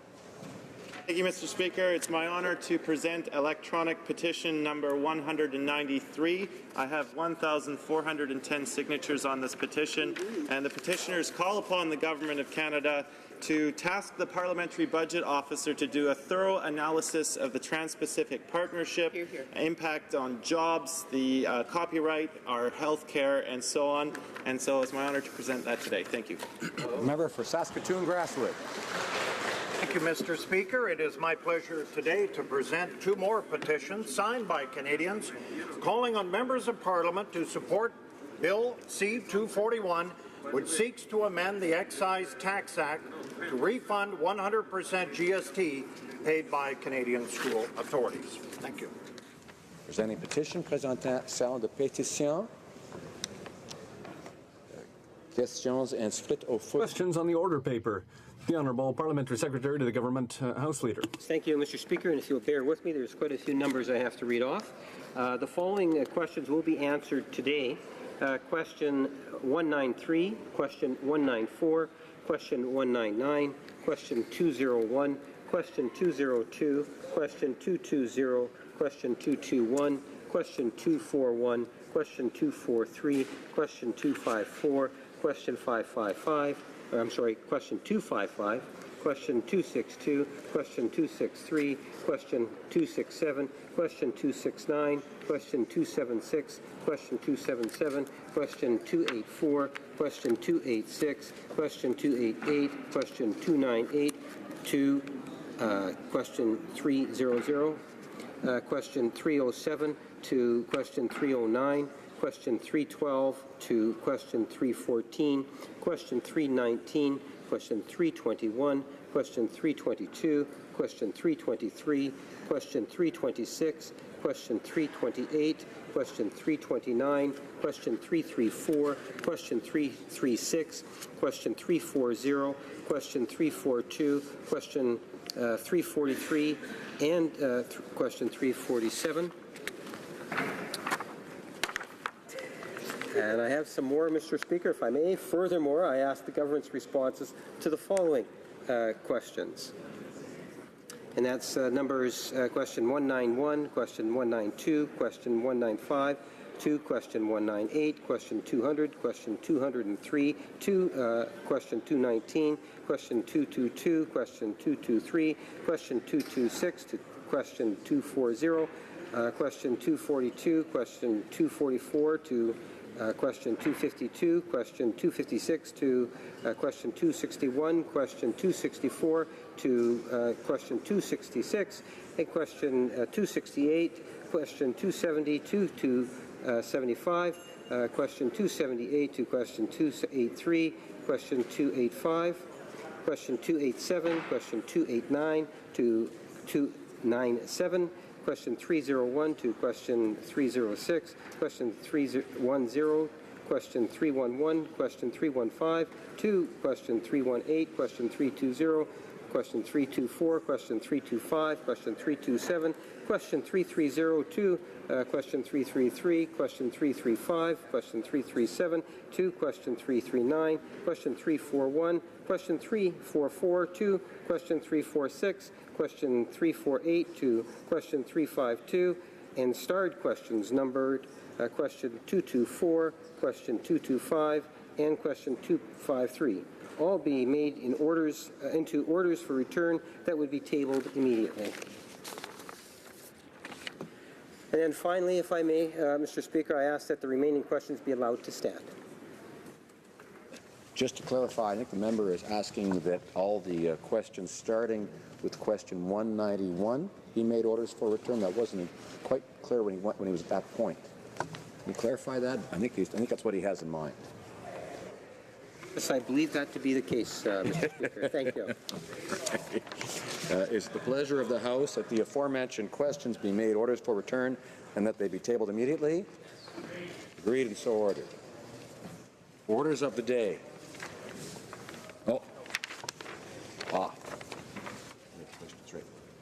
I have notice of a question of privilege. The honourable member for Smilkameen Nicola, Central Okanagan, Smilkameen Nicola. Thank you, Mr. Speaker, and I rise today in a question of privilege to address the matter of two ministers of the Crown misleading this House. On April 28, 2016, I gave notice pursuant to Standing Order 39 of a written question seeking information regarding the use of rented limousines by ministers on official business.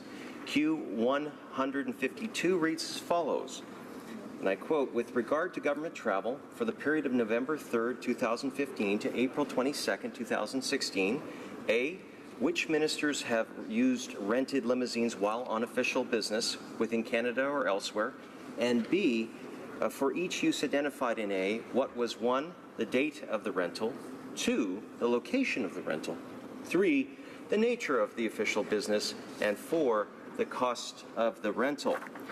The Department of Health responded to this question saying, and I quote, "With regard to government travel for the period of November 3rd, 2015 to April 22nd, 2016, the Minister of Health did not use rented limousines while on official business within Canada or elsewhere."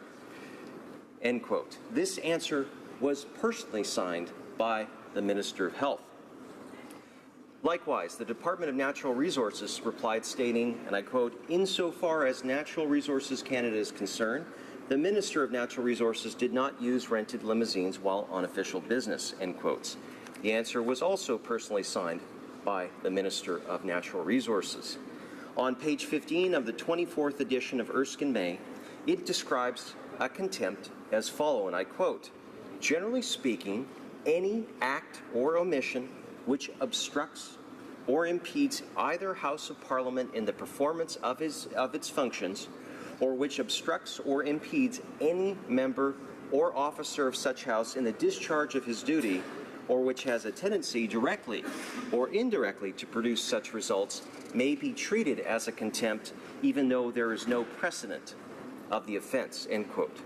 Page 77 of the second edition of Parliamentary Privilege in Canada, Joseph Mango addresses the issue of privilege in this current context like this, and I quote, "Any report, paper, votes, or proceedings that are printed or published by order or under the authority of the House of Commons or Senate pursuant to Standing Order 7, 8, and 9 of the Section 7, 8, and 9 of the Parliament of Canada Act are protected by absolute privilege when printed and published in toto, and by a qualified privilege when printed and published as extracts or abstracts," end quote.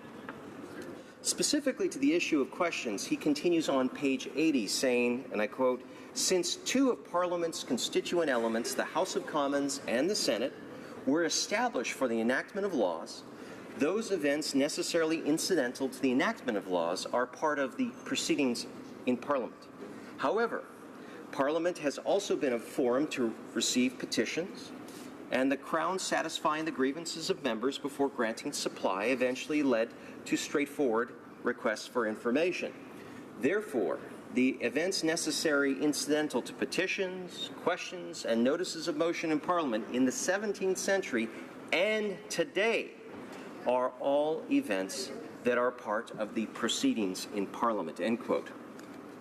On December 16, 1980, at page 5797 of Hansard, the Speaker ruled, and I quote, "While it is correct to say that the government is not required by our rules to answer written or oral questions, it would be bold to suggest that no circumstance could ever exist for a prima facie question of privilege to be made when there was a deliberate attempt to deny answers to an honorable member," end quote. Mr. Speaker, the Minister of Health used an executive limo service called Executive Sedan Livery Service Incorporated. In response to the allegations that she misled Parliament, she explained to the Canadian press on August 21, 2016, and I quote, "I don't want to get into the semantics of definitions of types of vehicles. Again, in retrospect, we could have, obviously, been much more specific and clarified exactly what car service was used in some of my work," end quote. The Minister has admitted that the answer she provided to the House regarding her use of car services omitted important details by saying that she could have been more clear. This omission, as Erskine May would argue, is a contempt of the House.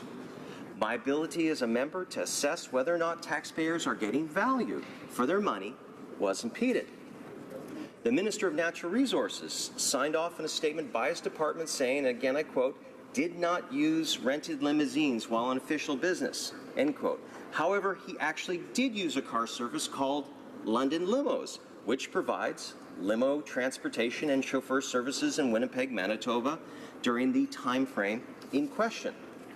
The company boasts on its website that as Winnipeg's favorite source for limo transportation services, London Limos offers premium personal transport services. Semantics aside, Mr. Speaker, and simply put, the minister rented limousines and boldly and deliberately told Parliament he did not. On page 234 of the second edition of Joseph Mango's Parliamentary Privilege in Canada, it states that in order for the Speaker to find a prima facie question of privilege, an admission by someone in authority, such as a Minister of the Crown or an officer of a department, an instrument of government policy or a government agency, either that a member of the House of Commons was intentionally misled or an omission of facts that leads naturally to the conclusion that a member was intentionally misled. The Minister of Natural Resources has not denied the fact he used a service called London Limos, yet he told Parliament he did not rent a limo. The Minister of Health has admitted to omitting important details when she responded to my question. Information that would have led a reasonable person to conclude she did indeed rent a limo. And for the record, Mr. Speaker, lest there be an attempt to use wiggle room on the definition of what is a limousine, I submit the following definitions, which conveniently was compiled by an Ottawa area columnist. The definition of a limousine, according to the Merriam-Webster North American edition, a very large and comfortable car, usually driven by a professional driver called a chauffeur. The Oxford Dictionary, also North American edition, a large, luxurious automobile, especially one driven by a chauffeur who is separated from the passengers by a partition. Also in the same dictionary, a car licensed to transport passengers in return for payment, typically more luxurious than a taxi and not fitted with a taximeter. Now, and also in the same, a passenger vehicle carrying people to and from an airport. Now, Webster's dictionary, any large, luxurious automobile, especially one driven by a chauffeur, a large sedan or small bus, especially one for transporting passengers to and from an airport, between train stations, etc. In conclusion, Mr. Speaker, I just have two more precedents to offer you. Despite the fact that it is crystal clear to the opposition, the media, and the Canadian public that these two ministers rented limos, the ministers insist on splitting hairs over the meaning of limos and whether or not they should have provided this information to Parliament. When it comes to providing accurate information to Parliament, Mr. Speaker, these ministers have missed the mark and have come in well below the standard expected of them. These ministers must be held to account for their dismissive views of this place. On March 21st, 1978, at page 3,975 of Debates, which is also referred in Mango's Parliamentary Privilege in Canada, 2nd edition, at page 227, Mr. Speaker Jerome quoted a British Procedure Committee report of 1967, which states in part, and I quote, "The Speaker should ask himself, when he has to decide whether to grant precedence over other public business to a motion which a member who has complained of some act or conduct as constituting a breach of privilege desires to move, do I consider that, assuming that the facts are as stated, the act or conduct constitutes a breach of privilege, but it could be reasonably be held to be a breach of privilege, or to put it shortly, has the member an arguable point? If the Speaker feels any doubt on the question, he should, in my view, leave it to the House." End quote.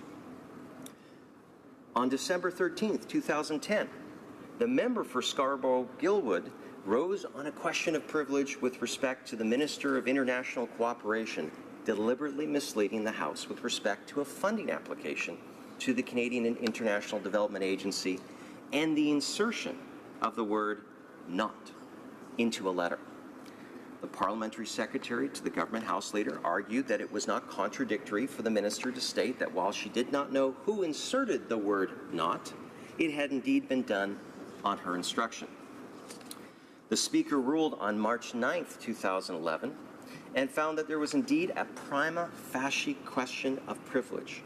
He noted that the 6th report of the Standing Committee had made available materials not previously before the House. He explained that he had taken its findings into consideration and measured them against other material, including statements in the House and answers to oral and written questions. He concluded that the information provided Parliament by the minister had at the very least caused confusion.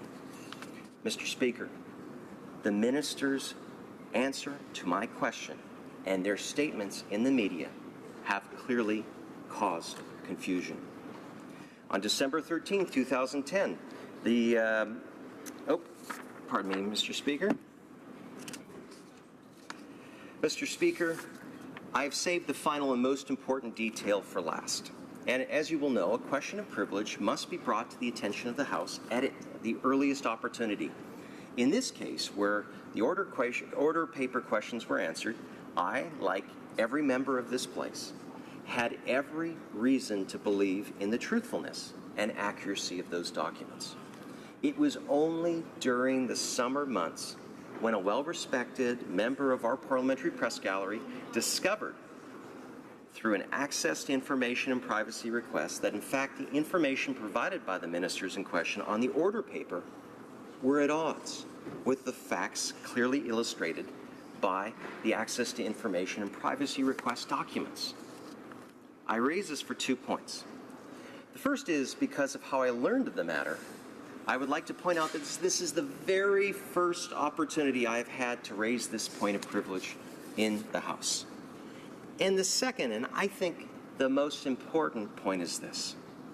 If there is not a finding of privilege in this matter, then essentially order paper questions become meaningless, as they are essentially trumped by ATIPs and access to information requests, Mr. Speaker. And if we allow that to occur, then in essence, we collectively are allowing an erosion of Parliament and eliminating one of the few tools that democratically elected, and I mean this for opposition members, but also for the members not in cabinet, on the government side. We are eliminating one of the few tools that allows all of us to collectively hold the government to account. And I think, Mr. Speaker, that is the main issue here at play. And the question we as parliamentarians have to ask, are we going to allow this erosion? Are we going to allow the one tool that we all can use to be able to establish clearly the facts of the matter, that we can use to be able to do our jobs? Mr. Speaker, I know for a fact that members of my constituency, all of the citizens in my riding, are counting on me to do my job. And I know, looking at all these members of Parliament here, each one of you was sent here with a purpose to do your jobs as elected members of Parliament, whether you are in the government or not. To direct his comments to the chair, of course. We don't use the word you unless we're speaking about the Speaker, of course, as the member knows. Speaker, I'm sorry for that, and I do appreciate the advice. Again, I'm not one for passion, but this is an area I think each one of us should be engaged on, and I appreciate your point. Above all else, I believe, Mr. Speaker, beyond individual members of Parliament, you and your role as Speaker is to protect the integrity of the House, and not just preserve, but to protect parliamentary procedures that have evolved over many decades to allow this place to help build the greatest country of them all. For this reason, I have raised my point of privilege. And I would also add that while this matter and the sums of money involved may be relatively trivial for some, the principle of protecting Parliament, and this includes the order paper questions, is a very important one which I believe we all should take very seriously. Mr. Speaker, I ask you leave this matter to the House to decide. If you find this to be a question of prima facie a breach of privilege, I am prepared to move the corresponding appropriate motion. Thank you for your time. Thank you for this House's attention. On the same question, privilege, I believe the Public Secretary of the Government House Leader is rising. Thank you, Mr. Speaker, and I assure the member that all privileges that are raised and brought forward to the House we take very seriously. With reference to the member bringing forward two members, the Minister of Health, the Minister of Natural Resources, I will have to return to provide further comment, Mr. Speaker, on the Minister of Natural Resources. But in regards to the Minister of Health, I do have a few thoughts that I would like to share with you. Mr. Speaker, I listened very carefully to the member's intervention, and I am confident that this is a matter of, in fact, debate and does not constitute a prima facie breach of privilege. The member is arguing that the minister deliberately misled the House in response to Order Paper Question Q-152. As members of the House know, responses to the Order Paper questions are not to be used as opportunity for debate. Page 522 of O'Brien and Bosk states, and I quote, Mr. Speaker, "No argument or opinion is to be given, and only the information needed to respond to the question is to be provided in an effort to maintain the process of written questions as an exchange of information rather than the opportunity for debate." End of quote, Mr. Speaker. I submit this is precisely what the member is attempting to do. The government tabled its response to the Order Paper question number 152, on June the 14th, 2016, within the prescribed time provided for it in the rules. The response to the question reflected the question asked and contained the information requested. It is well-established fact that the Speaker is not authorized to judge the content or the quality of answers provided in the House, including responses in order paper questions.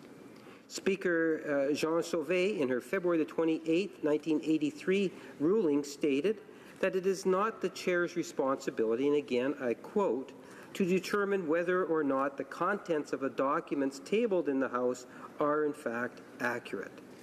End of quote. This sentiment was again echoed by Speaker Milliken's ruling on December 12, 2002, when he stated that, and again I quote, the Speaker has no role in reviewing the content of responses to written questions, end of quote. The Minister has publicly stated that she followed all proper procedures to determine the appropriate answer. This answer was then tabled in response to the order paper question. She has even stated that in the future she would endeavour to disclose additional information should that aid in providing more clarity. I believe the member is trying to conflate two issues. The member refers to comments the Minister made outside of this House, including an apology regarding her expenses, as evidence that the Minister has misled Parliament. However, we must be clear that the comments made were in relation to her travel expenses. It did not speak to the response to the order paper question. The Minister's comments regarding her travel expenses and the content of the order response are two separate issues. While the Minister has addressed her expenses related to travel, we cannot confuse that with the accuracy of the response tabled. Furthermore, a disagreement over the content of a response is merely that, a disagreement over the facts, and not a question of privilege.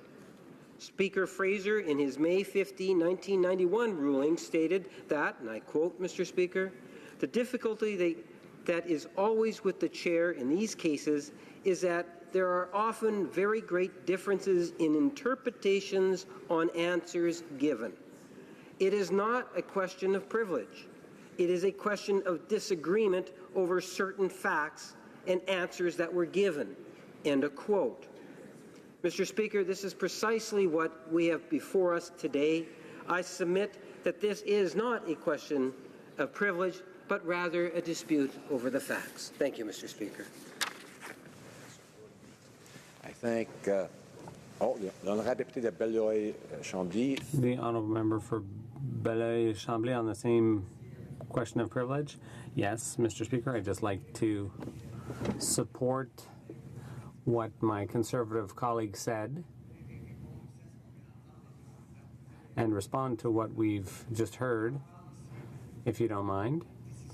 When you talk about decisions made by speakers in the past, I think it's important to note that in this situation, we're not talking about a debate over the facts. We're talking about the omission of facts. It's hard to interpret a non-existent answer, and that's the problem here, Mr. Speaker, and that's what we want accounts from the government about. When we've seen in the past, and we've heard some doozies, especially in the last number of years since I've been a member of Parliament, Mr. Speaker, but we're not talking about interpretation or partisan difference as the government, Parliamentary Secretary, to the Government House Leader alludes to. We're talking about the omission of information which prevents us from even having that debate to begin with over how we interpret the facts that are presented to us. Et quand on parle des questions feuilletons, Monsieur. And when you talk about questions on the order paper, I think your decision is going to be very important because this is a situation, this is a tool that MPs use to get very specific information at times. So the inclusion of all the facts is necessary. Needed, we may come back to this on behalf of the NDP. We will look over what has been said by both our colleagues, our colleague in the Liberal Party as well as our Conservative colleague, and if needed, offer you a further response. Merci. I thank the honourable member for Central Okanagan's Milkmead Nicola for raising this question of privilege. I thank the honourable Parliament Secretary to the Government House Leader for his response. Je remercie aussi l'honorable député de Belleuil-Chambly. I'd also like to thank the member for Belleuil-Chambly for his contribution. The government House Leader indicated that he'd like to come back with other comments, and the member for Belleuil-Chambly also indicated a wish to come back with other comments. So let's leave this aside for the time being, and I expect that we'll come back to this in due course, perhaps later this week, with other comments. Orders of the day. Government Bills Commons. B13, an act to amend the Food and Drugs Act and related acts.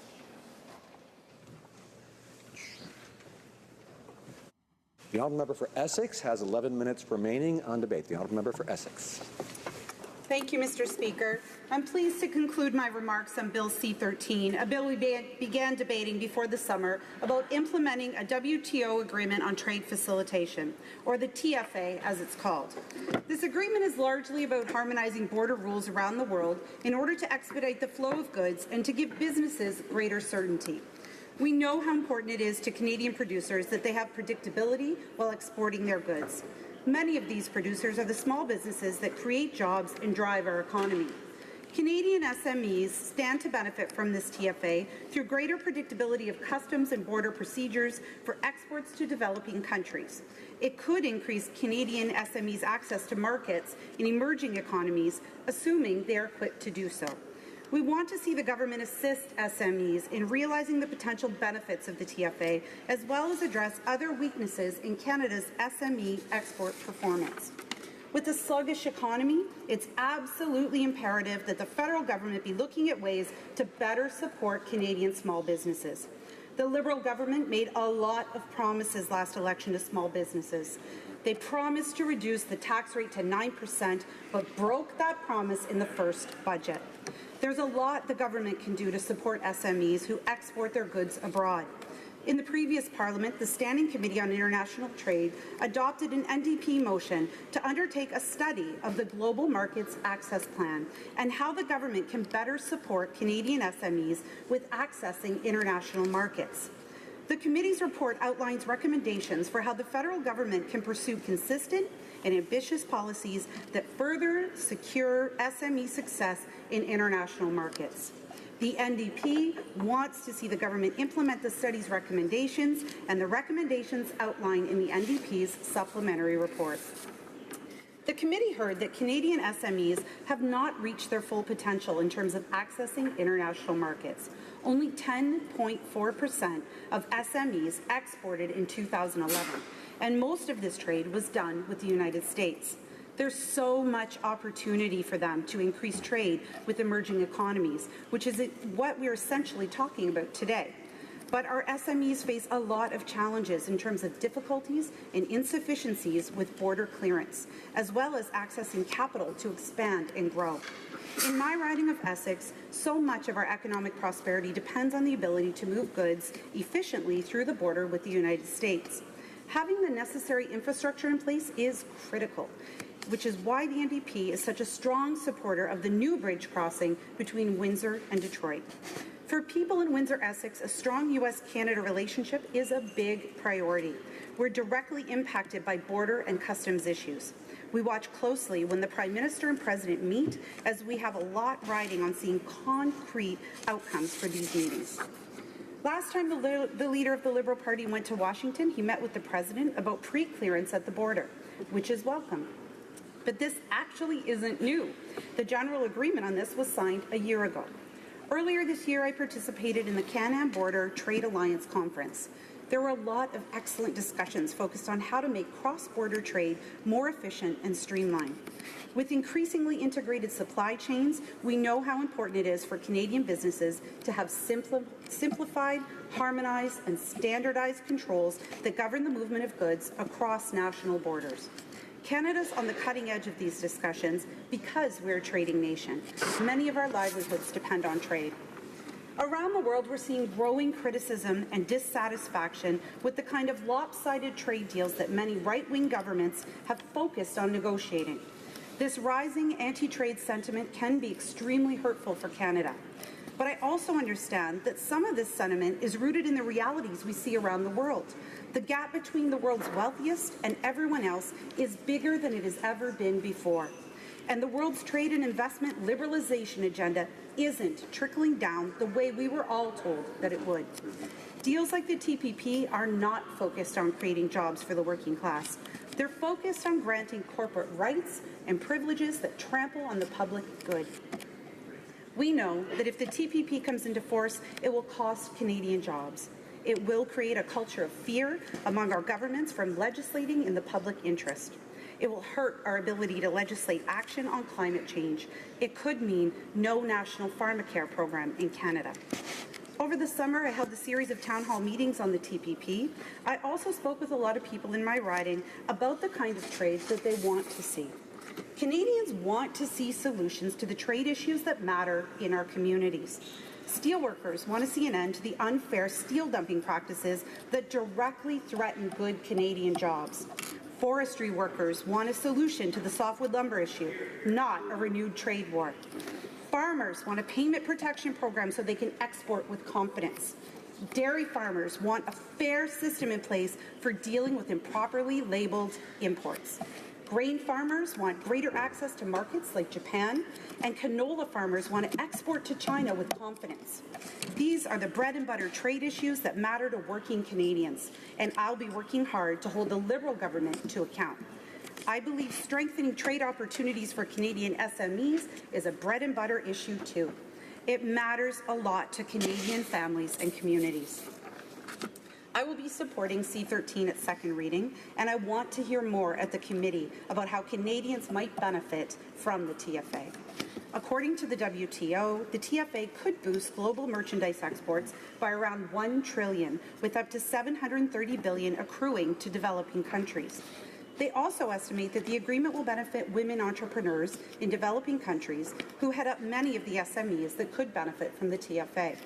The average growth of women-run enterprises is significantly lower than those run by men.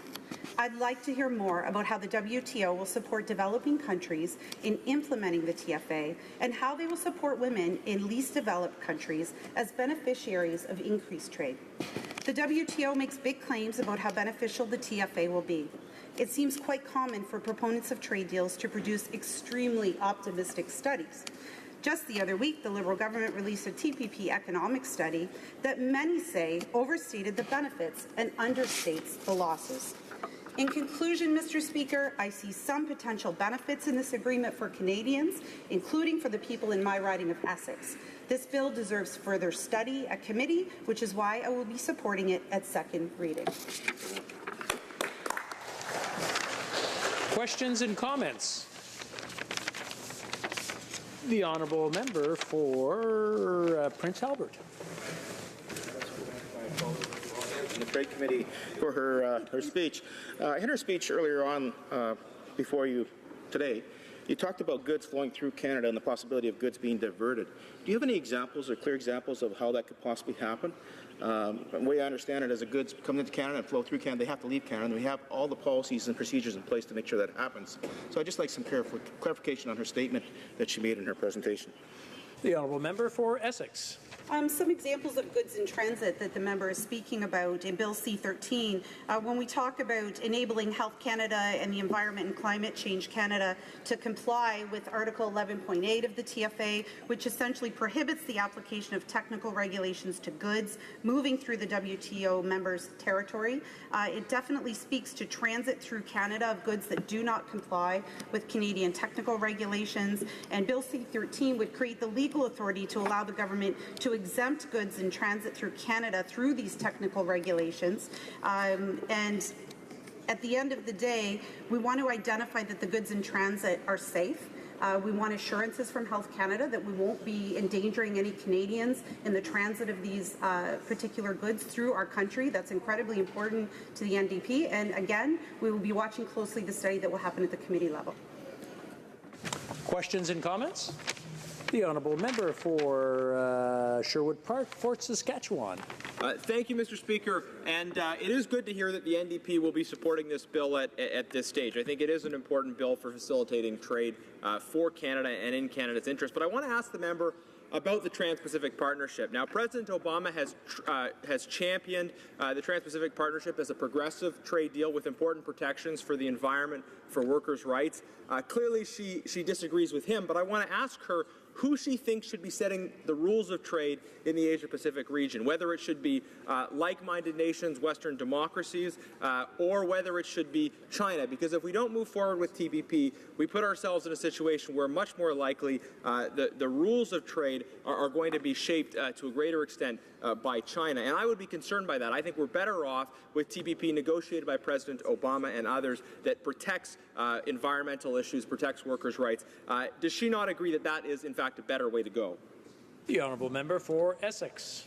I'm not surprised to hear my colleague, be in favor of this deal, because essentially this is a conservative deal that was negotiated behind closed doors and didn't include large numbers of groups. There were many people that weren't included in Canada. Labour was not part of the conversation. Environmentalists, seniors, our youth, the list goes on and on. Those who protect public health in our country were not part of the conversations that took place around the negotiating of the Trans-Pacific Partnership. It's not good enough for Canada to sit and watch what's happening in the U.S. We need to take leadership on this. We need to ensure that we're protecting Canadian jobs, and that at the end of the day, this trade deal, what we see of it, 60,000 jobs lost.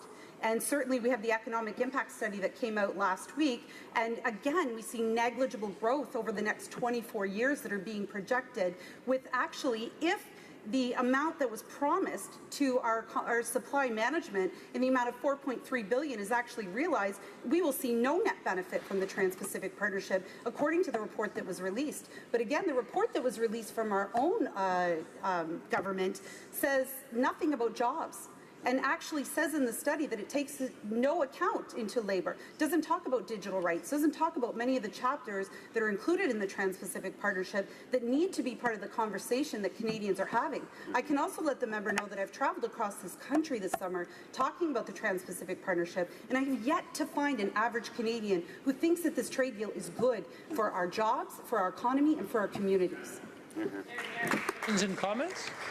The honourable member for Sherwood Park, Fort Saskatchewan. Thank you, Mr. Speaker. If the member wants to meet average Canadians who support this trade deal, I'd invite her to come to my riding anytime. I can introduce her to many of them. And she's selective in the studies that she quotes, but I want to ask her very directly. She said this is a conservative trade deal, and I'm certainly very proud of the role that our conservative government played in negotiating the trade deal. But of course, it was a deal that involved many countries. Would she not at least recognize the leadership that President Obama showed on this issue, pushing it forward and pushing the negotiations? And would she consider it a conservative trade deal on the basis of the many different nations representing different political philosophies, different political parties that consider this an important deal for global trade? The honourable member for Essex. Again, I can only extend to the member alongside me here down the bench that I'm more concerned with our Prime Minister looking at this trade deal. I'm more concerned about his lack of leadership around this trade deal than I am about what's happening in our neighbour to the south. Our trade with the U.S. is incredibly important. I come from a region that relies upon that. I certainly understand the benefit of that. But we need to look at this deal, and when we look at the report that came out a couple weeks ago now, what we see from our chief economist is that we have TFAs already with countries that are in the Trans-Pacific Partnership, and even the chief economist says that the trade with those countries will go down. We will actually see a loss in trade with countries that we already have FTAs with. It's time in Canada to sit and look at the way that we're, first of all, engaging in trade. We've heard the minister opposite mention a progressive trade agenda. I would love to explore that further and understand what exactly she means by that, because we need to look at these trade deals on balance. 60,000 jobs lost in our country, negligible growth by all reports, regardless of who you're looking at on the economic impact study. It shows negligible growth for our country, and yet we'll see a depletion of jobs, which is something that we certainly cannot have happen in our communities. And I would venture that the member down the bench can't afford those jobs to be lost out of his community either. And so I encourage him to have a town hall in his riding, and I will be following up to ensure that he does so that he can actually engage with people in his riding around the Trans-Pacific Partnership, and I look forward to hearing the results of that town hall. Questions and comments? Questions and comments. For Winnipeg North. Mr. Speaker. The problem that I have with a number of the statements that the member has made is that the NDP traditionally have just said outright no to agreements, including the TPP, even before there was any sort of real discussion. Our government has been very clear in terms of working with Canadians and the different stakeholders in regards to it, whereas the NDP have a foregone conclusion on all trade agreements, and that is to oppose, to oppose, to oppose. And it doesn't matter what the content really is. I have not seen them actually stand in their place and vote in favour of a trade agreement. The question that I have for the member, because I'm glad to hear that it would appear as if they're going to be supporting Bill C-13, and between the Conservatives and the NDP, they are building a consensus to vote for it, and I'm appreciative of that. My question to the member is, does she not believe that Bill C-13 does, in fact, allow for the type of consultation that's necessary in terms of ensuring that Canadians are protected within our different trade corridors? The honourable member for Essex. I thank the member opposite for his question, and I'd like to say that in C-13, I'd like to see a further exploration of the technical changes really that are happening to this TFA. So ultimately, we can determine whether or not this will be good for Canadians. But as far as the Trans-Pacific Partnership goes, the NDP has voted in favour of trade deals in the past, and I think the member is well aware of that. But what I'd like to say about this particular deal is that as Vice Chairperson of the Trade Committee, I have listened to hundreds of people come before the Trade Committee presenting, as well as hundreds of people out in communities across Canada. It is something that the Liberal government has promised to do as well, and when the resounding message from Canadians is that this deal is not good for their jobs, for their families, and for their communities, I hope I will see the member opposite standing up and representing those people in Canada and voting against the Trans-Pacific Partnership. Questions et commentaires. We have time for questions and comments. Question, the honourable member for Churchill, Kiwatnikaski. Colleague for her incredible leadership on this issue and standing up for not just us as New Democrats but Canadians on the issue of the TPP. And I'm wondering if once again she could talk about how important it is for to have a federal government that defends Canadian jobs, that defends good Canadian jobs, rather than the interests of investors and certainly some of the most wealthy CEOs around the world. Can she speak to the sentiment that she's hearing on the ground from Canadians who are concerned about the lack of leadership from this government and their willingness to sell us out? Member for Essex in 45 seconds or less, if possible. I thank my colleague, and one particular point that I'd like to hit on is that Canadians understand that they are already suffering under the ability to afford medication. In the Trans-Pacific Partnership, we'll extend the patents, which means that it will cost Canadians more money to be able to take the medication that is necessary for a pathway to health. That alone is egregious enough in the Trans-Pacific Partnership, and people understand the impact of that on their lives. Reprise du débat, resuming debate. The honourable member for Richmond Hill.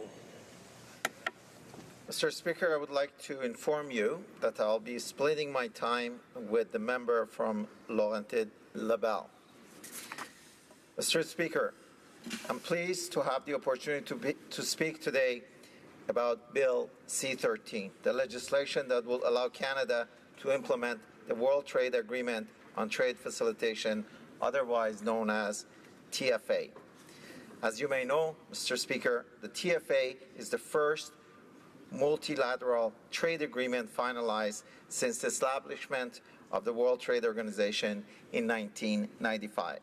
It's truly a landmark achievement. The TFA focuses on streamlining, harmonizing, and modernizing customs procedures.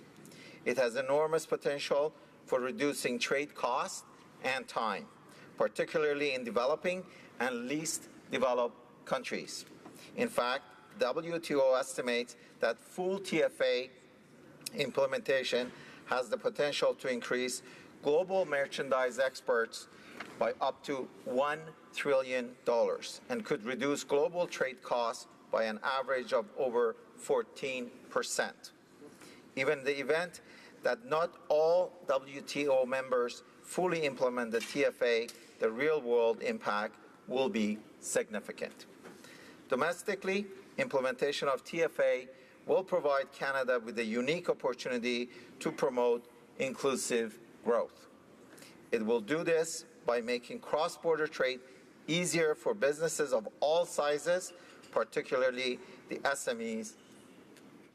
I would like to speak to you today about some of the legislative amendments that are required for Canada to join the ranks of 92 other World Trade Organization members, including EU, US, and China, who have already ratified the TFA.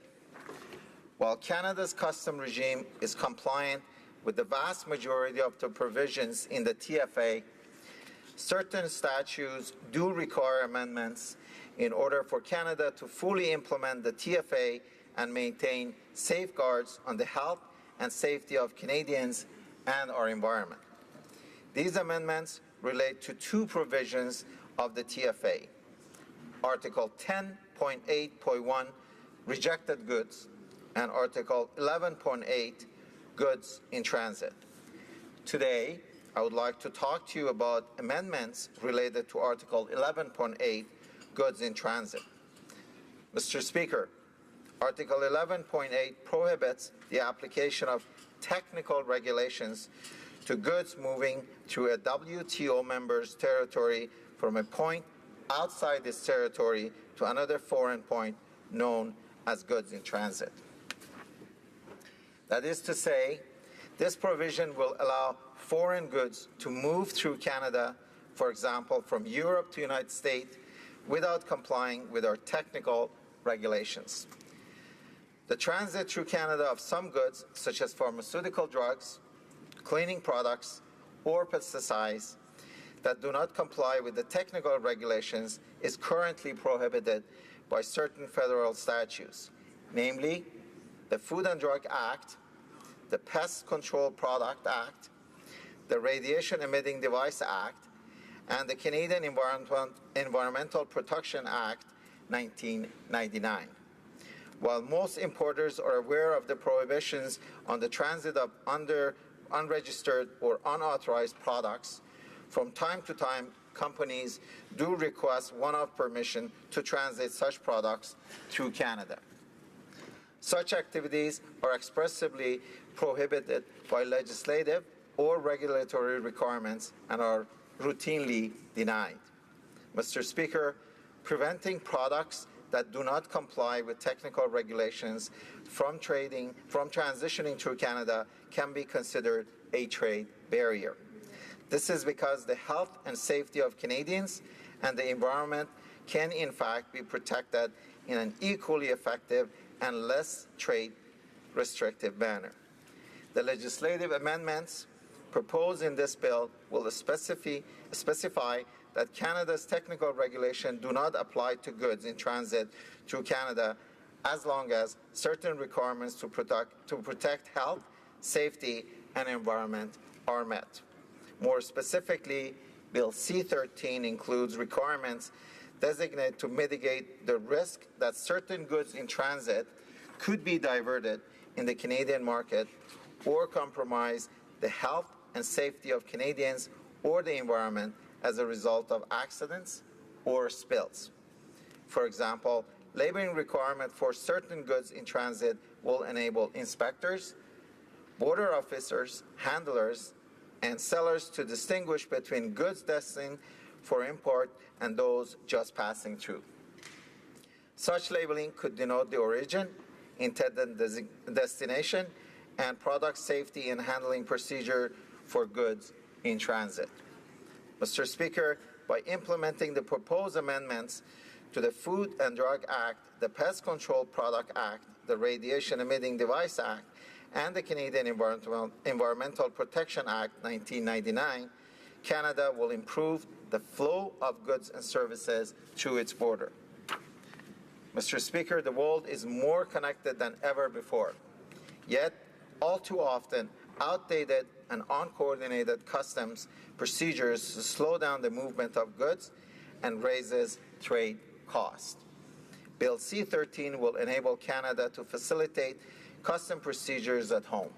The TFA will do the same around the world and bring considerable economic benefits to Canada and other World Trade Organization members. Mr. Speaker, I support this bill and all the benefit it would bring to Canadians. More specifically, I support it because it would benefit the many small and medium enterprises in Richmond Hill, my riding, such as those in construction industry, manufacturing, pharmaceutical, service delivery, agriculture, transport, and others. Richmond Hill, although a small suburban town, has huge business and export and import potential, and residents of Richmond Hill can stand to significantly benefit from removing these trade barriers. I urge the honourable members to support this bill, which will enable Canada to do its part to bring the agreement into force and ensure the health and safety of Canadians and the environment remains protected. Thank you, Mr. Speaker. Questions and comments? The honourable member for Sherwood Park, Fort Saskatchewan. Thank you very much, Mr. Speaker. As the member knows, we're supporting this bill as well as something important that I think we need to move forward on. But we're at a critical time internationally where there are many voices criticizing the idea of open trade, the idea of an open economy. And now would be a good time for the government to actually make up its mind on critical trade deals like the Trans-Pacific Partnership. But we have no leadership from the government on that. People know where the Conservatives stand. People know where the New Democrats stand on this trade deal. The Liberals have been in office for close to a year, and continually they're punting on this important deal. They're refusing to take a position and show any leadership. So I want to ask the member, there have been consultations that have gone on. It's been a long time. They've had plenty of time to become familiar with the deal. What is this member's position on the Trans-Pacific Partnership, and when will the government finally actually decide whether they're going to speak for the idea of open trade or not? The honourable member for Richmond Hill. Thank you, and thanks my colleague across. I would like to first of all state that I'm very glad that you are and your party is going to support Bill C-13. Now, on the matter of TPP, as our government has stated and clearly demonstrated, we are conducting and continue to conduct consultation, and the report of those consultations will be provided. We have clearly stated that this is a bill and an agreement that needs to be shared, discussed, analyzed, and the impact of it across all sectors made clear, and we made a commitment to do that, and we continue to do that. Thank you. Before proceeding to the next question, to speak directly to the other members and to speak through the chair. Questions and comments. The honourable member for Essex. Mr. Speaker, I would like to thank my colleague across for his speech this morning, or this afternoon rather, and something that he brought up is of particular interest to me, and that's the CBSA. When we talk about the Canada Border Services Agency, the amazing women and men that work there to protect our border, and they're on the front lines of really facilitating trade, but enforcing the regulations and keeping our country safe. They have an incredibly difficult and challenging job, so I thank them for the job that they do. That being said, it's been clear that the majority of the responsibility for imports and exports rely on them, as it should, and they're severely understaffed. So they really require some more men and women at the border to be able to prevent the importation of things like dye-filtered milk, the issue that we're having around that in particular. But certainly when we're talking about expanding the dangerous goods that will be traveling through our country, we need to ensure that the CBSA has all of the tools that they need to be able to do so safely, as the member mentioned in his speech. So my question is, do you believe that the CBSA requires additional support to make our borders more efficient and secure? The honourable member for Richmond Hill, before the honourable member answers, I'm sure the honourable member for Essex meant this, not the speaker, because she was speaking through the speaker. She didn't mean you, me. She meant the honourable member for Richmond Hill, so I just want him to take that into account when he answers his question. Thank you, Mr. Speaker, and I thank the member from Windsor, Essex. As you know, the budget cut from the Conservative government put us in the position that we are. Having said that, our commitment through C-16 is to bring the visibility and the oversight that's needed. Naturally, we're dealing with the process first, and once this legislation is placed and there is an alignment with the other 92 members, we will look into it to make consideration for the 2017 budget to ensure that those considerations are supported and those legislative amendments are supported with the proper resources that's needed. Thank you. Reprise du débat. Resuming debate, the honourable member for Laurentide-Labelle. Thank you, Mr. Speaker. I am pleased to have the opportunity to speak today about Bill C-13, the legislation that will allow Canada to implement the WTO Agreement on Trade Facilitation, otherwise known as the TFA. As you may know, Mr. Speaker, Canada played a key role in the negotiation of the TFA at the WTO. The TFA will enhance predictability and transparency of customs decisions for traders, expedite the release of goods through the use of modern technologies such as electronic payment, increase efficiency of customs procedures through improved coordination between border agencies. Canada ensured that the TFA provides a full range of trade facilitation measures while preserving our ability to protect the health and safety of Canadians and the environment. Mr. Speaker, today I would like to speak about some of the legislative amendments that are required for Canada to join the ranks of 92 other WTO members, including the EU, the US, and China, who have ratified the TFA. The TFA will enter into force once 2/3 of WTO members, or 110 out of 164 WTO members, have ratified it. Canada needs to do its part to make this happen. While Canada's customs regime is compliant with the vast majority of provisions in the TFA, certain statutes require amendments in order for Canada to fully implement the TFA and maintain safeguards on the health and safety of Canadians and the environment. These amendments relate to two provisions of the TFA, Article 10.8.1, Rejected Goods, and Article 11.8, Goods in Transit, that my colleague addressed recently. Today, I would like to talk to you about the amendments required to implement Article 10.8.1 on the rejected goods. Mr. Speaker, Article 10.8.1 requires WTO members to allow importers to return to the exporter goods that were rejected on account of their failure to meet certain health and other technical requirements, unless another means of dealing with the rejected goods is provided for in that country's laws. For example, seizure and disposal. Therefore, governments who wish to retain the ability to treat goods other than by allowing the return will need to be able to point to specific provisions in their laws or regulations providing authority to do so. In order to ensure that the Government of Canada's statutes and regulations comply with this provision, while not increasing risk to the health and safety of Canadians and the environment, amendments to 5 statutes administered by Health Canada are required. Those statutes are the Canada Consumer Product Safety Act, the Food and Drugs Act, the Hazardous Products Act, the Pest Control Products Act, and the Radiation Emitting Devices Act. Specifically, Bill C-13 identifies criteria under which non-compliant goods could be either returned to the exporter, reconsigned, or alternatively seized, detained, forfeited, and or disposed of by customs.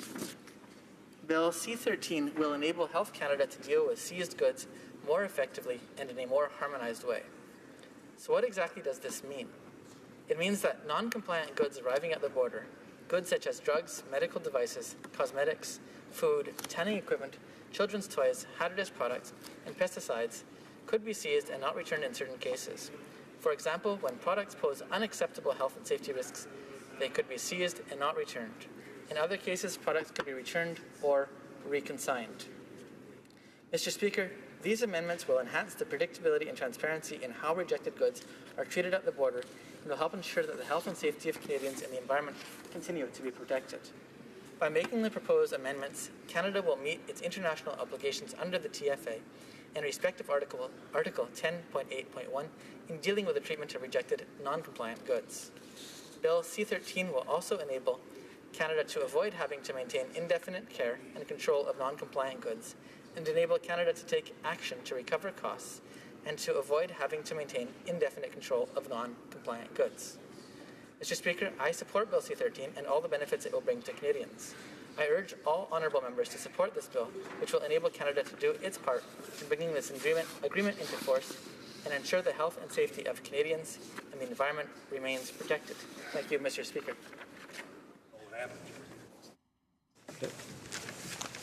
Questions and comments? The honourable member for Essex. Mr. Speaker, and I thank my colleague across for his speech today. And I'd like to touch a little bit on what he's talking about in terms of the hazardous products and the pest control products. I really think that it's important for us to understand that it's not just that these products travel safely, it's that communities are protected from any potential damage that could happen in transport. It's also that the people that work to transport this across our country are protected, that their health and safety is ensured. And so my question, because C13 really makes some changes on how we will deal with the goods in transit and the non-compliant goods, my question is to the member, is the member confident that the changes in C13 maintain existing health and safety standards for workers who may come into contact with these products? The honourable member for Laurentides-Labelle. Thank you, Mr. Speaker. That's a good question. I honestly don't know. I don't know that detail, but I certainly hope the member mentioned in her own speech the importance of looking at this in committee, and I expect that any concerns will be brought to light in that environment. And but overall, I think the bill is well worthwhile and will be protecting the environment in the ways we need to be doing so. Thank you, Mr. Speaker. Questions and comments. The honourable member for Richmond Centre. Thank you, Mr. Speaker. I first of all like to thank my member opposite for this bill, and then we'll probably support this. Mainly because we all know that 1 in 5 jobs is created by trade, and in my riding of Richmond in British Columbia is the Asia-Pacific Gateway. So trading is very important to my own riding and also to British Columbia. So we support this bill because it enables Canada to implement the Trade Facilitation Agreement, the TFA, which was concluded under the previous Conservative government. And Canadian investors, importers, and exporters of goods, including small and medium-sized businesses, the SMEs, which I've been listening to, will benefit from the implementation of the TFA. And also the inactivity of many SMEs as players in international trade has more to do with red tape than tariff barriers. So my question to the member opposite is that will the Liberal adhere to the recent G7 Leaders Declaration and Economic Impact Report by the Office of the Chief Economist and commit to ratifying the Trans-Pacific Partnership independent of the United States? Thank you, Mr. Speaker. The honourable member for Laurentides-Labelle. Thank you, Mr. Speaker. I'm always happy to hear the Conservatives support one of our bills. The TPP is an issue, as we discussed in the previous speech, that is still under consultation. My riding is certainly affected. There's a lot of export coming from our riding, even though we're not anywhere near the border. And I will be following this very closely. So I appreciate the question. There's more to come. Thank you, Mr. Speaker. Questions and comments. The honourable member for Winnipeg North. The debate and the importance of the legislation. It's encouraging to hear that opposition parties seem to be in support of it, and maybe, just maybe, we could even see it pass, given the comments that we've heard.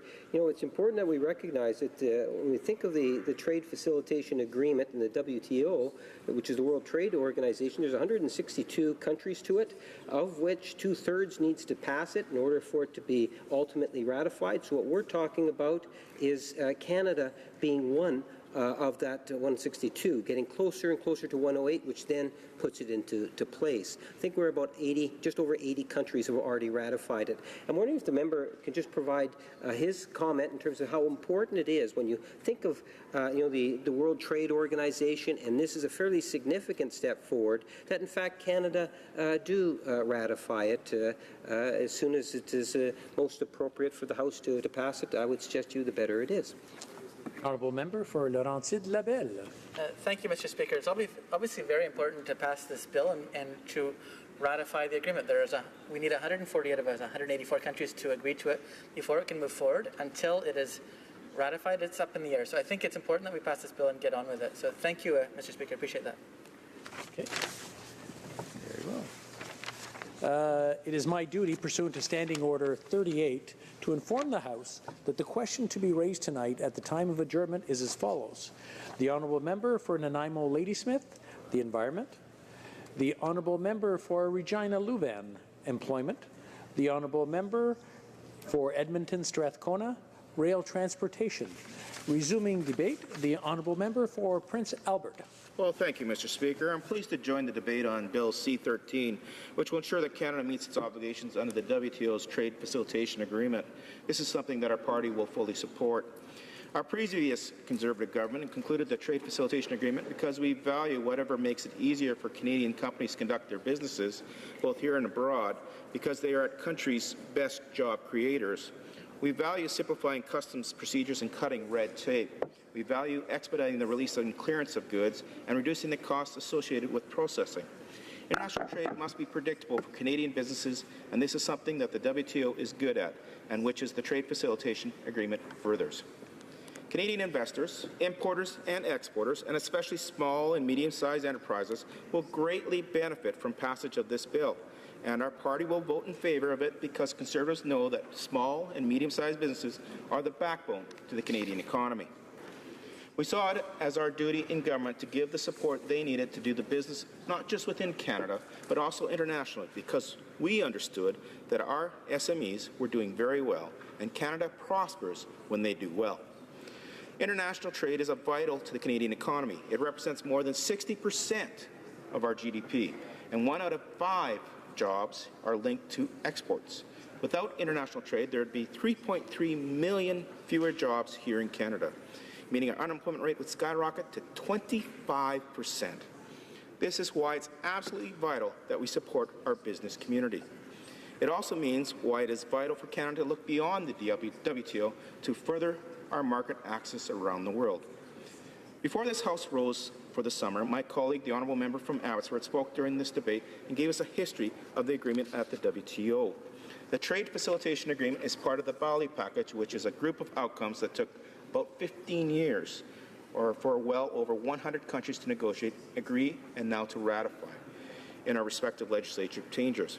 15 years and counting, I should probably say, since over 20 countries have yet to pass this agreement after us. While the timeline for accomplishments anything at the WTO is concerning, it does serve a purpose, the highest of which is the common set of rules it sets that govern international trade.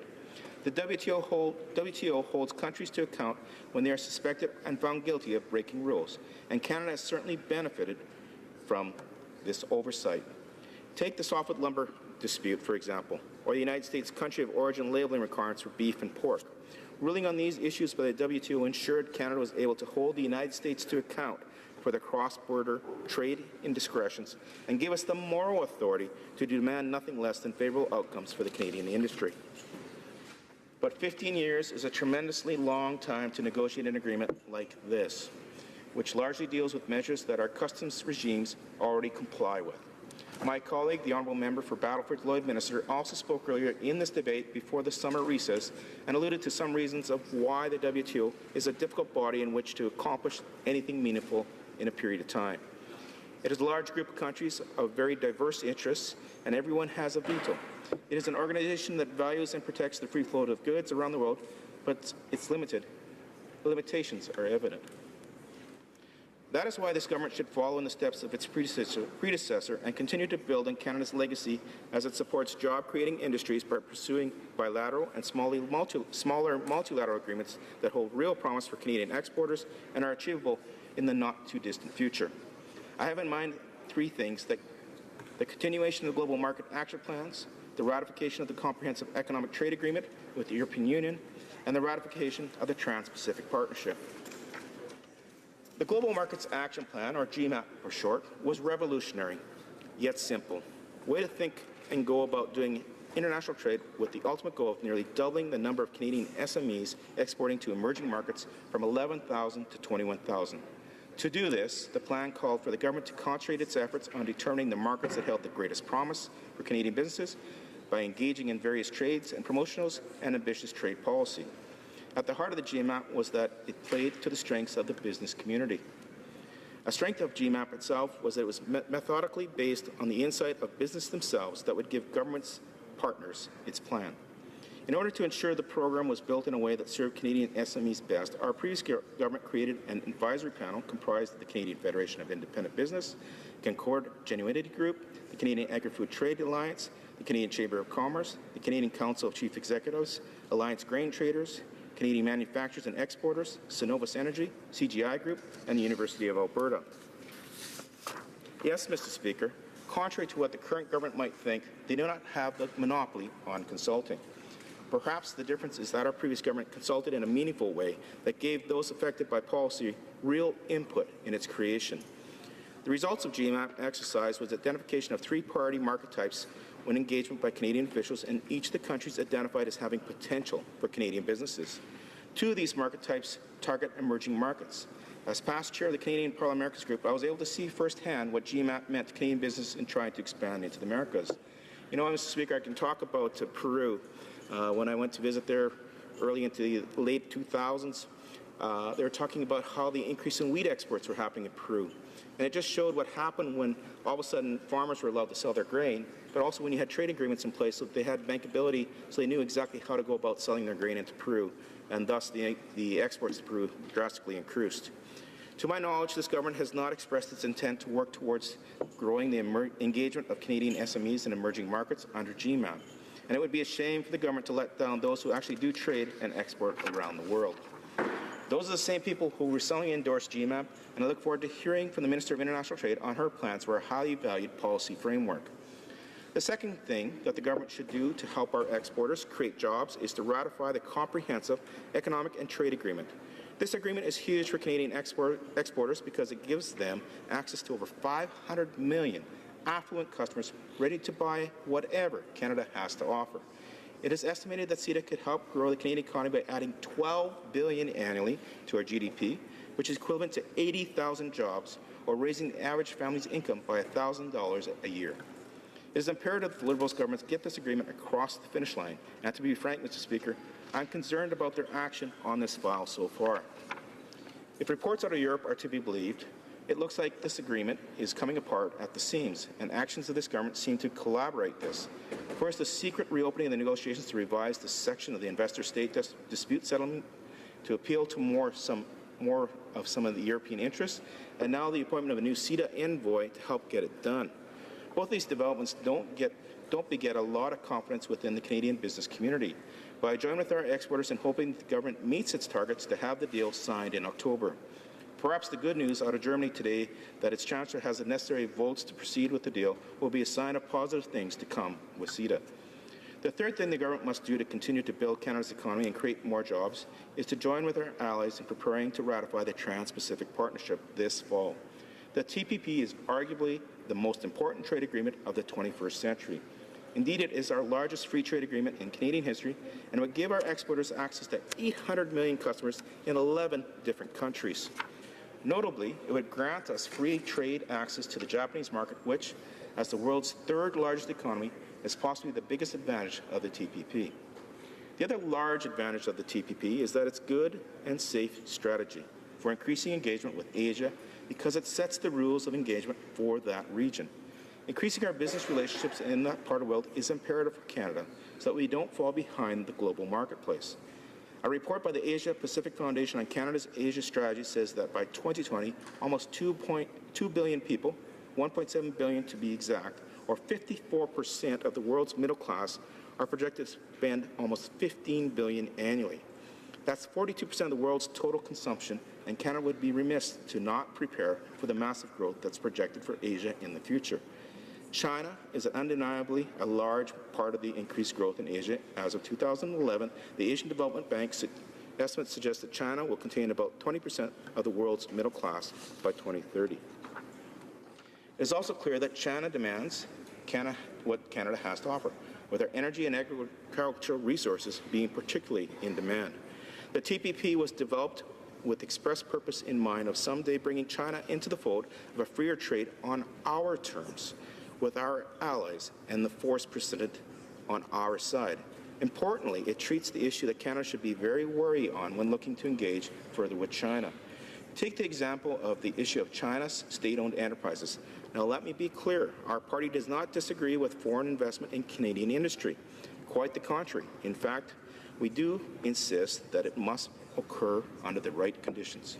Following the purchase of Nexen by the China National Offshore Oil Company in 2012, the previous Conservative government announced a new policy consisting of 2 elements: limiting the further acquisitions of oil sand assets by state-owned enterprises, and 2, requiring additional scrutiny of acquisitions by state-owned enterprises in other sectors. China has asked Canada to loosen these restrictions, which should be concerning for Canadian companies who would face unfair competition within Canada as a result, in addition to other international companies that do business here under global established laws and norms.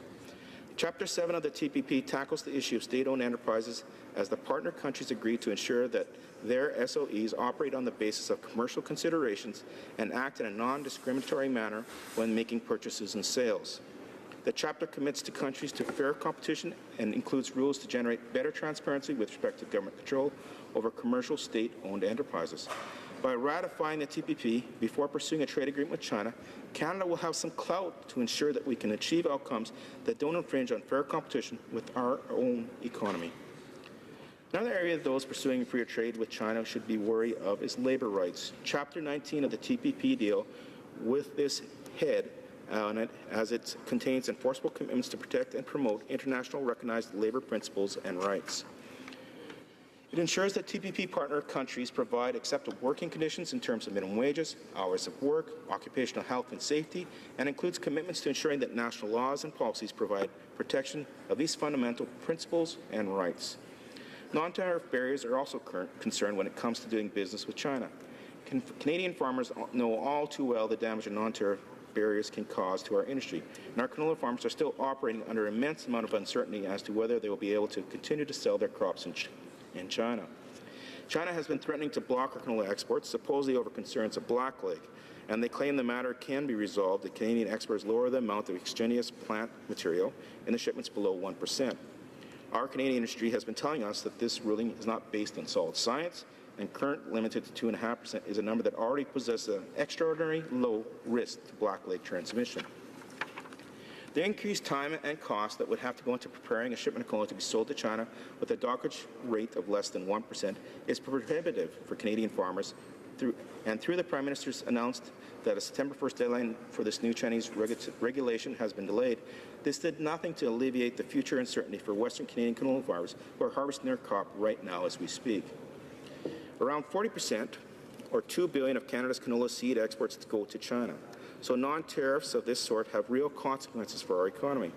China has been known to use regulatory barriers in the past to block other Canadian agricultural products, including beef, pork, biotech crops, whether to protect their domestic industry or to strengthen their negotiation positions on other issues.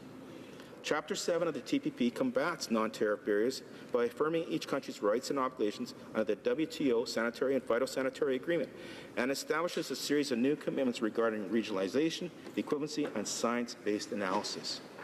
Most importantly, it also provides increased transparency in the application of each country's SPS regulations, including requirements that TPP countries notify all of the regulations that must have an effect on trade. Indeed, the government should really consider the benefits of using the TPP as a springboard towards further trade with China, given Canadians' public deep divide and sentiment on this matter. Polling numbers released by the Asia-Pacific Foundation to coincide with the Prime Minister's recent trip to China show that an equal number of Canadians both oppose and support free trade agreements with China, at 46%. And we know that those who are hesitant to support more engagement with China do so largely concerning involving security, human rights, and the rule of law. By ratifying the TPP before pursuing free trade with China, the government can begin to negotiate from a position of increased coordination among our allies in the Asian-Pacific region. They say that there's safety in numbers, and the TPP means exactly that. Before giving us access to Japanese markets and tools it offers in preparing for further trade with China, the most compelling reason for ratifying the TPP this fall is that this agreement is what Canadian businesses want. Our business creates jobs in Canada, and ratifies TPP will help create even more across the board. In every region of the country, you'll find businesses that support increased trade in Asia through the TPP.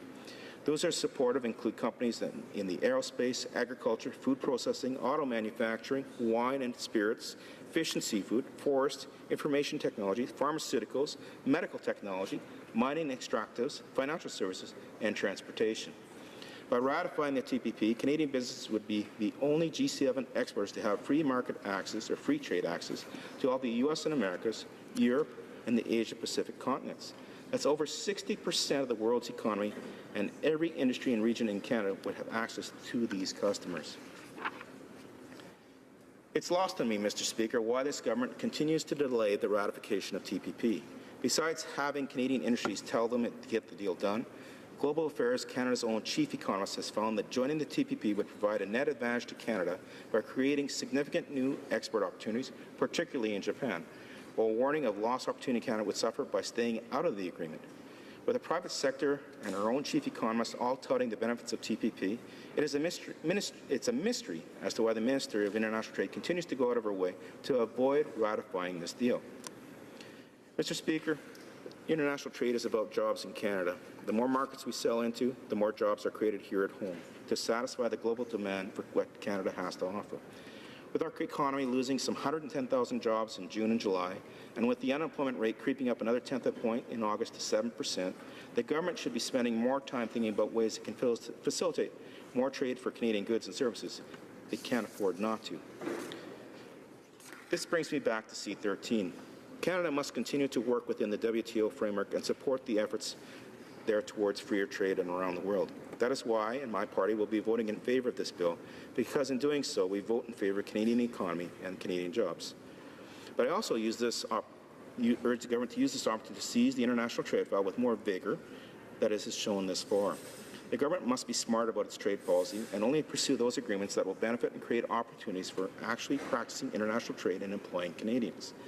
Continuing the important work set up by the Global Market Action Plan, getting CETA across the finish line, and ratifying the TPP before pursuing free trade talks with China will set our economy up for continued growth and prosperity for the years to come. Mr. Speaker, these are all things that I hope our Trade Minister gets and understands. As we look forward and we look at what's going on in the Canadian economy, you know, we've heard a lot of promises from the Liberal government, and promises I think they intend to keep, at least I hope they do. You know, we all remember the commercial of the Prime Minister going down the escalator talking about how he had a plan for creating jobs here in Canada. And that's very important because we need to create jobs here in Canada. But the results have been some lackluster. They're not there. You know what? We've lost jobs here in Canada. Our inability to actually show us clear direction on what we're doing in the trade file has Canadian companies really confused about what their future holds. A good example is we're on TPP. We're dragging our feet. The Liberals are dragging their feet because they're waiting to see what happens in the U.S. Yet when it comes to the Asian Development Bank, they go in there headstrong, full steam ahead, with a commitment of close to $1 billion, with no agreement from our allies, the U.S. and Japan actually telling us not to be part of that, looking at the consideration that Australia belongs to that bank and only gets 4% of the benefit. So there's no commitment of that $1 billion to actually be spent on any company that generates jobs here in Canada.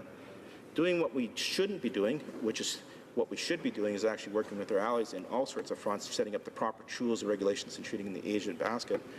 You know, it just creates inconsistency in how we're supposed to read and how I'm supposed to plan my business for the future. If we've seen a consistent message by them ratifying TPP now, showing the strong argument for CETA, getting that done here in October, boy, that tells the business community here in Canada to invest. It tells them that, you know what, you're going to have market access in, not just over in Europe, but in Asia, and that's pretty exciting. And you will see the job growth happen from that. You will see the benefit almost instantaneously, Mr. Speaker. So why they would hesitate in this file is just beyond me, other than just not having a clear vision of what to do in the future. So, Mr. Speaker, I'm going to conclude my results saying that C-13 is actually an interesting bill. It's something that probably should go through the House in a matter of 30 seconds. It's a no-brainer. We're doing the stuff that is required in this bill already at the Canadian Customs and Border, so it's not like we're adding new expertise and new procedures and processes. And I do get the fact that we'll be spending money in other countries to help them get up to the level of conduct that we expect, which is a good thing. Because as we improve their regulatory processes and combine them or harmonize them with Canadians, it makes it easier for our companies to do businesses in those countries. So I look forward to see this ratified and moving forward. Then I look forward to seeing legislation on TPP hopefully this fall. And I look forward for legislation on CETA so that we can get these trade deals done and move forward to things like Pacific Alliance and other opportunities that await us in the trade file. Thank you, Mr. Speaker. Questions and comments? Question et commentaires. The honourable member for Niagara Centre. Thank you, Mr. Speaker, and I do appreciate the comments made by the member opposite. And I have to admit, as he stated, when observing what this government is doing to add incentive and to add cooperation, especially with those folks from the municipal and regional levels and provincial level. We are doing just that. Just in my writing this past month, we announced the opening of the groundbreaking for General Electric, 220 jobs in Niagara Centre and the Niagara region. And of course, that was based on the cooperation that the Prime Minister directly was involved in, as well as Minister Freeland, to ensure that GE understood the package that we had available in Niagara, the province of Ontario, and therefore our great nation. But my question, Mr. Speaker, has to do with the level playing field, fair trade. Fair trade. And the question is to the member, does he in fact believe that the TPP offers that fair trade, especially when looking through a triple bottom line lens, environment, economics, social, and in comparison to and in competition with those countries that we do trade with? Is that equality actually there? Is it actually a fair trade? Is Canada actually on a level playing field? Does the member opposite truly believe that the TPP offers our business community and therefore that fair trade for even our workforce to be able to compete within that market throughout this globe, but as well fair to this great nation? The honourable member for Prince Albert. Well, thank you, and I thank the member for his questions. That's a great question. You know, if you look at what we have today, we have nothing. There's no agreement. There's nothing in place. There's no ability to really get a dispute solved. Is TPP perfect? Probably not. Will it need some improvements going down the road? You bet. But you know, it's a basis to build upon. It gives some bankability and stability. It addresses some things like labor rights, the environment, that are not existing today in any agreement with those countries. So when you talk about, is this good for Canada? No question about this is good for Canada. I would rather have the rules set by these 11 countries as we deal in the Asian basket than actually go in and try to do a bilateral deal with China and have rules in such a fact that we wouldn't be able to enforce non-tariff trade barriers. This would allow us to do that. So my suggestion to them, as I've been consistent in my speech, get TPP done. That allows the door to open up under TPP to negotiate with China in a situation that's beneficial for Canada and keeps everything even fairer going into the future. Questions and comments? Before I go to that, I just want to remind the honourable members not to mention other members' names. It's by their title, their rank, or their riding. The honourable member for Vancouver Kingsway. Thank you, Mr. Speaker. I enjoyed my honourable colleague's remarks, and I do have a few counterpoints to make before I ask my question. One of them, of course, is that in the TPP, Canada already has free trade agreements with 4 of the major economies in that, the United States, Mexico, Chile, and Peru, I believe they are. And the other countries that make up the balance of it are actually relatively small economies. It's been shown that the average tariff in the world right now without any tariff agreement is in single digits. And of course, Canada already can trade with countries like Vietnam and Malaysia and does so every week without any real problems. My question I want to pick up has to do with the question my honourable colleague on the government side asked, which is about human rights. One of the countries involved in the TPP is Brunei. Brunei has adopted a form of Sharia law that makes homosexuality punishable by being stoned to death. And as well as adultery, for that matter. And I'm just wondering, I know that John Baird, when he was foreign minister, said that Canada would never tolerate any country that deals with homosexuality in that way, and he singled out Iran at that time. So I'm just wondering what the Conservative Party position would be in terms of why he would be advocating giving preferential economic treatment to a country that kills people based on their sexual orientation, if he thinks that that's sending the right message from a human rights perspective. The honourable member for Prince Albert. Well, I thank the member for his question. And I do enjoy my time when he was on committee. And actually, I will say this, when he was on committee, the NDP was actually pro-trade. They actually went forward on the Korea trade agreement. He was quite helpful in getting that through the legislation. And actually, we had a unanimous report out of committee suggesting that we approve that agreement. In regards to his question, you know what? Any of those things are not acceptable. Canadians won't accept that, and the Conservative Party will not accept those things either. But you need a mechanism to deal with them. And economics is one mechanism to deal with them, to basically lay out the line and say, no, we won't accept that. And you have the ability to work with 11 other countries or 10 other countries to tell them that, to raise that standard, to say these are what acceptable human rights are. But if you don't have any agreement, you have no influence, you have no say, you have no sway.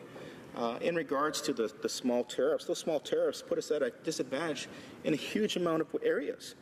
So when you look at it and you say it's just small tariffs, and you say, okay, we already have a trade agreement with 4 of the bigger countries, well, what about these emerging countries like Vietnam? They're emerging. They're going to be big players somewhere down the road. Their middle-class economy is growing. Don't you want to have our companies in there growing with them? You know, Mr. Speaker, they're going to do business with somebody around the world. Wouldn't you rather have them do business with Canada rather than somebody else? Questions and comments? The honourable member for Lethbridge. Thank you, Mr. Speaker. And I'd also like to thank my honourable colleague for what he shared today as well. Over the summer, I had a chance to hold a roundtable within my riding where I had the opportunity to talk with small business owners and medium-sized business owners and really hear what mattered to them. And one of the things that they brought up was the obstacles that are in their way with regards to trade. So I took the opportunity to also look at a study that was done across Canada by the Canadian Chamber of Commerce. There was a survey that was completed, and again, this was one of their #1 top barriers with regards to generating capital and creating jobs. What I would like the honourable member to answer for me is I would just like him to comment on how the TPP might actually help solve this problem. Specifically, I'm interested in my context where Lethbridge, Alberta is a fairly rural area, largely agrarian in nature or agricultural based. How would the TPP go about facilitating further development and business capital within our region? The honourable member for Prince Albert.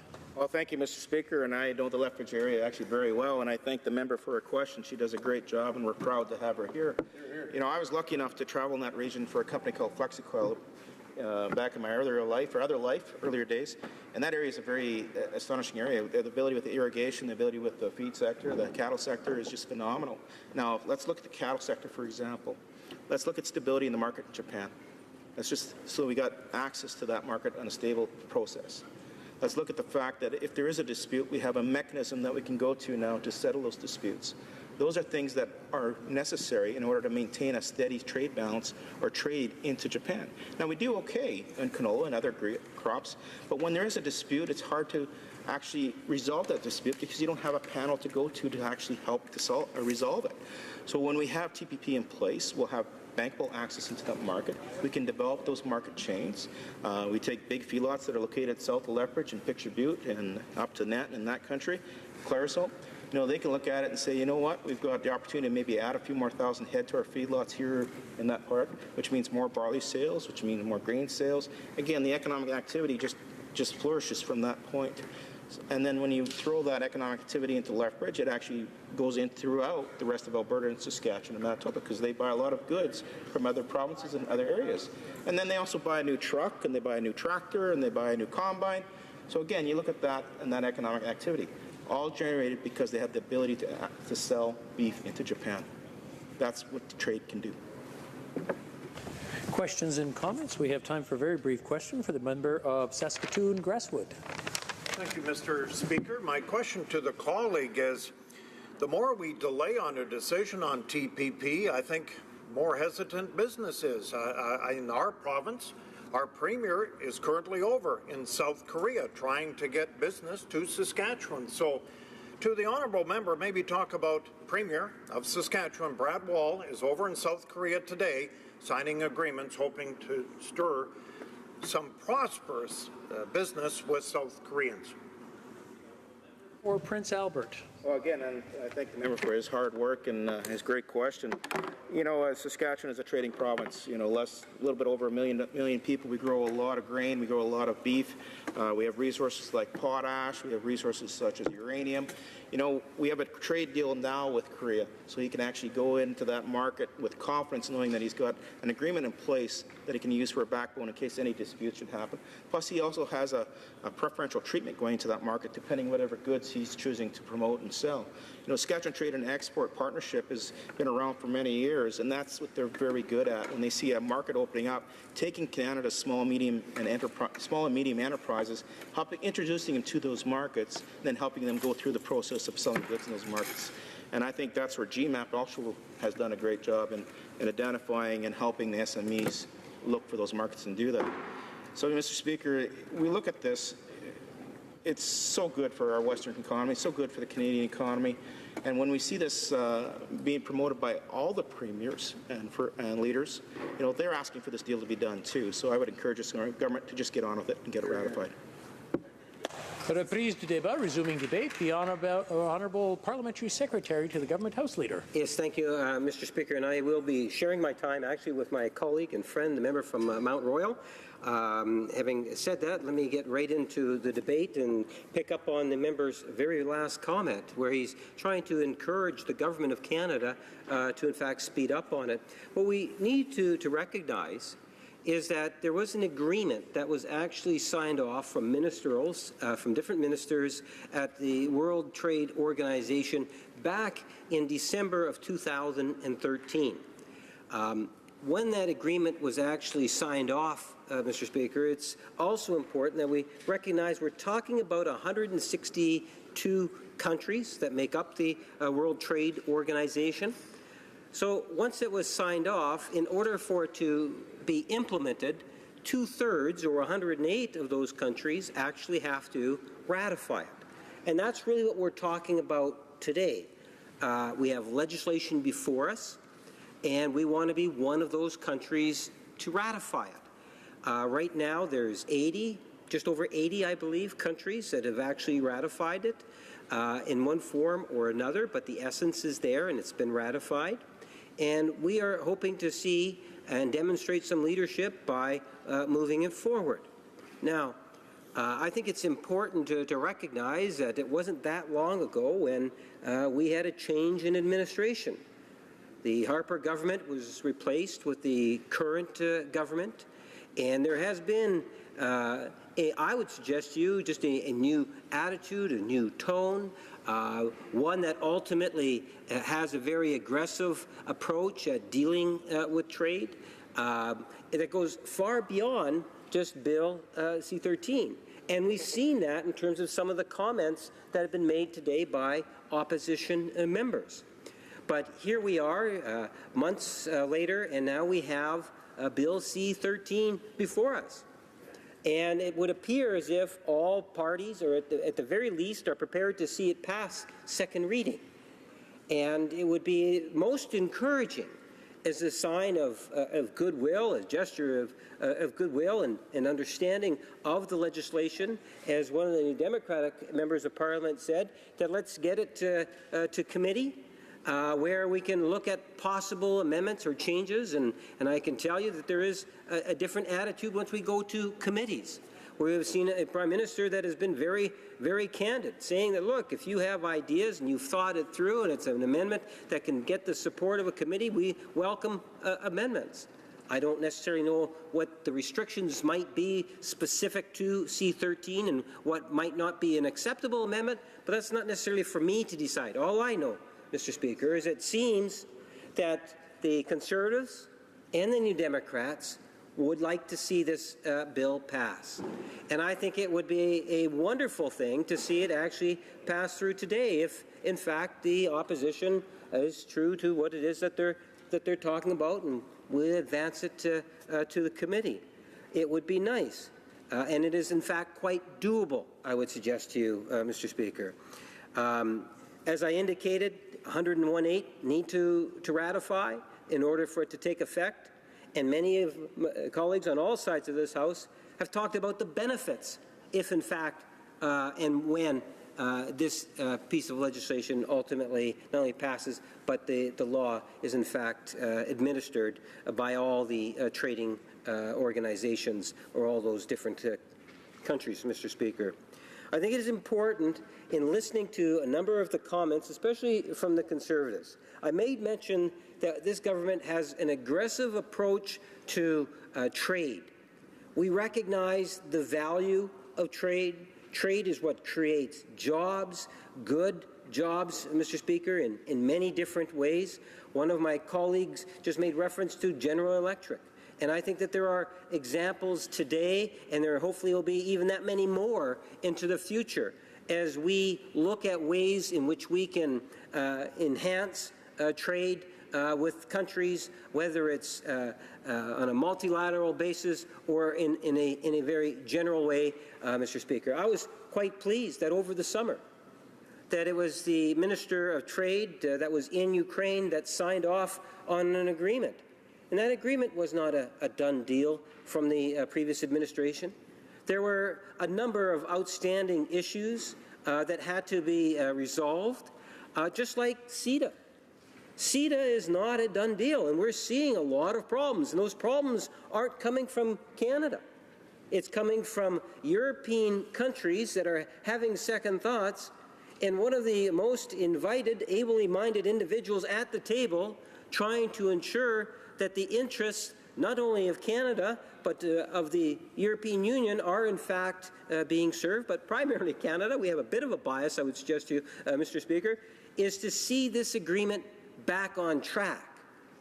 And hopefully, through the efforts of this government and other like-minded governments, that we will see that pan out, Mr. Speaker. It's interesting when I hear members of on all sides of the House talk about the TPP. It's, you know, this is an issue that came up during the election. And during the election, we know what the Conservatives' position was. It was very clear. Didn't matter. And, you know, earlier today I talked about the Conservative Party losing touch with Canadians. And this is yet another example. The TPP is another example of how they have lost touch with Canadians. And, you know, then you have the New Democrats. Some might suggest that they've always been out of touch, but that would be rather harsh, Mr. Speaker. Let me suggest that their conclusions on the TPP were premature at best. Premature at best. They've taken the position that we should vote against it, no matter what the content was, no matter how it might benefit or draw back Canada. Well, Mr. Speaker, we in government, and even during the election prior to being elected into government, told Canadians that we would in fact review it, go through it thoroughly before any sort of a decision or a vote takes place in the House. And that is what this government is committed to doing. When you look at the C-13 and this and what it is that it's hoping to be able to accomplish, we have seen the virtual unanimous support. I don't know where the Bloc or the Green might be on it, Mr. Speaker, but it seems that it has that substantial support. And I'm encouraged by that, because I recognize, as I'm sure you'll find that most people of this chamber recognize, the value of trade. Canada is a trading nation. That's not new to the Liberal Party, or when the Liberals have been in government, you will see that we have made major strides towards enhancing trade. And in the dying days of the Paul Martin government, you will find that we had a multi-billions-dollar trade surplus. To the 60s, where we had the AutoPac agreement, which generated hundreds of thousands of jobs, Mr. Speaker. Many of the industries that are here today because of that trade agreement. We understand and appreciate the importance of trade to Canada's economy, to the vitality and strength of our middle class, and this is one of the reasons why we are pursuing it aggressively, because we believe that it will enhance the strength of Canada's middle class and those that want to be a part of it. Mr. Speaker, I look at industries in my own province, whether it's the pharmaceutical industry, one of my favorites, the pork industry, and I realize I'm very close to running out of time, but if I may, talk about, you know, we have more pigs in Manitoba than we have people in Manitoba. We are an exporter of pigs, of pork, Mr. Speaker, among many other commodities, but there's an industry in which I'm quite familiar with because I've had the tours and I've seen the wealth that has been created as a direct result of that particular industry. That industry would not be where it is today if it was not for its ability to export. Mr. Speaker, that basic principle applies to every region of our great nation in terms of our ability to be able to export. It's critically important. Here we are just months into a session, and now we have a very important piece of legislation. I understand and appreciate the support that's being offered, I would suggest to you, Mr. Speaker, that the House might even be wanting to see it passed shortly. And I thank you for the opportunity to share. It's always a privilege to share my thoughts on issues such as trade, which I know is important to all Canadians. Thank you, Mr. Speaker. Questions and comments? The honourable member for Sherwood Park, Fort Saskatchewan. Thank you very much, Mr. Speaker. It's hard to believe that I went 3 months without hearing from the member for Winnipeg North. So all now seems right in the world. I want to ask him a question about TPP, and this is something that I got right off Global Affairs Canada's website from the Office of the Chief Economist.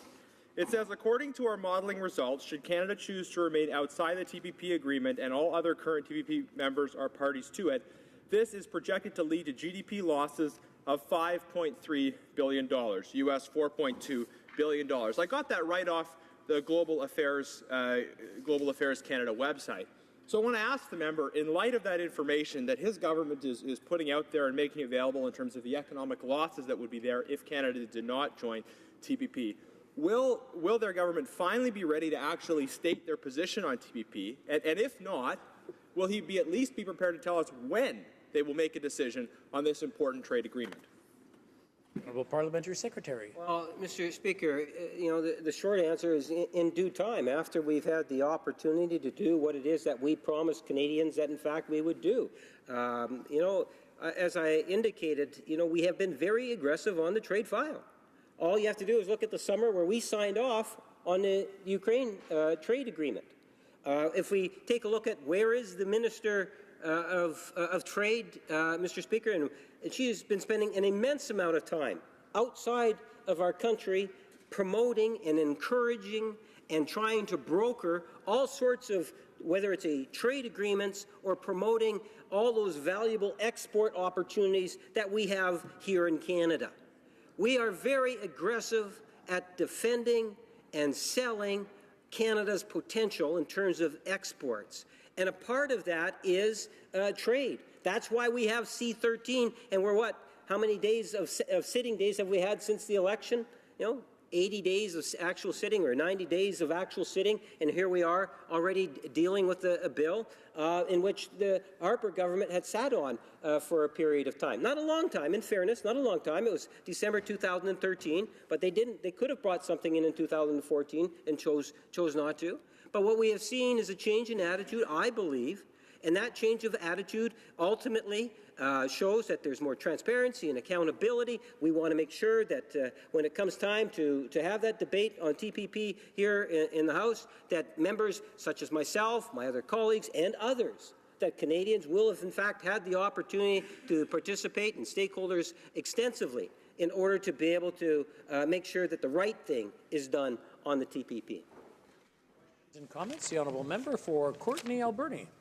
Mr. Speaker, the Trade Minister, Krista Freeland, the Trade Minister has promised a rigorous debate on the Trans-Pacific Partnership, and she's been out there consulting Canadians and meeting with people, pretty much every dissenting voice that's out there, and wondering where those meetings and the feedback are leading to, because as we know, and I did a town hall on TPP in my riding in Courtenay, Alberni, and people clearly didn't want to see the TPP move forward as it stands. And my question to the member is he going to hold a TPP consultation town hall in his riding to hear from people in Winnipeg North?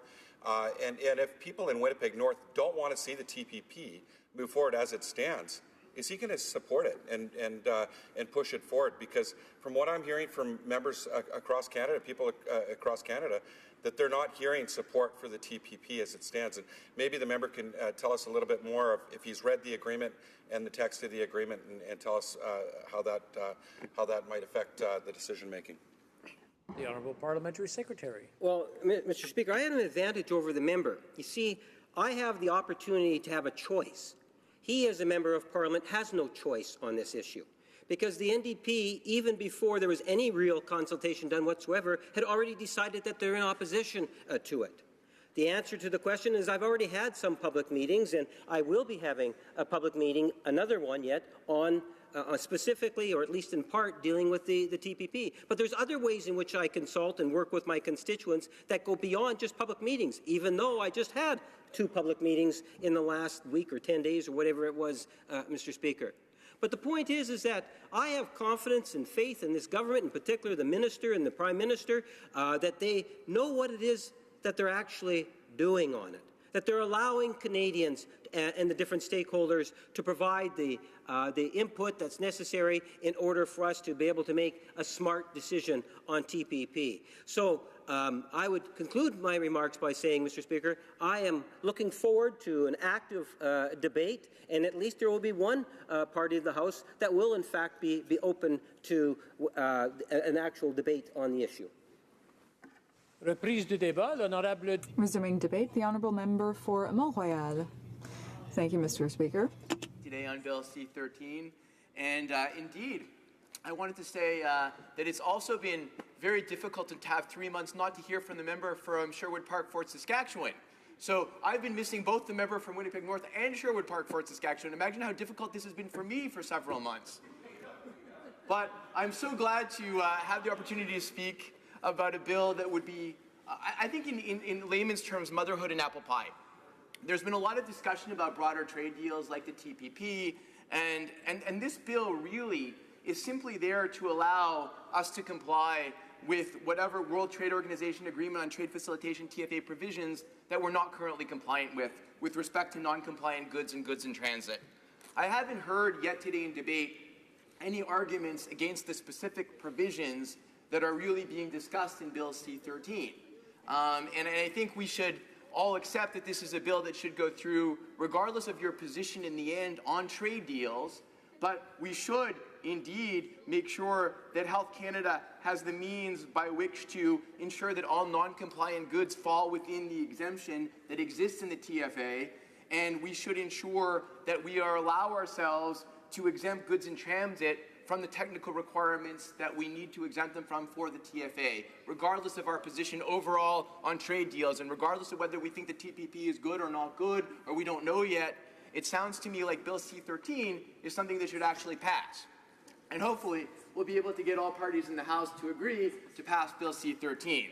But I am also pleased to talk a little bit about trade in the TFA, partly because I can't spend 10 minutes on Bill C-13 itself, and it sounds like most of us couldn't, so we're jumping to other trade issues to talk about, which are related to C-13, but are not exactly C-13.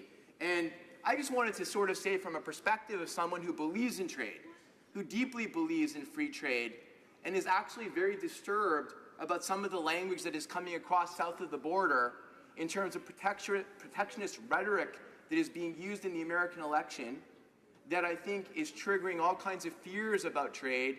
I'm happy to get up here and essentially defend trade. I believe that trade can be a transformative force. A balanced and open rules-based system creates new economic opportunities and does drive productivity. More open trade can create jobs. It helps spread innovative technologies, and it does help economies integrate into the global workplace. Closer to home, trade benefits Canadian producers, manufacturers, exporters, investors, and consumers. It also contributes to sustainable development and poverty reduction abroad.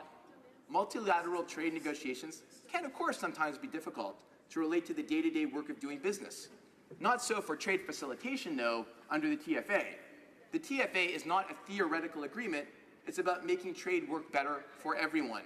And it is important that Canada become the 93rd nation or the 94th nation as soon as we can to ratify the TFA so we get to the 108 nations so that the TFA can be ratified. For traders, the TFA will help ensure faster, simpler, and more predictable cross-border trade, which translate into lower trade costs. The WTO estimates that full implementation of the TFA could boost global merchandise exports by up to $1 trillion, including up to $730 billion in export opportunities for developing countries. Even in the event that some WTO members do not move forward to fully implement the TFA, the real-world impact will be significant. The WTO also estimates that the TFA will reduce trade costs, averaging over 14% globally, including reductions of over 17% for the least developed countries. Lowering trade costs can increase trade, contribute to a higher national income, and reduce poverty. It can drive the growing participation of developing nations and small and medium-sized enterprises in the world economy. In fact, countries that do more to lower trade costs, for instance, by improving logistics, tend to grow more rapidly. These lower trade costs, along with enhanced timeliness and predictability in the delivery of intermediate goods, will drive growing participation by SMEs in world trade, as the high costs of international trade disproportionately affect SMEs as well as developing nations. And having worked for an SME for part of my career, I can attest to that. Helping SMEs reduce their trading costs will also benefit women in developing countries, as the World Bank estimates that 8 to 10 million SMEs in the developing world have at least one female owner. Implementation of the TFA is expected to deliver a significant stimulus to the world economy. These same factors will also make it easier for developing countries to participate in global value chains. The WTO estimates this boost in global trade, resulting from the entry into force of the TFA, could create around 20 million jobs worldwide by 2030, with the majority located in developing countries. Let me note, Mr. Speaker, that is only 5 million jobs worldwide less than Donald Trump has promised that he will create in the American election. I will not speak to the reliability of either the WTO statistics or Mr. Trump's. The TFA may also help to reduce corruption. Let me explain. Opportunities to engage in fraudulent practices at international borders increase with wait times. By simplifying trade procedures and reducing the time taken for goods to clear customs, the TFA is expected to decrease the incidence of trade-related corruption and increase the customs duties collected. The TFA, as I mentioned, will enter into force once 110 WTO members have ratified it. To date, 92 have already done so. And I urge all honourable members to do their part by ratifying the TFA and by bringing Bill C-13 into force as soon as possible so that we meet the stipulations to allow us to move forward to ratify the TFA. In short, Mr. Speaker, again, I've listened a lot to the debate this morning, and I've heard it verge to TPP quite a lot. And I understand the tendency to move toward TPP as soon as we start discussing trade. It's an important trade agreement that is now before Canadians, and I think it is important that we learn as much as possible about the TTP and, in my view, move toward its ratification. But at the same point in time, I want to go back to C-13, because so many times we've diverged from legislation today. C-13, two simple things to adopt that we really need to adopt, and I'm really hoping that we'll have cross-party consensus to support the wonderful, lucky Bill C-13. Thank you, Mr. Speaker. Questions and comments? Questions et commentaires? Seeing none, resuming debate. The honourable member for Central Okanagan, Similkameen Nicolas. Thank you, Mr. Speaker. And I really look forward to the discussion here today, and I hope that I too will get the same treatment as the previous member, because I'm actually going to talk about the many reasons to support this piece of legislation, but of course, giving it a little stylistic flair of my own. It is an honor to be back in this place to do the work that Canadians expect of us, and more so given the recent economic indicators that do not show promising news on either the job, numbers, or economic growth. In fact, the only significant growth we're seeing these days is in new debt being added, not just by our federal government, but also by many provincial governments as well. Something that should trouble all of us, given that the interest on debt, as it grows, means there will be less revenue available to pay for other much-needed government services. That is why I believe bills like this bill, Mr. Speaker, C-13, are very important, and why I'm here today to speak to this bill. First, let me end some of the suspense. I think I already let the cat out of the bag by saying I will be supporting this bill. It is well known that the World Trade Organization agreement was negotiated under the previous government, and I would like to publicly commend the new Liberal government for seeing it through, given the political temptation to abandon legislation solely for the reason that a particular party did not come up with the idea originally. I would also like to explain why I strongly support the bill. I will start by saying, Mr. Speaker, that I am very concerned about Canada's future, as I would believe all of us would be. We know that our population is aging and that the fast-growing segment of our population is over 65.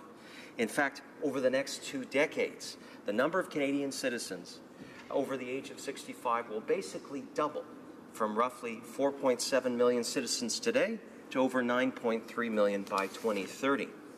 We also know that the ratio of workers remaining in the workforce to help pay for benefits like old age security and guaranteed income supplement will basically cut in half over the same time frame. Let us not also ignore what this situation will do to our future healthcare costs, let alone what the interest costs will be on debt at that point. So what does that all have to do with Bill C-13? I'm glad you thought that question, Mr. Speaker. I think the one thing we all can agree on is the importance to grow our economy, add jobs, create new sources of revenue and opportunities for employers and investors. Obviously, we may disagree on how best to do that, but C-13, in my view, is definitely an important step in the right direction. The last Conservative government was a strong believer in the importance of trade. As much as some tried to falsely claim that all eggs were in the oil and gas basket, it should not be forgotten that when the former Conservative government came to power, Canada had free trade agreements with just 5 countries. And over the course of the previous government and the leadership of our former Prime Minister, and of course the very capable minister that he had, the Minister of International Trade, the member for Abbotsford, Canada concluded free trade agreements with an additional 39 countries. And I should say there's other trade ministers as well, but the member from Abbotsford has my full attention. 39. And that takes us back to this bill. While free trade agreements are a critical first step, the actual mechanics of getting goods smoothly across international borders is a very important one. This is particularly of concern for poorer developing countries who lack the capacity that can lead to lost opportunity, increased costs, and timely delays. Now, with these things are what we often call as regulatory red tape. One of the best ways that we can combat red tape is to harmonize regulations and procedures so there's more of a universal language with free flows of goods and services across borders. And that's essentially, Mr. Speaker, what Bill C-13 proposes to achieve. We are fortunate here in Canada that we've always been a successfully trading country. But for the sake of an example, let us take a moment to provide an example to better illustrate how increased efficiencies at the border can benefit other nations that traditionally may have lacked capacity and expertise. In Rwanda, they introduced a single window system in 2012. Very simple concept. This basically enabled customs documents to be submitted online. This not only cut the processing time in half, it also saved an estimated $10 million per year due to the increased efficiency. This means that the time it takes for a shipping container to move from Mombasa port to Kigali has gone from 21 days to 6 days. Now, from someone from an agricultural producing area such as Central Okanagan's Similkameen-Nicola, anytime you say we can cut down the time it takes for a shipping container to be processed, that gets my attention. Why? Is because the longer that is, usually the less shelf life on the fruit and other products, agri-products that we produce in the Okanagan. And so I would hope that this is why we need to look at measures within the WTO agreements and look to adopt them as important ways to increase our markets. Keep in mind, for this TFA agreement to come into force, 2/3 of the WTO membership must have this agreement ratified and adopted. Now, I mention why it's important to recognize that by supporting this bill, Canada is also fulfilling our international obligations that will benefit not just our own trading relationship, but of those other developing nations. In fact, a recent Bank Group research study suggests that full implementation of the TFA will promote global welfare gains in excess of $200 billion per year. Again, Mr. Speaker, helping developing countries to become more self-sufficient raises the ability for them to enforce labor laws, environmental laws, allows them to become more innovative, it allows them to pay for important things like healthcare and education, which I would imagine would make them more competitive, which means we would have to be more competitive. These are things, Mr. Speaker, that the rising tide raises all boats. And C-13 is one way to do that. Now, on a local level, I'm also pleased that streamlining customs documents and procedures makes it easier for small business owners in my riding to access new and emerging markets outside of our local trading area. We heard earlier how the Premier from Saskatchewan is in South Korea. I have to say, my own Premier from British Columbia, Christy Clark, has done many visits to all through the Asia area, the Asia Pacific area, Mr. Speaker, because she knows that British Columbia's future is in those markets. And for a small business owner, this can mean less time with these new markets, where limited cash flow is tied up in a holding pattern, waiting for goods to clear customs. As we witnessed with the Port of Vancouver disruptions, many small business owners can become financially crippled when goods they depend on are tied up because they're sitting idle at port. Decreased shipping times in particular is important for growers in my riding. As I said, they are shipping perishable goods. Another important consideration, one that benefits both BC Agra and aquaculture producers as well, Mr. Speaker. Now, as some members will know, I have been a strong advocate for reducing regulatory red tape and increasing trade opportunities at every opportunity since becoming elected as a member of this place. In my riding, many of the key private sector employers depend upon trade. That's a fact. Now, when the Port of Vancouver shut down some time ago, it was not just small business that was impacted. Even large-scale employers such as lumber mills were potentially looking at shutdowns and layoffs. And that can devastate a small community like Princeton, like Merritt. The largest municipality in my area, Mr. Speaker, at least wholly situated in the riding, is West Kelowna. And their largest private employer is a mill called Gorman Brothers. And so, biggest private employer needs those access to those markets. And so and so again, removing regulatory roadblocks is generally not costly on government. And in fact, in many cases, increased efficiencies provide savings to taxpayers. And that's why it's encouraging to see the Liberal government getting on board and supporting a trade-related measure that can help many Canadian business owners who are employers and job creators. Now, I mention this, of course, because the Liberals could have delayed this bill with the usual consultation, followed by reviews, followed by more consultation, followed by hopefully a decision at some yet-to-be-determined point, much as this is the case with internal trade. And yes, Mr. Speaker, I'm going to go there. I have to raise internal trade for a moment. While it is commendable that the Liberal government is finally moving one trade-related measure forward while so many sit on the consultation merry-go-round, let us not overlook that while every Canadian supports international trade, let me rephrase that. While it's important to note that not every Canadian supports increased international trade, I have yet to find a Canadian who does not support the principle of buying Canadian. In fact, when the official opposition tabled a motion calling on the government to elevate the Comeau decision to the Supreme Court for clarification that would help us to grow internal trade, both the NDP and Green Party joined us in support of that motion, and I thank those members for that support. How often do these three parties agree on an economic measure, Mr. Speaker? Yet, when it is a proposal that could support increased internal trade, that's precisely what occurred. And of course, it was the Liberal government, despite promising free votes, instead whipped that vote and said no to that. So let us recognize that despite turning their back on internal trade and using endless consultation routine to stall other trade-related agreement opportunities, at very least, Mr. Speaker, Bill C-13 is being supported by the Liberal government and in a timely manner. And given that it was the former Conservative government that made this agreement, we know how challenging it is for the Liberals to support it here in this place. So again, kudos to those to seek this legislation moving forward. And while I applaud the government for moving this bill forward, I remain a tad confused on exactly what the Liberal position is on trade deals like the Trans-Pacific Partnership as an example. In 2015, we know the Prime Minister said that the TPP trade deal, and I quote, stands to remove trade barriers, widely expand free trade for Canada, and increase opportunities for our middle class and those working hard to join it, end quote.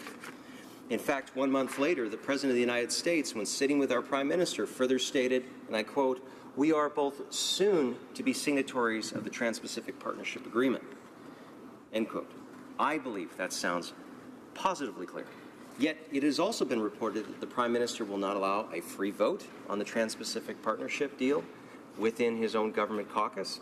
And now our Trade Minister states that even though the government has signed on to the TPP, it is not necessarily committed to it. I would submit that this position is not positively clear. Positively clear as mud, but not positively clear. So, anyway, so to summarize, I believe Bill C-13 is an important bill, Mr. Speaker, reducing regulatory red tape, harmonizing regulations at our international borders will be a benefit to exporters and importers alike, and consumers will also benefit. This will streamline and create efficiencies for our fellow WTO members and will particularly benefit developing nations lacking capacity. And I also believe that decreasing shipping time is beneficial to shipping fresher produce and other agricultural products, something that my farmers are looking forward to. We also know that there are significant cost savings as well as other economic benefits that will help increase prosperity and to help the economies of the World Trade Organization member nations. It is also refreshing that in spite of the Liberal government fondness for cancelling initiatives that they did not author, in this case, the good work of the former Conservative government is being recognized and supported when we see such support for Bill C-13. And I am hopeful that the Liberal government will continue to recognize the value of trade as is reflected by their support of this bill and continue to support other trade deals given our long-standing record as a trading country. Yes, sometimes taking a stand and making a decision instead of kicking the can down the road through endless consultation and reviews may be politically unpopular with some. However, I submit making difficult and unpopular decisions is necessary if we're going to continue to build a stronger and more prosperous Canada. In an era of stagnant economic growth and increasing job losses, our government needs to take decisive action and recognize that bills such as C-13 are important steps to making trade work more efficiently. We also need to have trading agreements in place for bills like C-13 to enhance this trading agreement. And again, Mr. Speaker, I'm proud to support the bill. Appreciate that members in the government and opposition recognize the value of making trade between nations more affordable and efficient. Let us hope that this newfound support for trade will also extend into the government's agenda with more agreements announced in the near future. In particular, rather than trying to force a national carbon tax onto Canadians that will only increase the costs of the very middle class the government suggests that they covet the support of, if the government has the mindset to force anything onto Canadian provinces, I would suggest, instead of a carbon tax, how about a true interprovincial trade agreement that recognizes free trade within Canada is a right guaranteed by Section 121 of our Constitution. Again, Mr. Speaker, that's the free trade clause within our own Constitution. And we know that this is a principle that all Canadians can get behind and support, Mr. Speaker.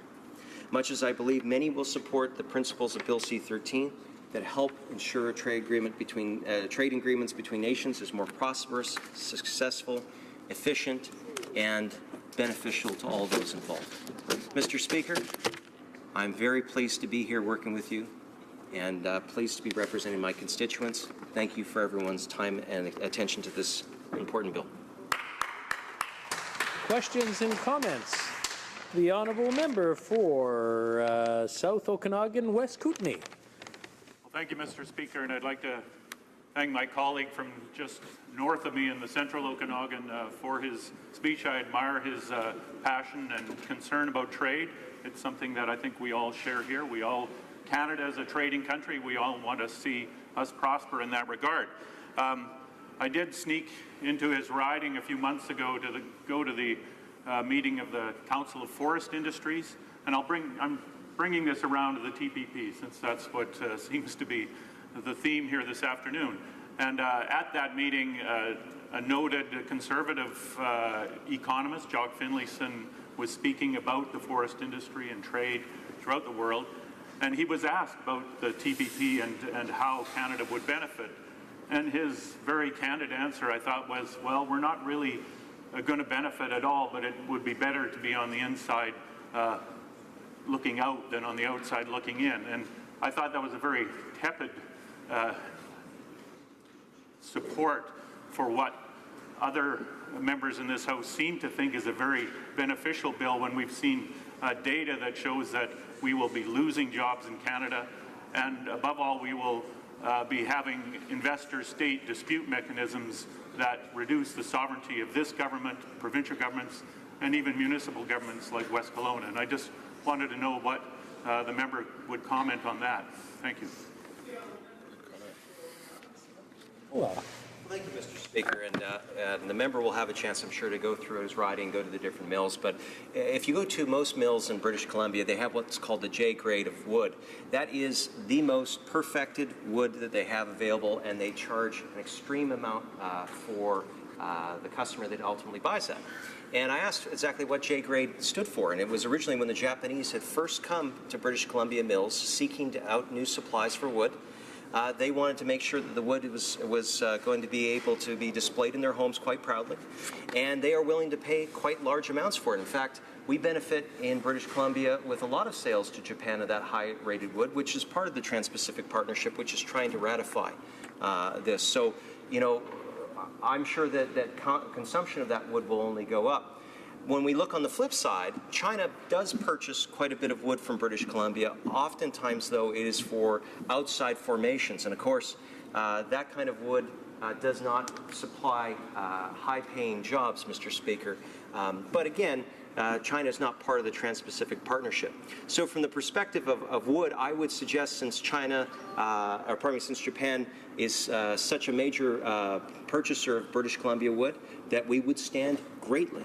And we would see even more exporting of our great Canadian, but I will also say British Columbia product, and Japanese stores and homes. Thank you, Your Worship. Thank you. Questions and comments? The Honourable Member for Red Deer Lacombe. Thank you very much, Mr. Speaker. It's great to be back in the House. I hope you had a great summer, and all my colleagues back here in Ottawa, I hope they did as well. And Mr. Speaker, the question I have for my colleague over here as an Albertan, what I've heard loud and clear is the fact that through our trade agreements, Albertans we're having trouble right now. We've got over 10% unemployment in Central Alberta and Red Deer. People are hurting, people are suffering, people are walking away from their homes. They have a tremendous opportunity, and the opportunity doesn't cost the government anything. It's just a matter of making a decision here in this place that we're going to go ahead and do some nation building and building some pipelines. Now, whether I talk to ambassadors, whether I talk to consul generals, whether I talk to trade commissioners from other countries, the question that I always get, and I got this at a Japanese Friendship Society event in my riding just a couple of days ago, the consul general leaned over and asked me, when are you guys going to build a pipeline? Because they're taking paying $14 a gigajoule in Japan right now for LNG, and we have it at $3 a gigajoule right here in Canada. We should be into that marketplace. And I wonder if my colleague from beautiful British Columbia wants to comment about the similar types of problems they're having there. Questions and comments? Questions et commentaires? The honourable member for Central Okanagan, Nicola. I would love to ask a question of the member from Red Deer, but I think I'm going to answer his question first, Madam Speaker. And I would simply point out that what I said near the tail end of my speech, that sometimes it's important for governments to see a bigger, broader picture and to make decisions and not simply kick them down the road. Pacific Northwest LNG is a decision that the government will have to come to terms with. It is the greatest one-time investment that we have seen in Canadian history. Billions of dollars, short-term construction, billions of dollars, long-term. That means revenues for both British Columbians, but that also means taxes for this government to be able to pay for all the things that we want to. So again, I would simply suggest the government needs to focus on growth. All the outcomes, whether it be environmental, health-wise, all those things can be possible if we have growth. Right now we don't, Madam Speaker. That concerns me. And I hope that the government will take a bigger picture approach when it comes to some of these contentious decisions. Thank you. Questions and comments? Questions et commentaires? The honourable member for the honourable member for Winnipeg North. Speaker, My question is related to the agreement itself was signed off back in December 2013, and as the member is likely aware, the World Trade Organization, which comprises of about 160 countries, certain percentage have to ratify it. And it would appear as if there is support on all sides of the House to see Bill C-13 advance. And I'm wondering if he might want to share with his thoughts on the House, with the members of the House, in terms of how he believes how this bill should ultimately go through. Does he see it consuming a great deal of time, or would he rather see it go through, given that it appears that all parties are in fact supporting of it, and it needs 81 countries, or 108, I believe, in order to be ratified? The honourable member for Central Okanagan, Similkameen Nicola. Thank you, Madam Speaker. Great question. As long as a member wants to rise and add to the debate, I guess then the government simply has to make a decision whether they want to cease debate, and there's a variety of different motions that member probably knows better than I to do that, or they can simply hear us talk. I guess it's up to our party leaders and other individual members of Parliament, to confer and to decide how long more that should take. I do think that there's a lot on the agenda that needs to be looked at on this, but again, Madam Speaker, I want to just reinforce that we do need growth. We need it for our long-term prosperity. We need it for short-term economic concerns. As the member previous for Red Deer had pointed out, Albertans are hurting, and British Columbians want to grow. Premier Christy Clark wants to see things like the Trans-Pacific Partnership dealt with quickly and decisively and in a positive outcome. Yes. She also wants to see Pacific Northwest LNG taken care of by this government so we can get to yes in British Columbia and grow our economy. All the outcomes I've talked about, Madam Speaker, come down to being able to get to yes. And I would encourage the member across not just to look for yes on this bill, but on all of these other projects that are going to be good for all of us, not just in British Columbia, not just in Manitoba or Alberta, but right across this great country. Questions and comments, questions et commentaires. The honourable member for Vancouver East? Oh, Vancouver Kingsway, sorry. Close, Madam Speaker. I'd like to ask my honourable colleague his opinion and answer to the following question. After about 10 years of Conservative government in this country where they pursued a Conservative trade agenda, in the last year, 2015, Canada experienced some of the most historically high trade deficits that our country's ever experienced. And in fact, this year, under Liberal government, this spring, that unfortunate record continued where Canada set new records for the highest trade deficits in Canadian history. And I'm just wondering if he could tell this House why he thinks Canada is experiencing these record trade deficits after 10 years of his government and pursuing these trade agreements that are supposed to be helping Canada improve our trade conditions.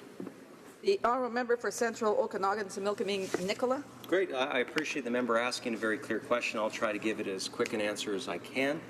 First of all, we've seen the drop of oil prices, energy exports are a major part of our GDP.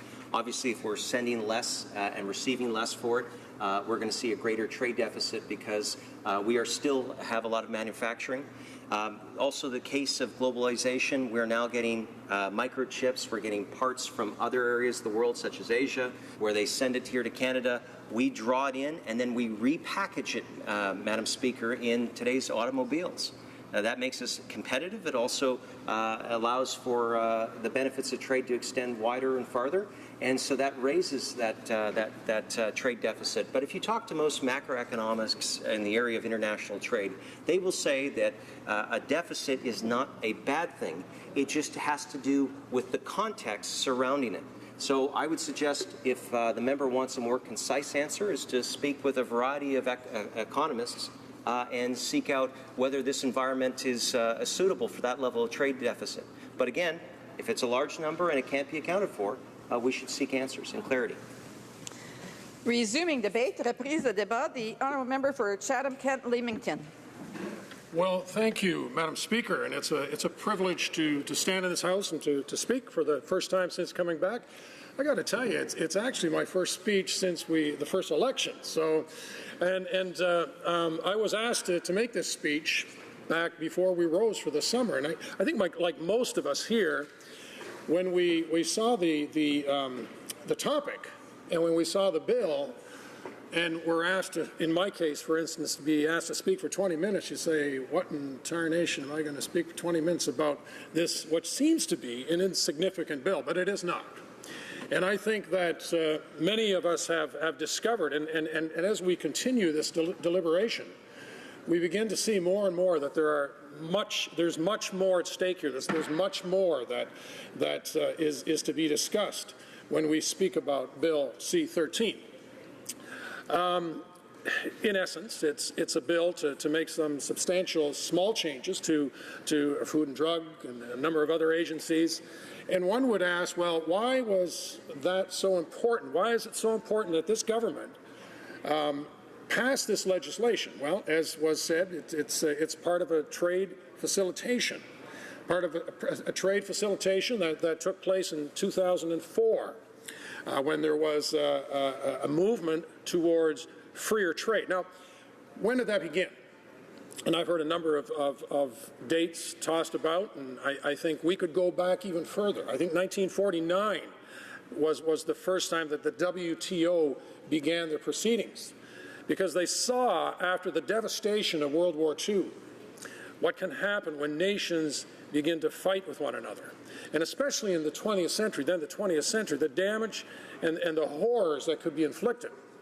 They also recognized, probably from men like Adam Smith, that wrote in the 1700s in his book, The Wealth of Nations, the profound and good things that can come about when nations begin to trade with one another. So that's the reason I would presume that as we continue these talks, we talk more and more about free trade. And I wouldn't be one to say that it isn't one that isn't controversial. There's much controversy. We've heard that here in this House. I'm on the Trade Committee, and we've done consultations across the country, and we've heard some dire warnings about what could take place in a free trade atmosphere. And those are the things that we need to discuss here. Not only do we need to discuss them here, but we need to understand them thoroughly so that we can take them home to our constituents, so that they can understand as well what we're trying to do as a country, as a government. The government now is the Liberal government, and the decisions that have to be made. Well, I am the last Conservative speaker, so I guess that makes me cleanup, and I hope I don't fare like the Blue Jays and strike out. But I would love to just wrap up. I'd love to just be able to talk about what has happened in these last few weeks and the last few, particularly this day, what we're discussing and why it's so important. Well, we're very fortunate in this country. We're fortunate because we are part of a nation that is involved with trade. Started way from right from the beginning. Our fur traders, when they first came to this country, prior to them, our First Nations people were traders.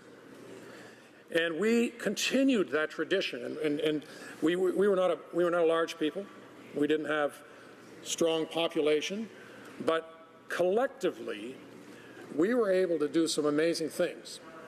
We're also very fortunate to border the largest economic powerhouse the world has ever seen, the United States of America. 300 million people compared to our 33 million people. I think it's actually 330, 10 to 1. So we're able to bring our goods in a relatively short distance. In my case, in Chatham-Kent, Leamington, it's about 50 miles, 80 kilometers. And in my case, in Chatham-Kent, Leamington, it's very important that we have this free trade agreement. Now, that took place, of course, back earlier in the 90s when the NAFTA agreement was formulated. We recognized at that time as a country that we needed to continue and we needed to have in place rules and regulations so that we could continue to carry this out. Now, in Chatham-Kent, Leamington, in Windsor, and some of my colleagues are here today in the House that represent Windsor, we are involved in the auto trade industry. And a lot of people don't realize this, but Cars aren't just made in a particular factory. They're pieced out in numerous amount of factories. And sometimes those factories produce the product and have to bring them across to the other side of the border where there's added value. And then they come back to Chatham and they tell me that this is done many times over and over again. And can you imagine if we didn't have an agreement in place that allowed for those goods? And I think that Canada, United States, were able to show just how well a free trade agreement can work. Now, I don't want to digress because I've only got 20 minutes, but I will say that there are some alarming bells that are going off at this particular time. When we think about what's happening north of or south of the border today, actually it's north of the border. There's a little trivia for you. What's the country that's north of the border of Windsor? And that's United States. Anyway, but the country south of the border, United States, they've been kind of rattling their chains and talking about rewriting NAFTA. And that would have some catastrophic effect on us as a nation. And maybe we could talk about why that would happen. Now, the other great thing, the other thing that we can be very proud of and very fortunate that we have are some incredible trade negotiators. Having the privilege in this House to serve on a number of committees of finance for 4 years and then now for the past year in trade, we get to meet some of those people. And when you start to ask the question, when you start to ask the people that are involved in trade negotiations, they tell me that we've got probably the best trade negotiators in the world. People like Steve Verhoeven, Kirstine Hillman, there's others, and I apologize for that marvelous team that we have that have managed to do some incredible free trade agreements. Free trade with agreements like Ukraine, as was mentioned here, Jordan, Colombia, South Korea, countries of the European Union, our biggest trade deal since NAFTA. When that trade deal is ratified, and yes, there are some problems. It's not with the Canadian side. It's not with the negotiation that we did. We did excellent negotiation. But there's always countries that see free trade as a threat. I'm going to take a little sidebar, because I want to talk about one of those countries, because it was mentioned a number of times in this House. It's one of the BRIC countries. It's Brazil. It's the first letter of the BRIC, Russia, India, and China. Brazil, Russia, India, and China. Well, when I traveled to Brazil a number of years ago, I saw something that was very discerning. I saw something that just didn't look right. And what I saw was a nation that had built a protective wall around its economic borders. And in so doing, they managed to produce pretty much all the goods that they consume. Now, some people would say that's a wonderful idea. That's what we should be doing as well, too. But what happens is you get a class of individuals, it's usually what we call the 1%ers, that have the factories and produce these goods, and they have a captive audience. Brazil has a population of 200 million people. And then you've got the class right below that distributes those goods or sell those goods or maybe are in management position.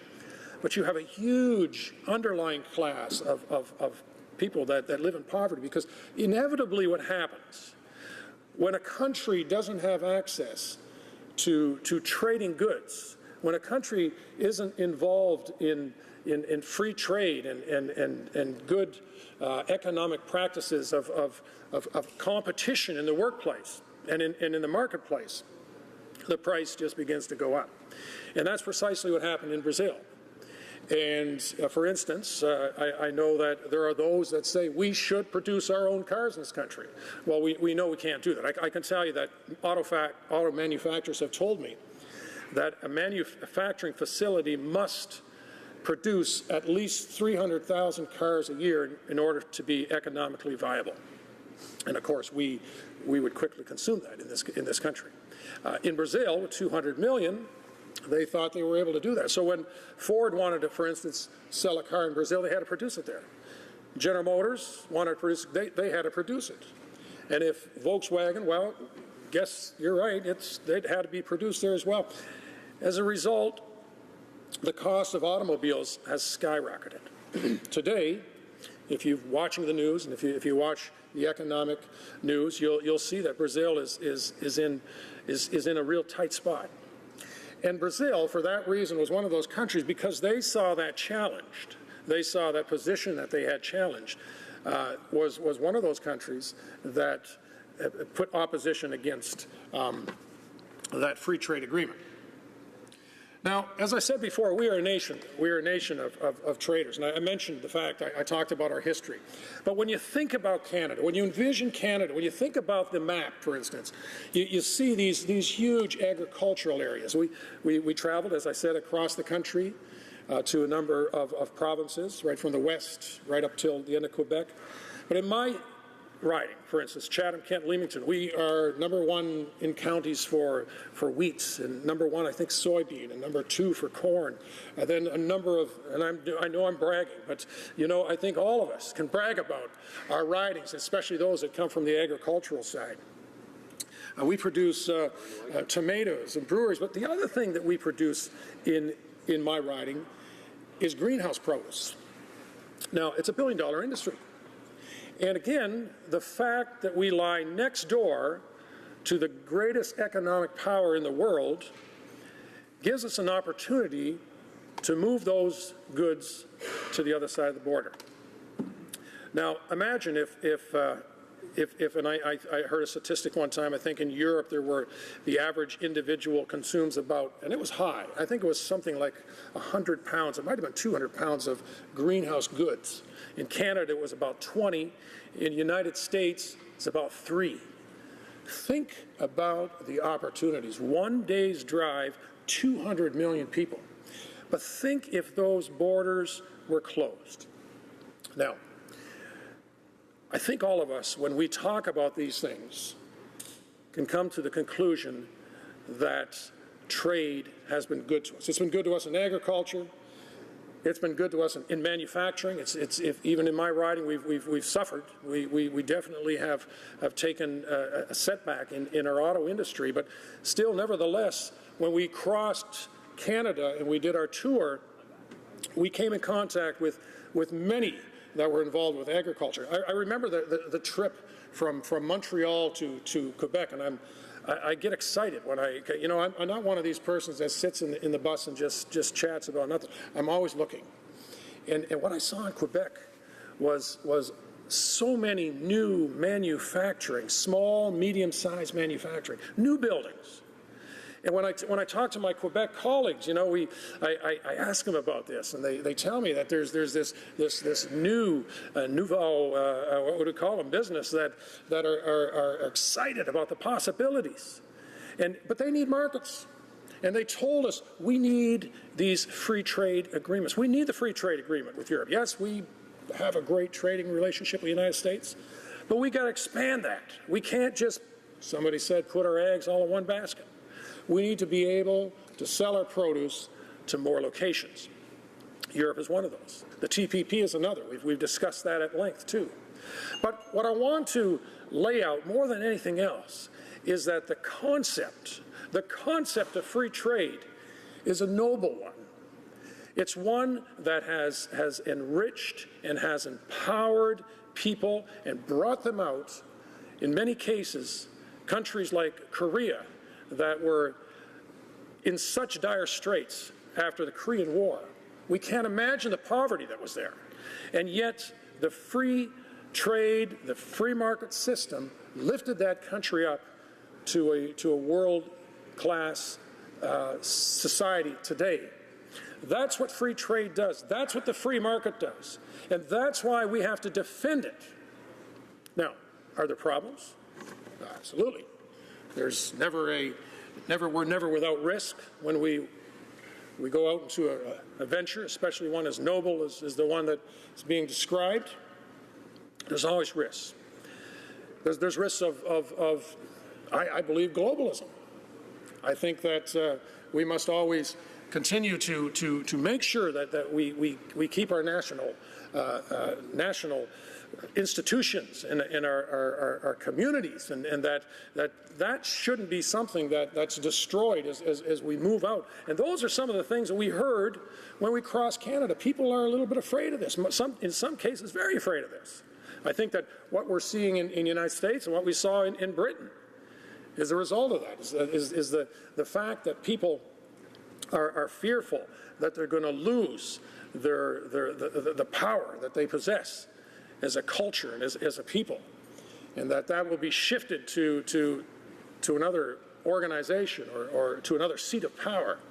And those are things that we need to defend and fight for in this House on a continual basis. But the concept and the reality of free trade is an excellent one.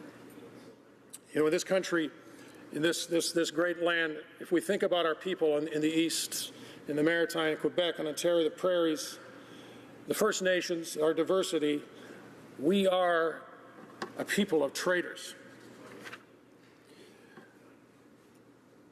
We know this to be true, and we see that the difficulties that can arise when we lose that power, or when we lose those rights that we've negotiated with in something like the softwood industry. Today, the United States is again beginning to look at that agreement, and they're starting to break those agreements that we made. And so it's incumbent on us here in this House and this government to make sure that you fight for that, so that the people in BC have access for their wood. And the people in the Maritimes, where we just visited as caucus, and in Quebec and Ontario, they still have those places. That the people in Alberta are able to sell their oil and to sell their gas and to sell their beef. I remember when I first came to this House, we talked about peak oil. Everybody remember that? Somebody here from the class of 06? Peak oil. We were going to run out of oil. And it was only a matter of time. Peak gas. Well, today I can tell you that we no longer talk about peak gas. And was mentioned by one of my colleagues in one of the questions, we talked about the importance of getting that gas to market. Having those agreements, when Alberta has such an enormous amount of gas from fracking, and Japan is prepared to pay the price so that it makes economical sense. In my neck of the woods, when I first was elected, we were paying $11 a gigajoule for gas in the greenhouse industry. Today, I think it's about $4.50. Think of the ability that gives us to compete with our neighbors and to compete in the marketplace. And that's why we need to make sure that we have these agreements in place for Alberta and for Saskatchewan with canola. That's why we need a government that has the fortitude and the strength to go to the Chinese and say, we need to get this straightened out. We've got a problem here. We have too much at stake for the people of Saskatchewan to lose our canola to foreign countries that don't operate in a fair way. With wheat and Manitoba and what was mentioned, the pork industry and farming. Ontario, the auto parts manufacturing. Ford Motor Company announced that their platform in Brantford, I believe it is, will be used to ship cars to Europe when the European agreement takes fruition. As a matter of fact, they're going to do it before that, but it's going to be a much better agreement once that starts to happen. Bombardier, with the aerospace industry, both in Ontario and Quebec. And I mentioned already the greenhouse. Quebec with hydroelectric power. What a source to be able to sell those goods. And then, of course, the Maritimes and fishing and lumber. Free trade is good for Canada. Well, I want to just finish off by saying that free trade needs to be extended. We can't stop. We need to extend that to the Trans-Pacific Partnership. 800 million people. Japan with the third largest economy in the world.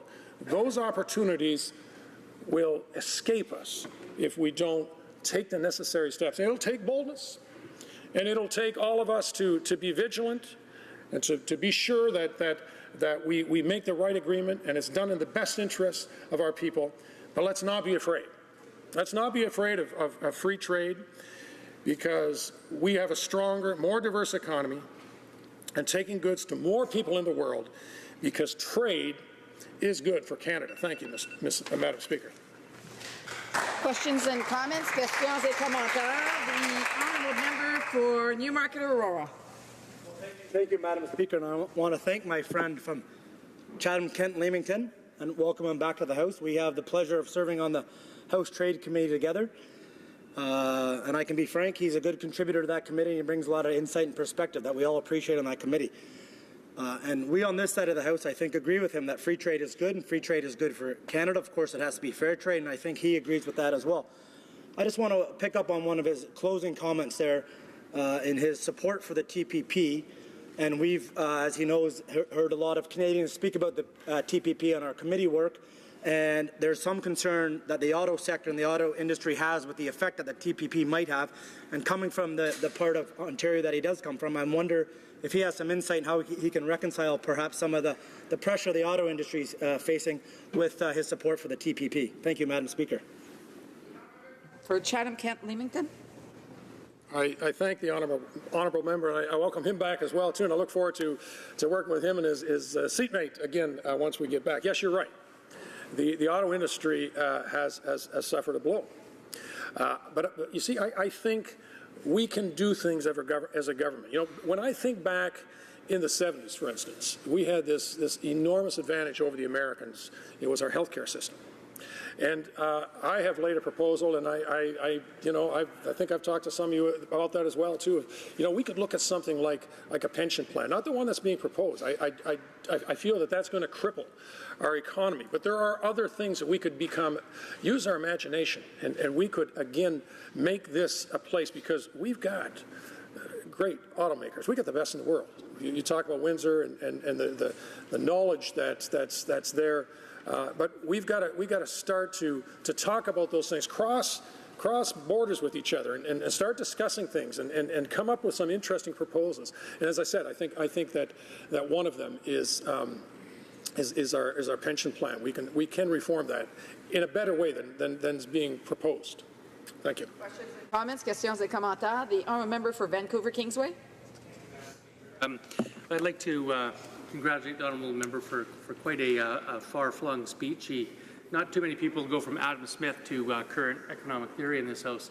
I do want to ask him a little bit about the auto sector, knowing he comes from an area, and he did mention that the Canadian auto sector did very well in the 1970s, and he attributed that to Canada's healthcare system, which no doubt played a role. I would argue that the Auto Pact actually played a much larger role in building Canada's auto industry at the time, which is a form of managed trade as opposed to free trade. But my question to him is this: in the TPP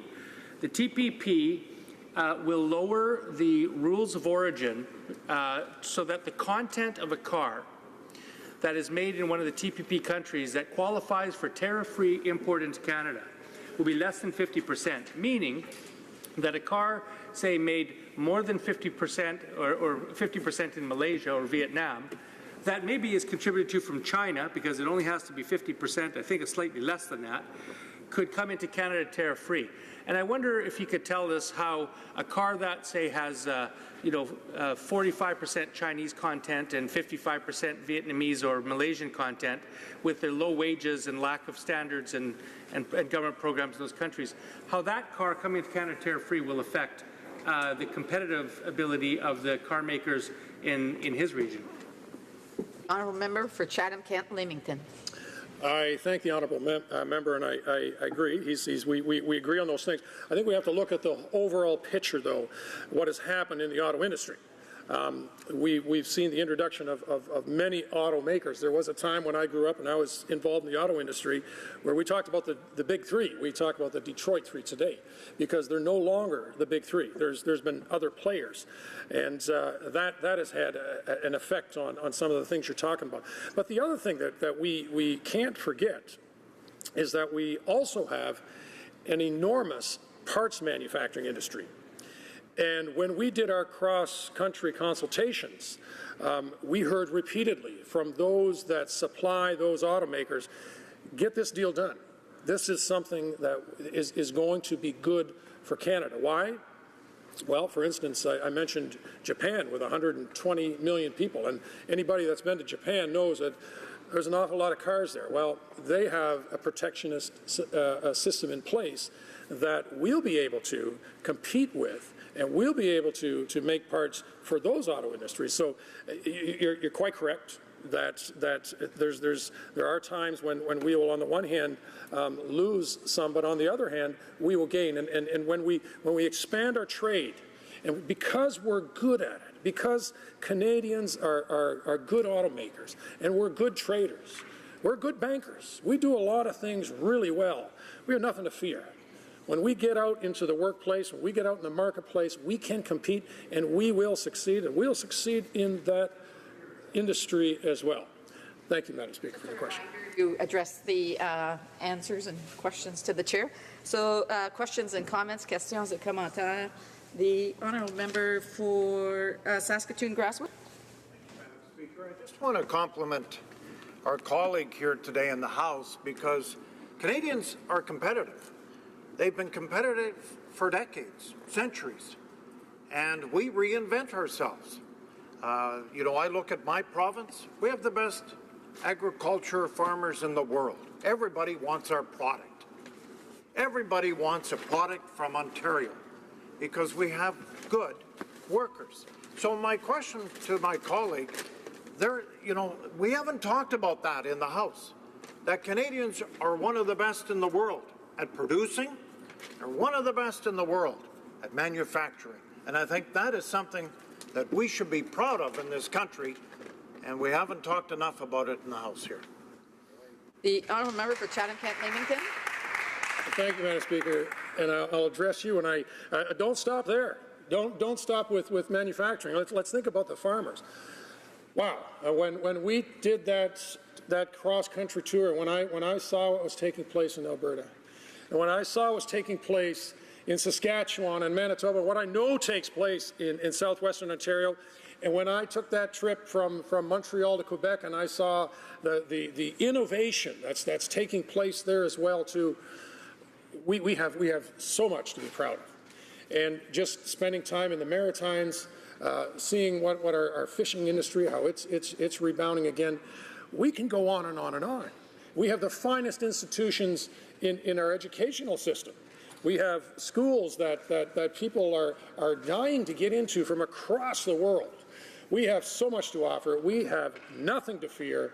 And I believe that as a nation, given the chance, when we compete, we will succeed.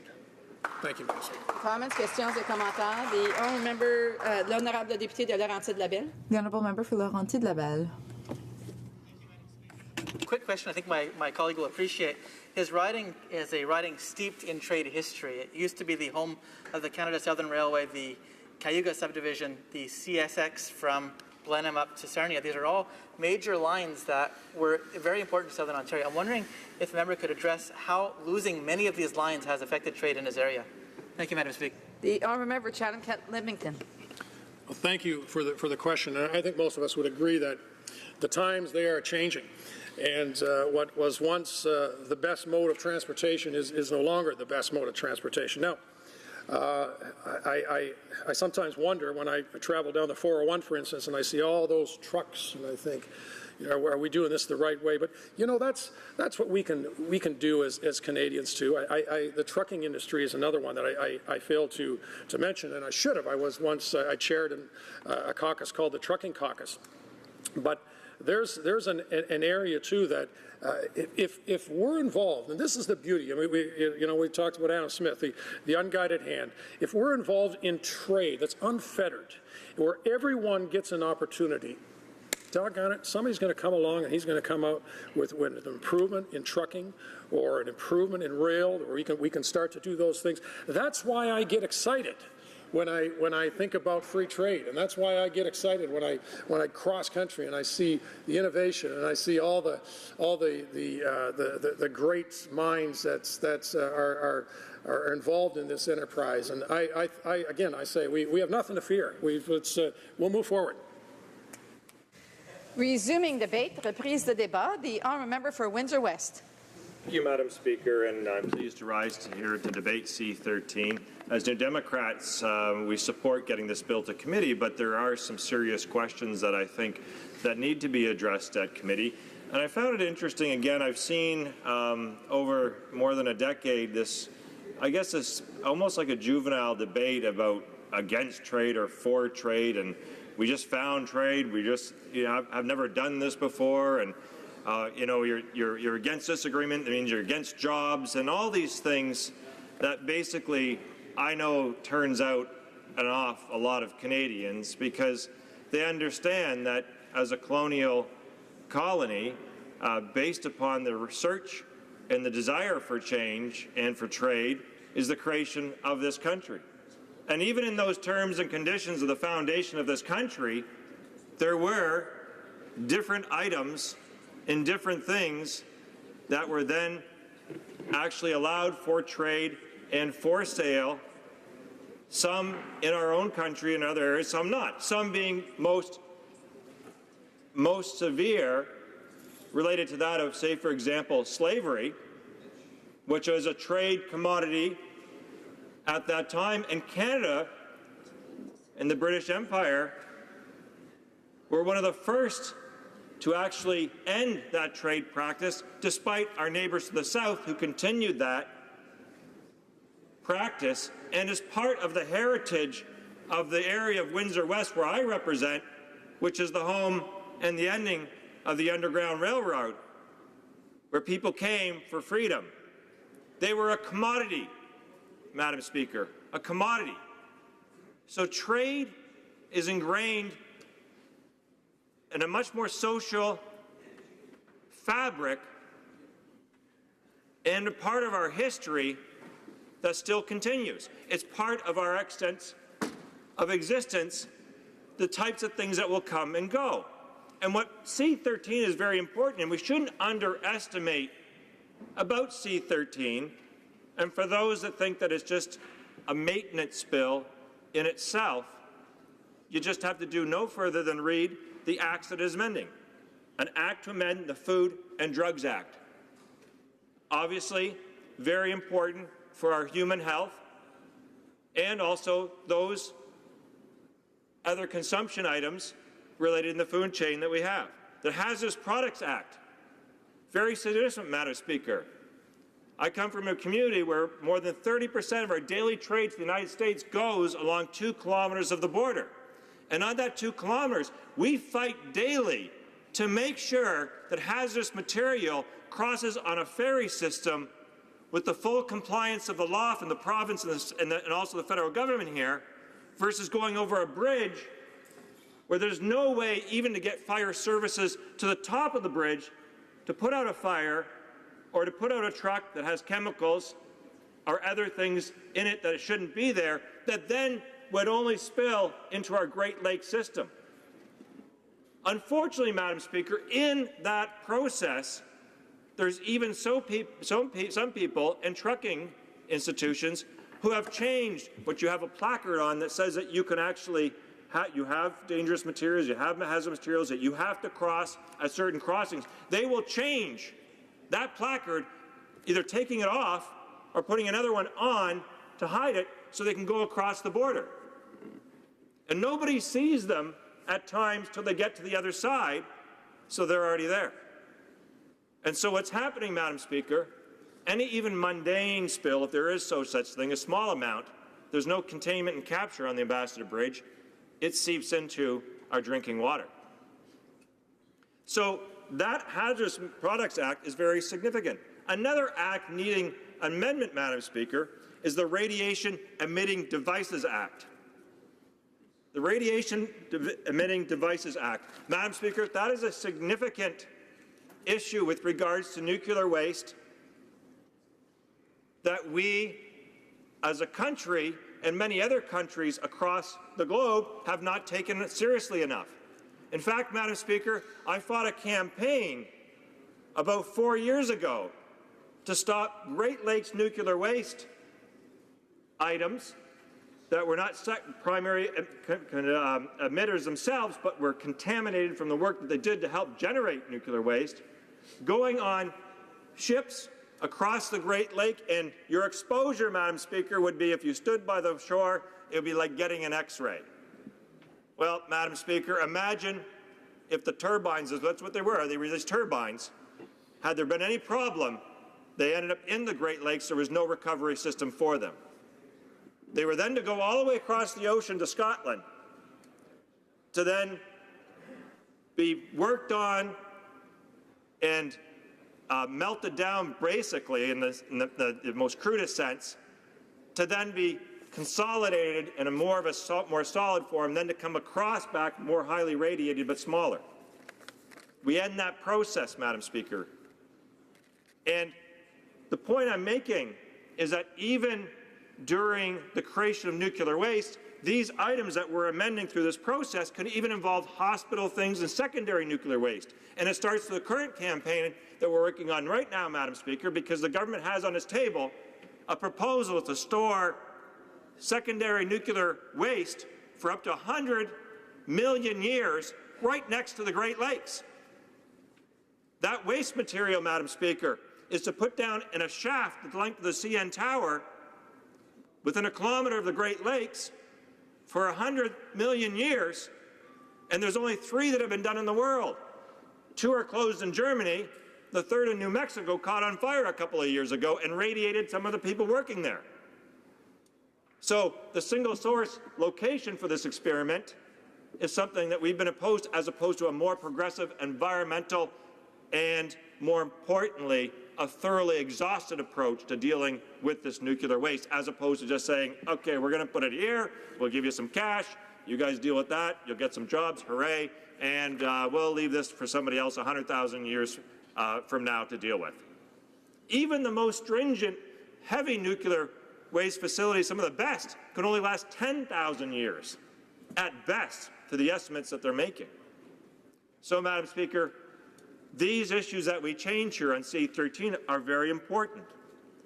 The Canadian Consumer Product Safety Act is another issue that is going to change here. And, Madam Speaker, what worries me about this bill and wanting to see some of the testimony that comes forward is the background work I've done on some of the, I guess, counterfeit and knockoff items that are coming into Canada and also being used across the world, and how that correlates with this legislation to make it potentially easier for those movements of those materials to get around. So people might think right now, well, you know, maybe it's just a knockoff of my favorite Marvel T-shirt or a sports T-shirt, whatever it might be, not a big deal for them. But when you look at the data and you look at the research, Madam Speaker, often the people making those things are children. Instead of going to school, they're being exploited to produce those items. And worse yet, Madam Speaker, at one time this parliamentary system here had a committee, an all-party committee, which I co-chaired with Dan McTagg, a Liberal at that time, and we had a Conservative as well, too. I think it was James Rajat, actually, formerly of the Canadian Alliance, and then the Conservatives. And we had several meetings on the types of items, and it wasn't just those handbags, those T-shirts, and those things, Madam Speaker. They were counterfeit items that were actually in hospitals, like circuit boards. They had CBS standards stamped right on them, so installers and electricians and others couldn't determine the knockoff versus the other. We heard other types of issues, from plane parts, automotive parts, getting into the manufacturing assembly process. So why, when we look at C-13, is this very important, Madam Speaker? It's because we're amending some of our acts that will increase some of the trade, which can be good for jobs, and it can be good for some of the processing that we do in this country, but it comes with some risks. So how do we mitigate those risks? And what I mean by that, Madam Speaker, is the fact that we only screen about 4% of the containers coming into our ports in this country. Only 4%. So we have around 10,000 trucks go through the Windsor-Detroit corridor per day and have a compliance rate, some of the best in the world, and an oversight rate that's among the most stringent. And meanwhile, we only screen 4% of the containers coming into ports like Halifax, Montreal, and Vancouver. 4%. And we've heard about a number of different things, as I mentioned, Madam Speaker, related to knockoffs and counterfeits. And I'd also add, Madam Speaker, in that you also have drugs. Some of them, not just illicit drugs, but these are prescription drugs that are getting across into the border. And this act also calls for issues related to Pest Control Act, chemicals that are illicit in Canada. So the act will now make us compliant with the WTO,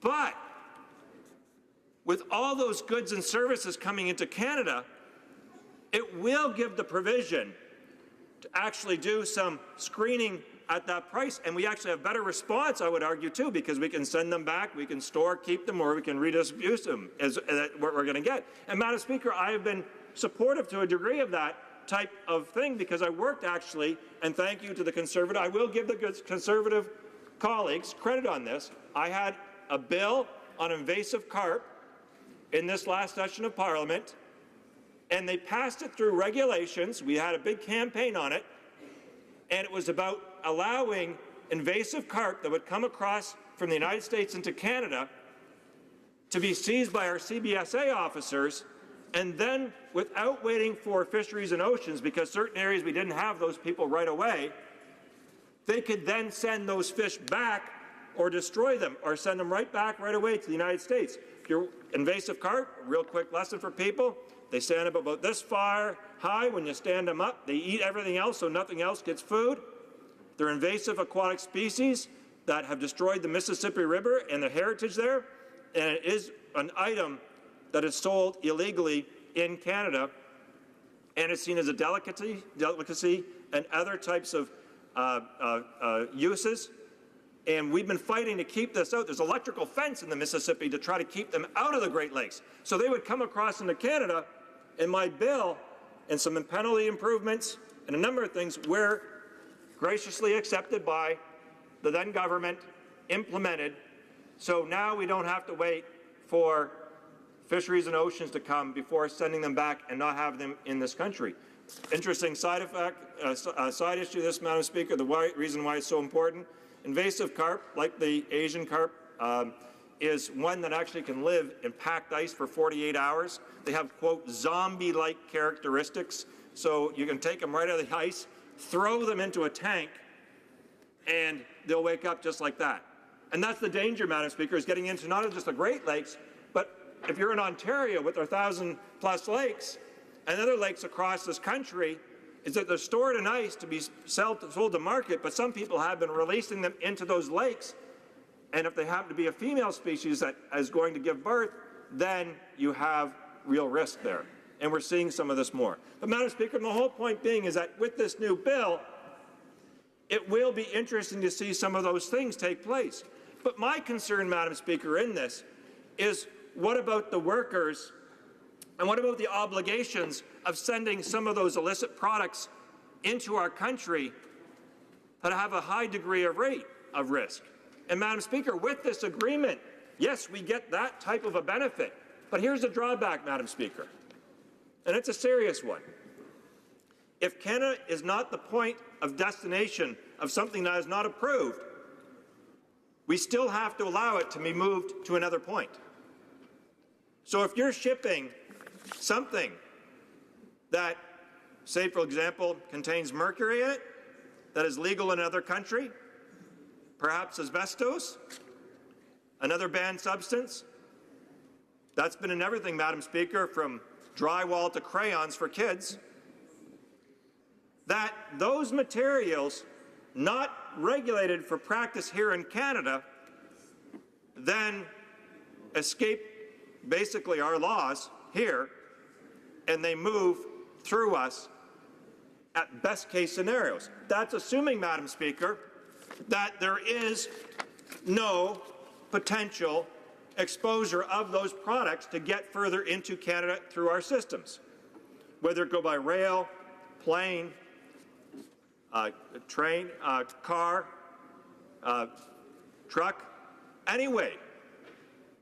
So we have to rely upon the shipper to do so. So we talked a little about trade and competition here and everything like that, and I saw the Prime Minister in China and how think about this. I've heard the same argument over and over, that if we can just make sure that they're going to have access and we have access to them, that they'll change their practices.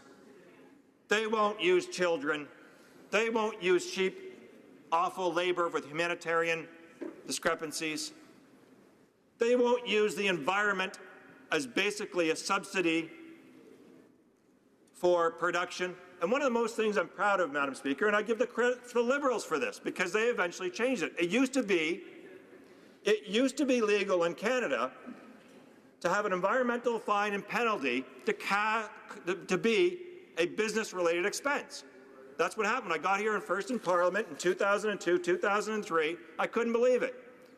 You could get up a half of your money back from a fine and a penalty. So the judge, this is a ruling from a judge, says, okay, you poison that river.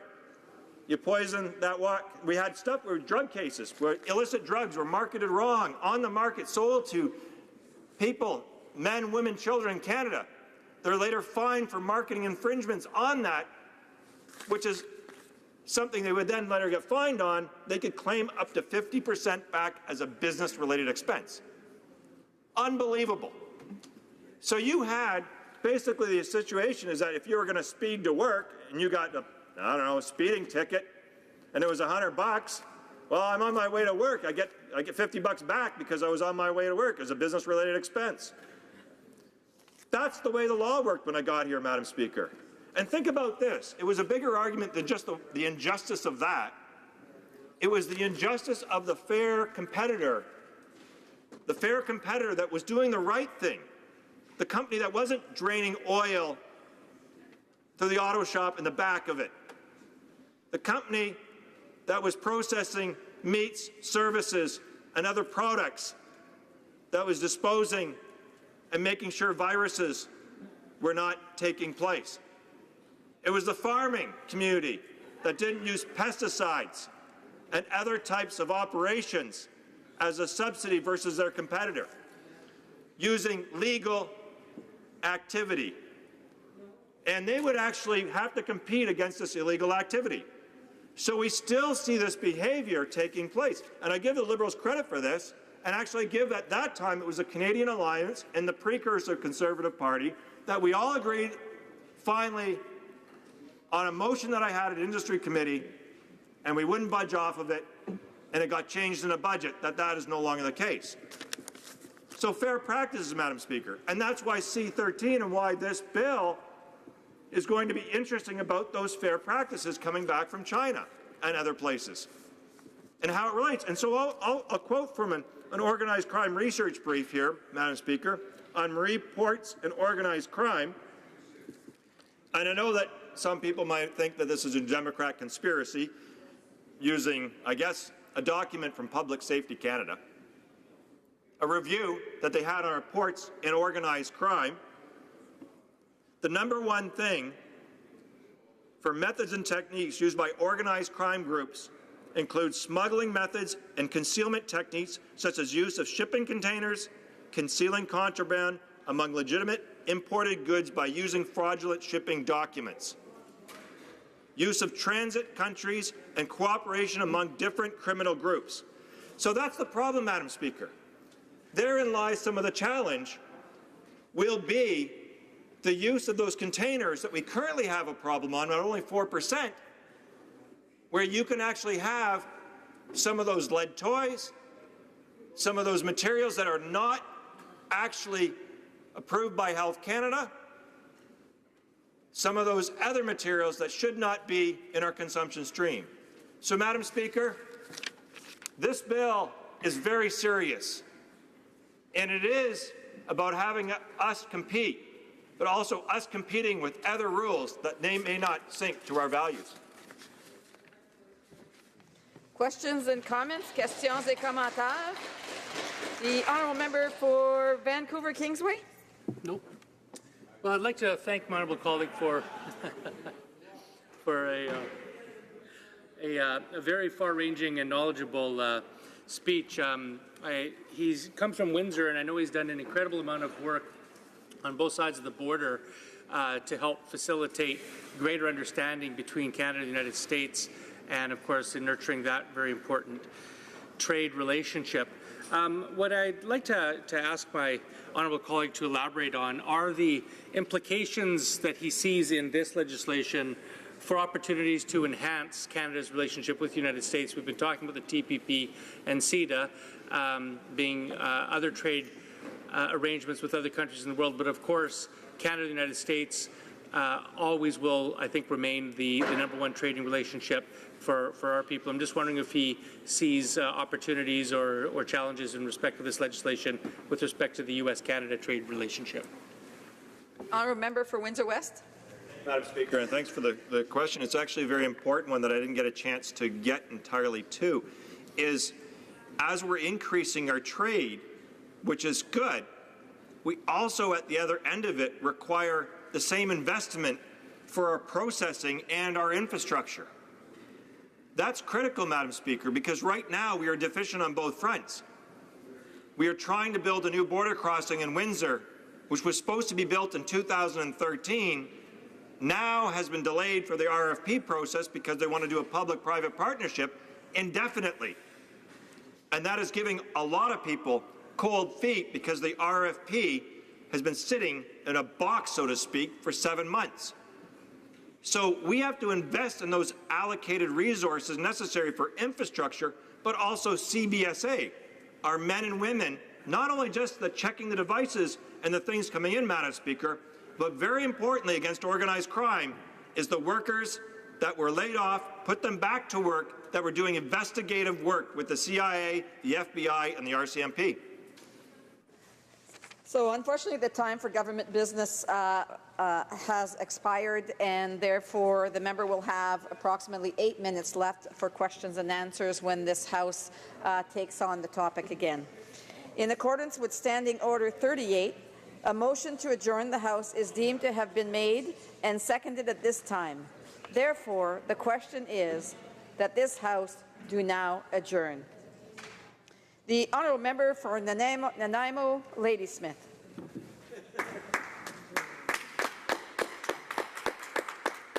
Thank you, Madam Speaker.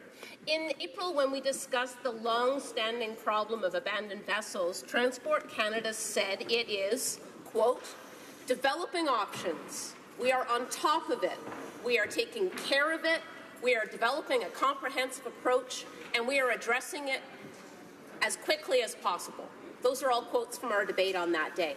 Now, that was 5 months ago, when a solution sounded imminent. So I'm interested today in hearing what the elements of the government's plan are now, 5 months later.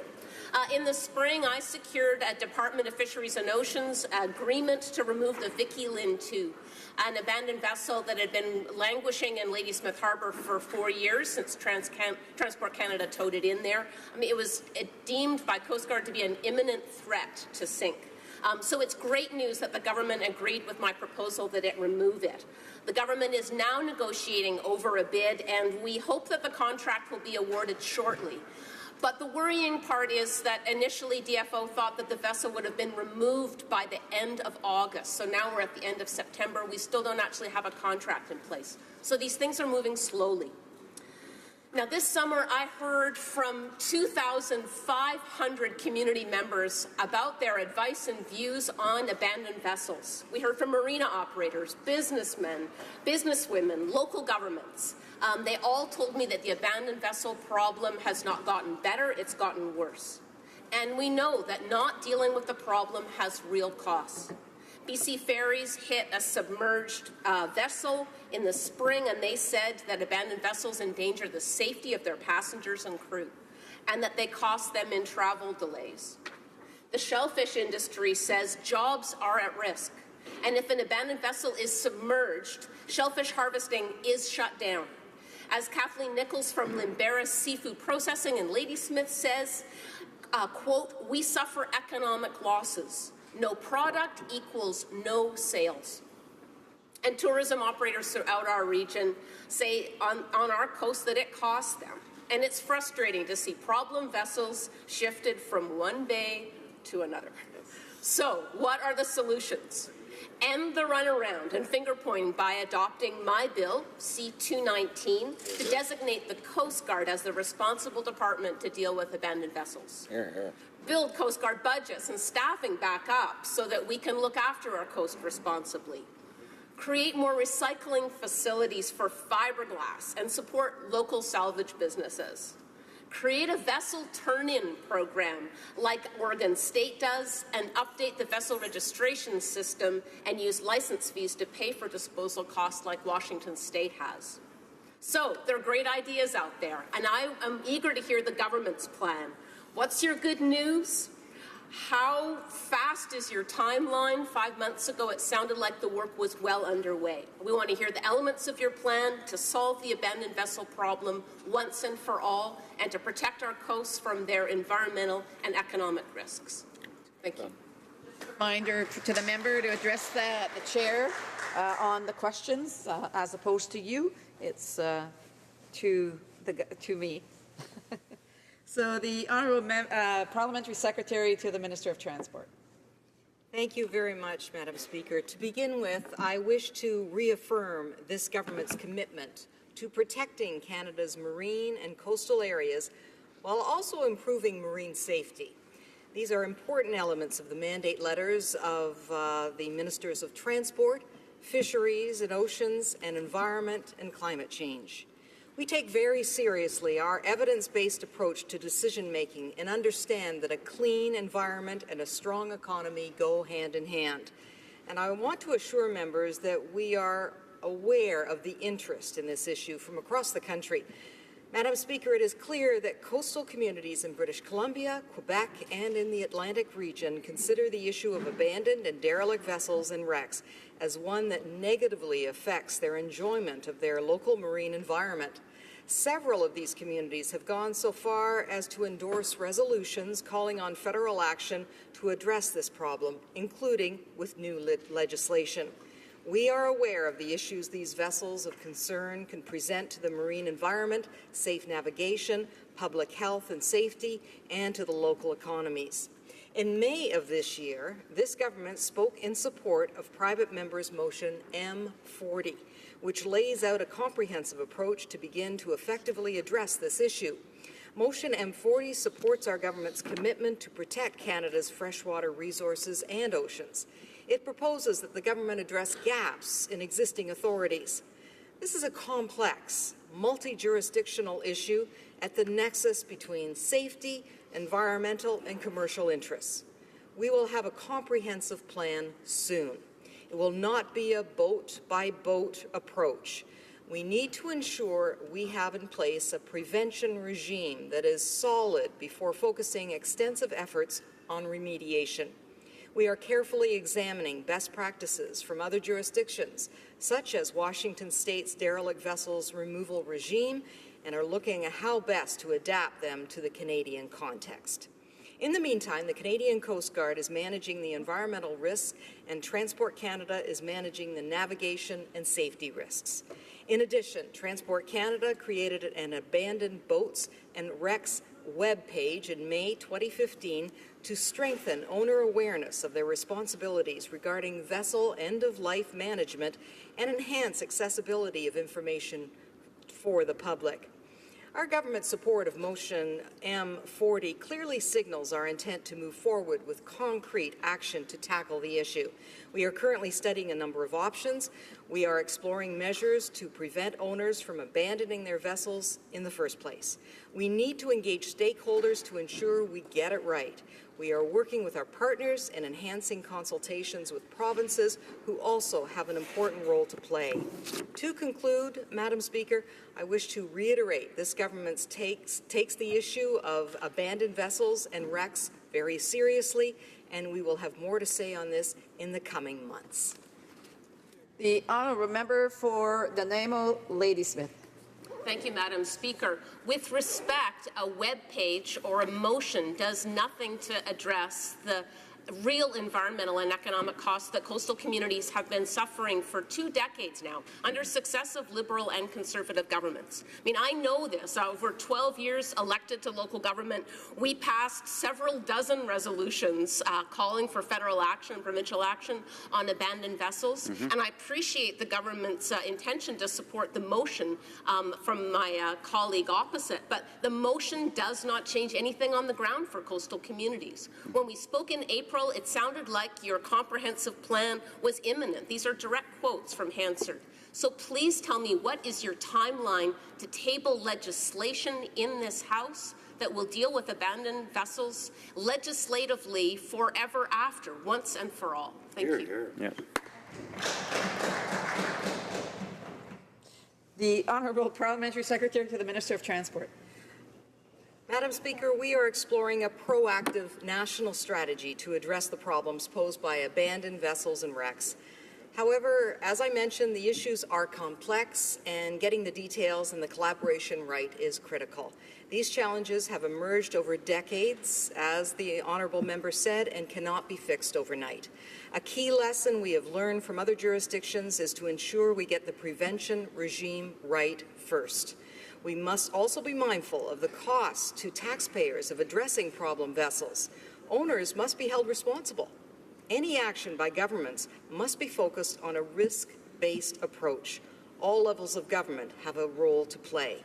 This government takes the issue of abandoned vessels and wrecks very seriously, which is why we supported private members' motion M40 on abandoned vessels that was tabled earlier this year by the Honourable Member for South Shore St. Margaret's, and are committed to working in an open and collaborative manner to improve marine safety from coast to coast to coast. The Honourable Member for Regina Louvain. Madam Speaker, thank you for the opportunity to ask again why the federal government continues to exclude Regina from extended employment insurance benefits. The federal budget extended employment insurance for certain regions in response to the drop in oil prices. However, it left out Edmonton, southern Saskatchewan, and Regina. The NDP challenged those exclusions, and the government eventually added Edmonton and southern Saskatchewan. But it still left out Regina. Madam Speaker, of 8 EI regions across Alberta and Saskatchewan, 7 are now receiving the benefit extension. Regina is the only one that has been kept out. This anomaly has real consequences for laid-off workers and their families. I spent the summer knocking on doors in Regina Louvain and talking to constituents.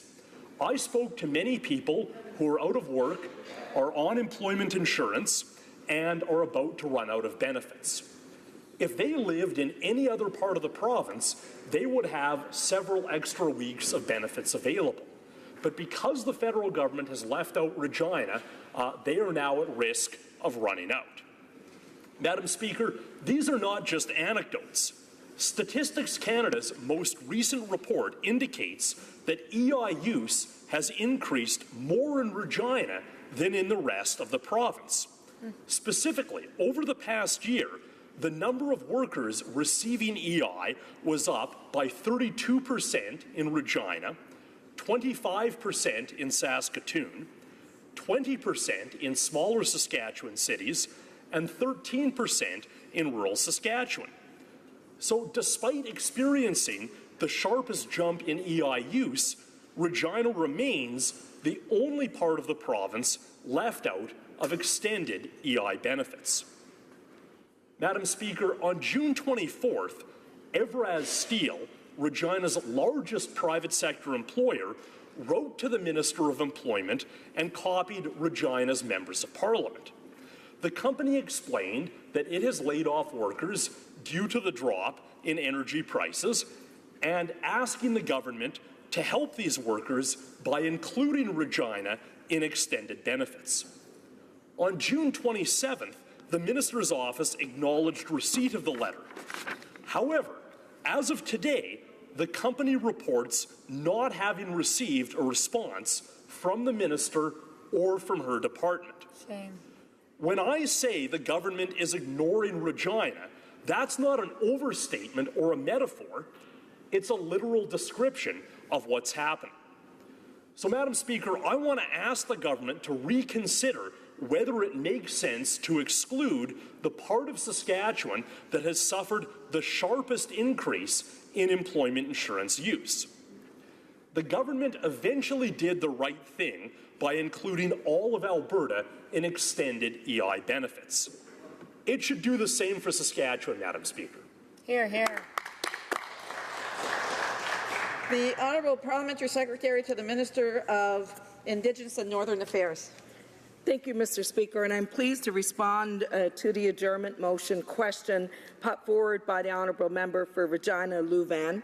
Let me assure the members of this House that we are giving Canadians the help they need right now. We understand that employment insurance is a critical program, critical to supporting Canadians that are faced with job loss or life events, and we have responded in all regions of the country where there has been these types of extreme job loss. Improving access and flexibility in the EI program to better support the needs of Canadians are indeed a top priority for this government. Let's look at the facts. While the level of unemployment is in certain areas of the country is very troubling, it's clear that EI is supporting those who need it. Today, there is double the number of EI claimants in Alberta compared to a year ago, and in recent months, the number of claimants is also up by roughly 30% in Saskatchewan. Mr. Speaker, helping Saskatchewan isn't just about paying out benefits. We're attacking this issue from all angles, and we are working with the province to understand and manage the effects of the economic situation. We've been helping match people with jobs that are available within the regions in which they live, and our government is also monitoring the level of employment and unemployment right across the country. The Prime Minister took a positive step by offering support to Western provinces that were hit hard by the economic situation. And as you can see, Mr. Speaker, we have been taking action as these troubling circumstances arise. These measures are only an immediate response, but we are committed to doing more. As announced in the federal budget, the amount of EI regular benefits have been expanded by 5 weeks, up to a maximum of 50 weeks for eligible claimants in 12 EI economic regions that have experienced sustained increases in unemployment. Furthermore, we also recently extended EI benefits to 3 new employment insurance economic regions to reflect the impact of the downturn in oil commodity prices. We are clearly modernizing the employment insurance program, and these changes will improve EI and make it more fair, flexible, and responsive to the needs of Canadians. First, we are eliminating discrimination against workers who are newly entering or re-entering the workforce. Next, we are modifying the changes that came into force in 2012 that forced unemployed workers to move away from their communities and take lower-paying jobs. That was not right, and we have corrected it. Mr. Speaker, our government is also providing more flexible parental benefits and more accessible compassionate care benefits, something Canadians have been asking for as reforms under the EI program. This government knows that when it comes to collecting EI benefits, time is of the essence, and Canadians expect to receive their benefits as quickly as possible, especially when they have lost their job unexpectedly. That's why our government is reducing the EI waiting period from 1 week and improving service standards to all regions of the country. So efforts are already underway to improve service delivery and streamline program rules, and I hope that these changes are supported by the honourable member for Regina Louvain. Well, Madam Speaker, I would thank the member opposite for that laundry list of changes that the federal government is making to employment insurance. but I really didn't hear any answer to the question of why Regina is being left out of the benefit extension. We didn't hear on what criteria 7 EI regions across Alberta and Saskatchewan are getting extra weeks of benefits and Regina isn't. We just really haven't heard an answer to the issue that I raised at all. What we did hear was a suggestion that the government is continuing to monitor the situation and will take action. And I would interpret that, Madam Speaker, as meaning that the government might be willing to extend benefits to Regina at some point in the future, which is a very hopeful thought. However, the Prime Minister, in extending benefits to 3 additional regions beyond those in the budget, indicated that no more regions would be added. So I'd like to hear some clarification on that, and we should end discrimination against Regina. Secretary to the Minister of Indigenous and Northern Affairs. Thank you, Mr. Speaker. And I want to point out again for the member opposite that the number of EI claimants in Saskatchewan has already increased in recent months by 30%. I also want to point out that improving our service delivery and streamlining the program rules under the EI program. As a result of that, we have invested $92 million over the next 2 years to meet the increase for demand on employment insurance claims, to ensure better processing and to improve access for services for Canadians that need to use the employment insurance call centres.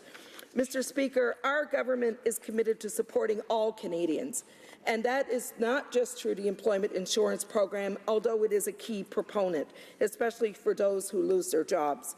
But we know that deteriorating economic conditions and changes in the labour market do have an impact, and that's why, as the Government of Canada, we have stepped up in many regions across Canada to help reduce this problem. The honourable member for Edmonton Strathcona.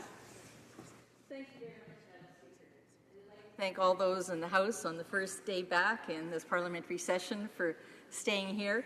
And I wouldn't have stayed and made the parliamentary secretary stay to respond to this, except that I think the topic is so important to all Canadians. Madam Speaker, over my tenure as transport critic, I've become increasingly aware of the depth of concern across the nation about rail safety. Last April in this place, I raised a number of serious railway safety issues with the minister. Despite the minister's response that rail safety is his top priority, Canadians have seen minimal action on many of these outstanding critical issues, including in any substantive way, and that includes addressing runaway trains. Secondly, demands for public access to risk management reports prepared by rail companies. Third, frustration expressed by rail workers with failed resolution of rail worker fatigue. Fourth, growing number of communities, including the Federation of Canadian Municipalities, with concerns on risks from increasingly dangerous cargo traversing their communities. And finally, mounting concern over reliance on self-management of the rail sector, including by inspectors, and finally another final one by rail workers themselves concerned with weak whistleblower provisions. Many of these concerns echo those expressed previously by the Auditor General of Canada.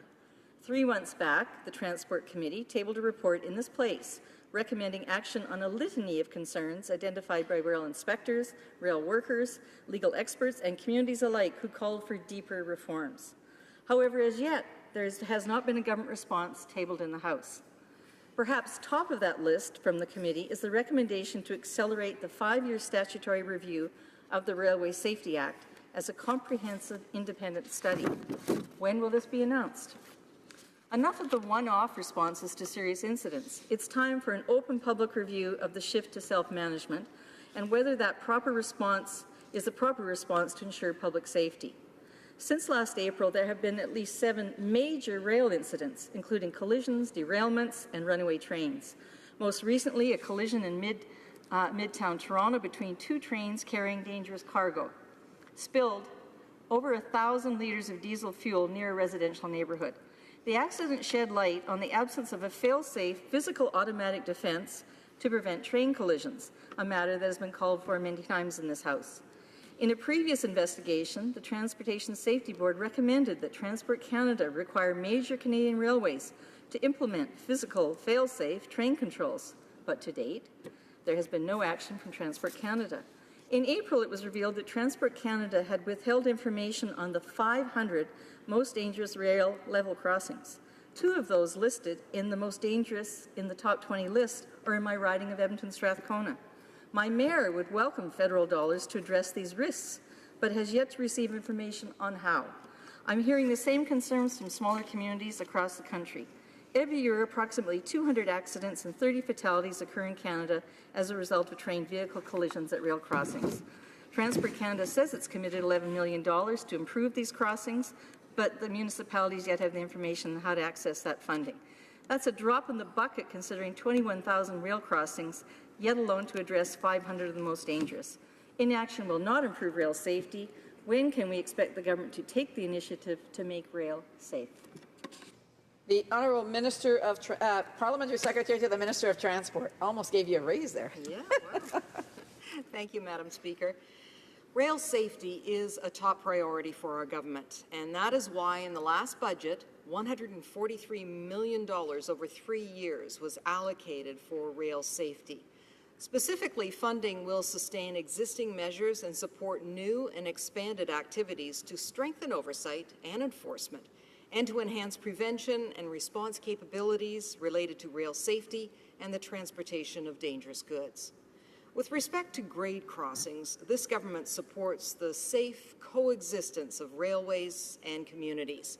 Under the Railway Safety Act and related rules and regulations, federally regulated railway companies and road authorities, usually municipalities or provinces, are ultimately responsible for the maintenance and safety of grade crossings and for ensuring that grade crossings are compliant with the regulatory requirements.